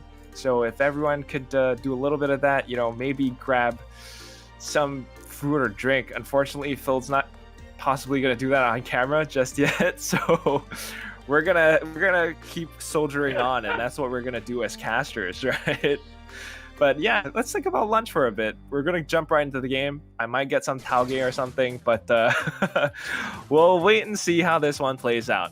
And as suspected, there are going to be Colonel Ruffs, just because the bullets can bounce off, but at the same time, long-range engagements, and that means 8-bit, a little bit of a Mr. P, but also Piper. Solely Dop, though, very, very aggressive, pushed right up, and he knows that he can do that because Piper doesn't do as much damage up close. It's going to be a double kill. Mochi Ball picks up 4 gems, now a 5th, very possible 5th, and he could have his teleporting gadget as well. Very, very well played, and I think One Last Ride might have this one in the bag. Look at that Taj. Oh. It is a masterclass once again, to be honest, from Mochi Ball. He was our MVP yesterday, and I think it's very close. We're very close to saying that he might be the MVP of Gem Grab. 8 already. His damage booster has been up for the longest time. Nobody is taking it out. And look at that juke. Once again, he's teleporting, and he almost timed it in time with the last gem, and he does. So he starts the countdown. It's done till 15 seconds to go. They put up the sandbags. Wiggly Spoo with the 2 kills. Solid Dop as well coming in with his help, and that's gonna be it. They'll secure that first round, and that's a flawless victory. Flawless victory, and that's just really incredible. I mean, the brawler composition is nothing other than perfect on these guys. I'm at a loss for words. They completely exploited the fact that Team Kaz had a Piper. Solely Dob knows exactly how to deal with Pipers, and that is to get up close and personal where her shots won't do as much damage. At the same time, like you said, Mochi Ball just masterclass in playing 8-bit, especially knowing that there's this clear just shooting gallery at the center where he has a clear line of sight. I mean, there's a little bit of cover that Team Kaz can play with, but 8-bit it's just, if you can connect your shots, you have your super, he knows exactly when to teleport, picks up the 10th gem, and just like, all right, I'm out of here. You can't touch me. One Last Ride. I mean, I don't know if this is their last ride, but they're definitely giving Kaz a run for their money. It's such a good play, and Kaz are unable to deal with it. No team has been able to deal with it. We saw Byro Resonance go up against One Last Ride this morning, and they weren't able to counter this strat as well. So, I don't know. Can Kaz come up with something that can actually take One Last Ride down? I mean, the Wiggly's Poo, the Doppin Army, these guys are just unbeatable right now. Yeah, man, like he probably I don't know, like he with that 8-bit, he has like, he must have like tons of Chaishan Maos, Chaishan Goals, all Chaishans, you know, all the fortune gods, Lucky Rabbit's foot, like everything on his desk at the moment. The feng shui must be like perfect on his setup, because he's untouchable right now. He was untouchable yesterday, he's untouchable today, and that strategy is just pat down for them so far. So you know, he was MVP on 8-bit, he was MVP on Sprout as well. You know, some people, we didn't think that Sprout does a lot of damage, but when he showed us how he played it yesterday, he was, you know, 6, 7, 8 kills in a row. I think that was today as well. So it's going their way right now. But we do start to see a hard counter, I think. Tired King going on to Colette so that he can jump onto Mochi Ball. And Mochi Ball right now is stuck in between a rock and a hard place. But he forces Chewy to go around the corner to regen how as is he well. alive? Wiggly's pull will help him out. He's in. He's regen. He's going to take out Sirius as well. That's 2 down. And he's probably going to go for Tired King as well. Tired King is stuck in between 2 of them. And Tired King with the jump uses the super. Why is he not dead? Be careful, Okay. getting taken down by the turret, the penguin, the mini penguin who comes out from Chewy and just gets that shot off in time before he gets the regen. But that's fine. 4-4. Mind control is towards Team Cats at the moment. They're zoned out now. And Team Cat is clawing their way back up. But Mochi Ball, I can see he is angry. And he is not going to just sit around and wait. But for now, the lead is to Team Kaz. They're working as a cohesive unit. Tired King really carrying the team at the moment now with his super and making sure that he can dodge away. Chewy with those suitcases, just nailing him down on that right flank. And Sirius, he is contributing to his team as well, putting up that wall so no one can push down on the left flank. Left flank is there for Wiggly's Poo to exploit, although Kaz has picked up all 10. Okay, now it's down to 9. I think someone just dropped one. Of course, though, Mochi Ball is back into the game. They need to take down whoever is holding on to all of those 8 gems. Damage and Booster's that is up. going to be the Mr. P at the back. Damage Booster is up in play, and Solly Dop is going in for it. He's trying to use his sandbags to maneuver around and juke back and forth, but still 5 seconds left, and Chew is trying to run away with his life. He might get him. 8 just... Oh, they They get managed him. to take it down, but... Oh, Chewy just comes back in. Mochi Ball teleports away to save himself. If he can pick up one more gem, the timer will be dissipated. 9 It's gonna seconds be is a right there. tie. The gem is right there. It's right there. 5 seconds. They're gonna... Oh my god, they stop him. Oh, Mochi Ball couldn't get into position. He was so close, but the suitcases were in the way and his teammate got taken out. So, hard knock life. It is a hard rock mine. 1-1 on the scoreboard. And we're going to go to a tiebreak. We are going to go to the tiebreak. It's a hard knock life for us. And like you said, it's also a hard rock mine. That's a very smart line. I love that. And yeah, you know what? Kaz, these guys are smart. There's a reason why they are in the grand finals, and that's because they are able to adapt. They've kind of figured out that Mochi Ball is sort of that strong star player, that MVP, that if left alone, he's gonna come up and bite you in the back. So they are starting to mark him. Every time he exposes himself, 2 players are trying to take him down at every turn of the way. And because of that, they couldn't quite play that same strategy that worked out so well in the first round. One last ride. It seems like now they need one last strat to really take on Kaz in this game mode. If they want to get a nice start, they're gonna have to come up with something different. Well, let's have a look on the stream.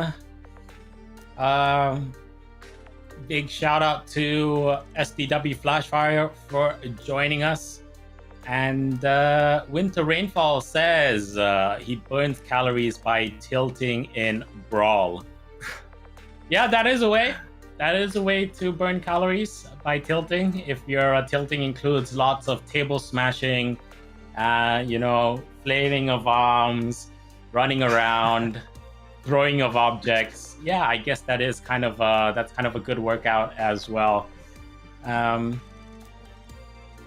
One thing that's understated though is getting and I've realized that I've known it was an issue, but I realized that very much this year with all the work from home stuff and all that is investing in a really good ergonomic chair. So I really invested in a Herman Miller Embody, not the cheapest chair.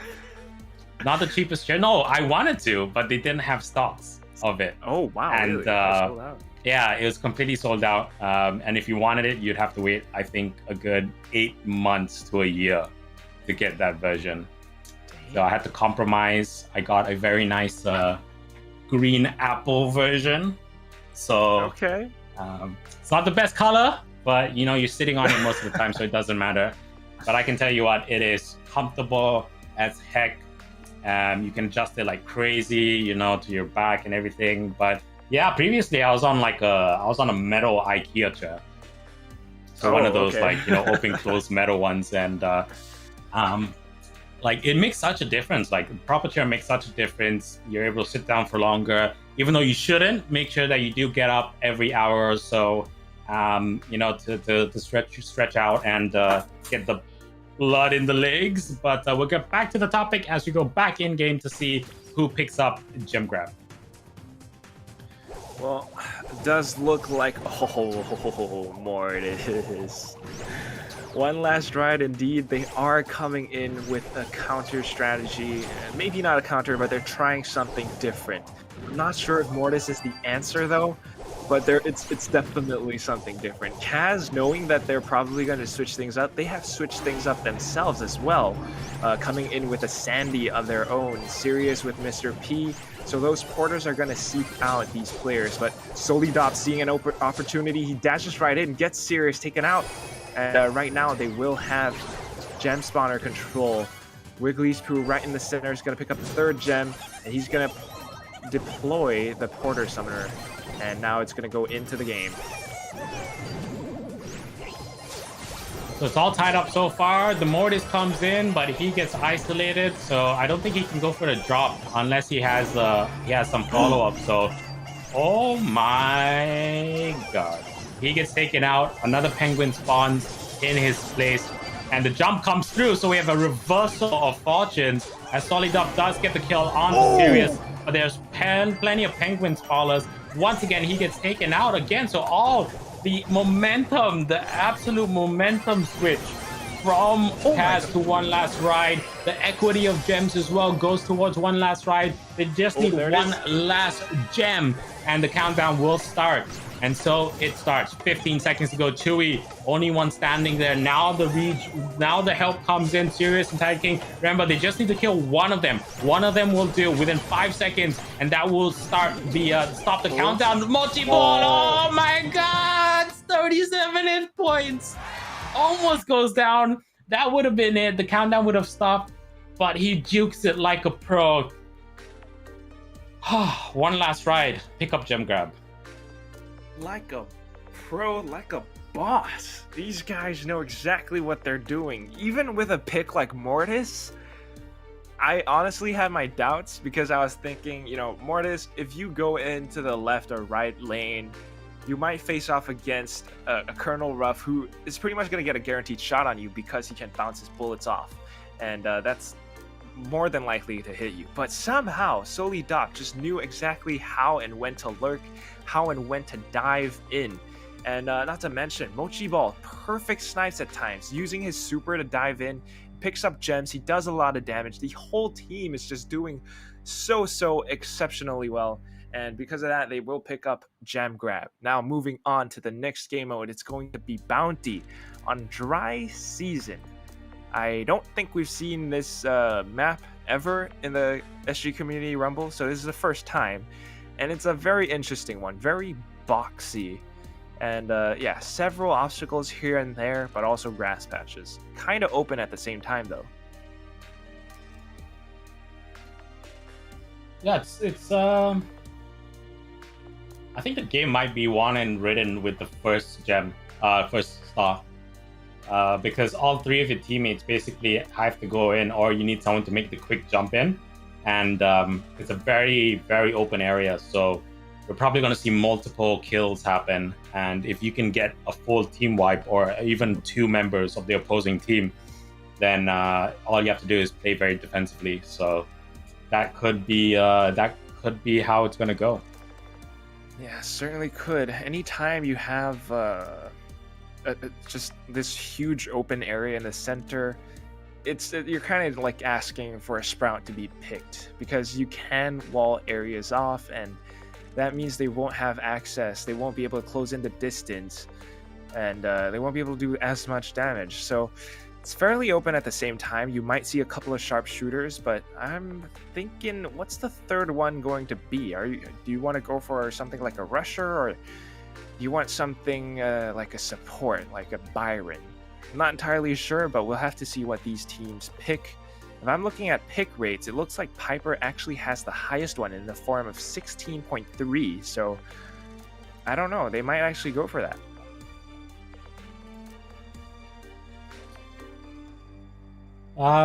Piper, definitely Piper.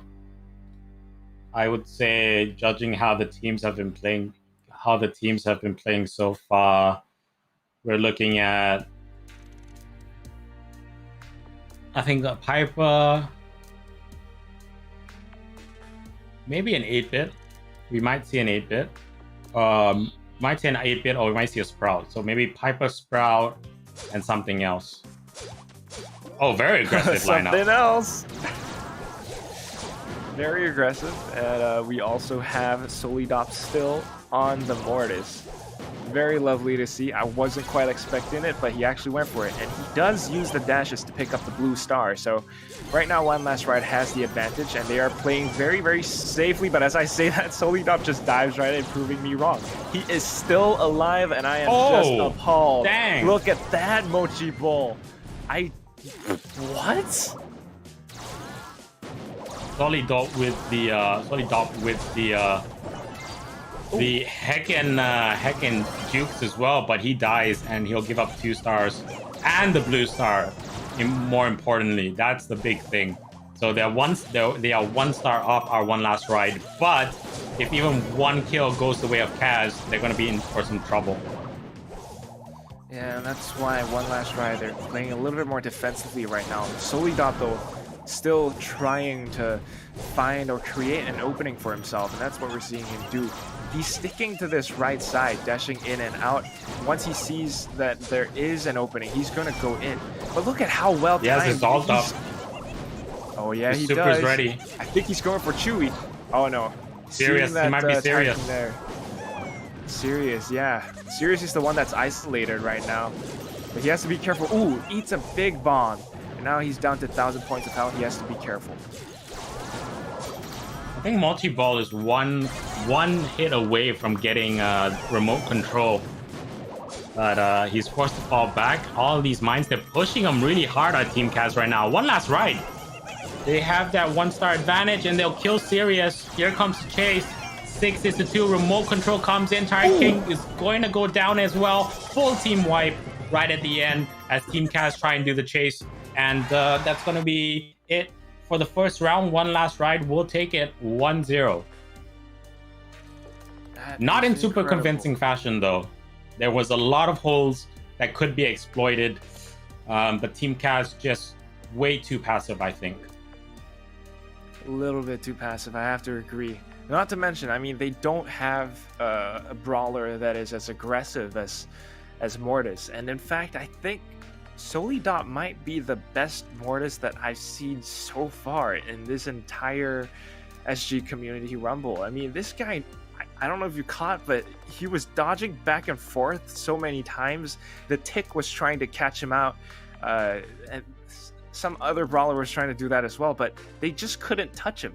And I mean, he was using up his dashes, but at the same time, he was using them to get into these really, really superior positions that he could then capitalize on, build up his super, and go in for kills. At the very end, it was Mochi Ball and Solidop who picked up 2 or 3 kills, and of course, giving them the edge over Team Kaz. I mean, what more is there to say? These guys are just so strong and so good, and that's why they are in the grand finals. That's why they've won the previous month's finals as well. Very true. Very, very true. Yeah, we're coming to it, man. Will Team Kaz get back into it? That's the question. Or will One Last Ride take it pretty easily? I don't know. Kaz, if they're a bit more aggressive, like you said, the fact that they had Mortis being that aggressive brawler, and the fact that Team Kaz were more ranged, couldn't really push forward if they really wanted to, made a huge difference. And now the change is okay, Rico? Chewy on Rico? Chewy on Coco, actually. Well, Coco, yeah. sorry. Well, no, that's Coco. I said Coco. Coco. Coco's a Disney. Remember me. All right, so Mochi Ball actually on tick this time, so they've kind of swapped on roles. Kaz are going for the close range brawlers. Meanwhile, One Last Ride swapped on over onto throwers and sharpshooters.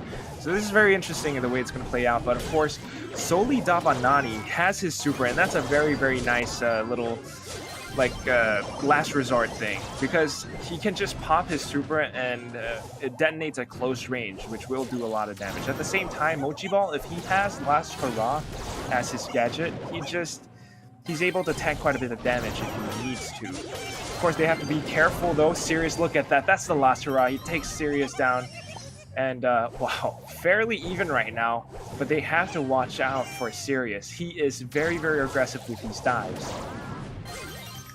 Yeah, I'm a bit perplexed as to why they didn't keep at least one melee, but they're being very aggressive now. And if they're using the right gadgets, I guess yeah, it works. Like that last hurrah is really keeping Sirius away. But again, Wiggly Spoon going down. Oh, they have the blue star though. If they can get Tiger King, that's gonna be 9 to 7, but one of them does drop. That's Wiggly Spoo. He gets killed again. So 11-9. Solidop has his ult. Mochibo has the ult as well. They can go for the chase. 5 seconds to go. Oh, they're popping so many attacks in. They'll get it 12-15. What? And the last minute chase. Just so many attacks into the corner. Chase them all the way back. Kaz, I don't know what they're doing. I think they were trying to secure... they thought they had it. They thought they could secure the round, but they forgot that all of them were on range heroes. If they dumped all their attacks at the same in the same area, it's going to do tons of damage. And just like that, One Last Ride, they secure the second mode of bounty, and so we go to the Destroyer of Kings, Brawl Ball. The Destroyer of Kings. I like that. I like that. It's going to be Brawl Ball. And it truly is the Destroyer, because we're back on Triple Dribble. At first it was Super Stadium. I mean, the very first Brawl Ball map that we had today was Triple Dribble. Then we went over onto Super Stadium. We're back on Triple Dribble. A lot of obstacles. Very, very messy, close range engagements here. And I mean, the brawlers are gonna have to complement that. You're gonna want to go with something like something that excels at close range. A BB, probably. I mean, I'm just looking at the brawlers right now. Yeah, BB would be a good choice.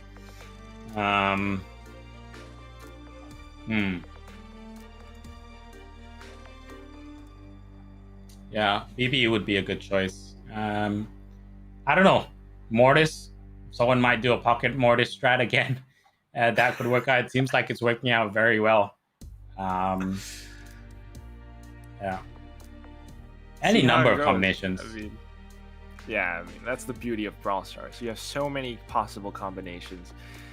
But, man, while I do love watching all these aggressive Mortis plays, it did not work out so well for Kaz at the end of that last bounty round. I mean, like you said, they were long-range brawlers, and they should have known that One Last Ride were gunning towards them in the very last 5 seconds. So, I don't know. Mortis might not be the play for Kaz right now. We'll see if the wins favor their sails right now. But going into the game, it's going to be a little bit of zoning and a little bit of close range. We have BB, we have Edgar on Kaz's side, but we also have Colonel Ruff, Ems, and Amber on One Last Ride, and they are doing such a good job right now. That's a double kill, passing the ball over onto Wiggly's Poo, passing it forward, in fact, and now they're just trying to zone Tired King out, keeping him on the left side and doing a little bit of damage at the same time. So Poco, BB, Edgar. Interesting pick, but here comes the jump in. Tired King will take out multi-ball. Tired King almost going down. Wiggly Spoon will stay alive, and now he's gonna have to body block the shot. Woo! Chewy gets the shot on target just as the body block tries to go in. So great timing. And Team Kaz will pick up the first goal. That is some foresight from Chewy. He saw how far Wiggly's Poo was away, and he knew he could just go in for the shot. And right now, Tiger King is trying to do the same thing. Gets a double kill, in fact. And now he's going in for it. And they take him out. Wiggly's Poo is dead. Gears gets the shot in, and it's going to be a 2-0 for the first round of Brawl Ball. Kaz showing signs of life right now, and they're not giving up. Indeed, indeed. They are really taking it, by the scruff of the neck and are fighting their way back into it. So Team Kaz, they're holding on, but they are, of course, holding on for dear life. And like we said, Brawl Ball is just one of those game modes. I fully expect that probably what we're going to see is we're going to see a massive lineup change. From one last ride in Brawl Ball in the next round. I don't think they're going to stick with the same lineup because it's definitely not working out for them. And as you can see, it's really hard. So I don't know. We might see the Pocket Strike come out, right? We might see the Mortis plus Frank. Never know. You never know.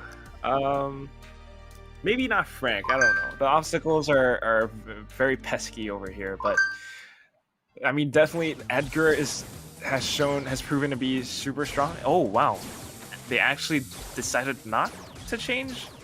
In fact, everyone is kind of changing a little bit to go for something more balanced. Sirius is with the Mortis, but we also have 2 Colonel Ruffs and 2 Jessies. So that's going to be kind of a map control kind of strategy. That's going to be very interesting. Solidop does have his care package explosion gadget, star power, and that just allows him to break open obstacles. So might be able to open things up such that someone with a super shot will be able to score it right in. And that's going to be Solidop, not even going to blow open the obstacle, just teamwork and passing. Perfect play. Great work from them right there. And one last ride, like I said, went for the change and it's working out for them. Need to be careful. Sirius coming in, multi-ball. I don't know what happened. Did he lag? Did he have a missed click? He is coming back, so he's back. So maybe a slight AFK or maybe slight error in judgment. But they do have the ball and they're gonna keep it in the corner and they're gonna park the bus.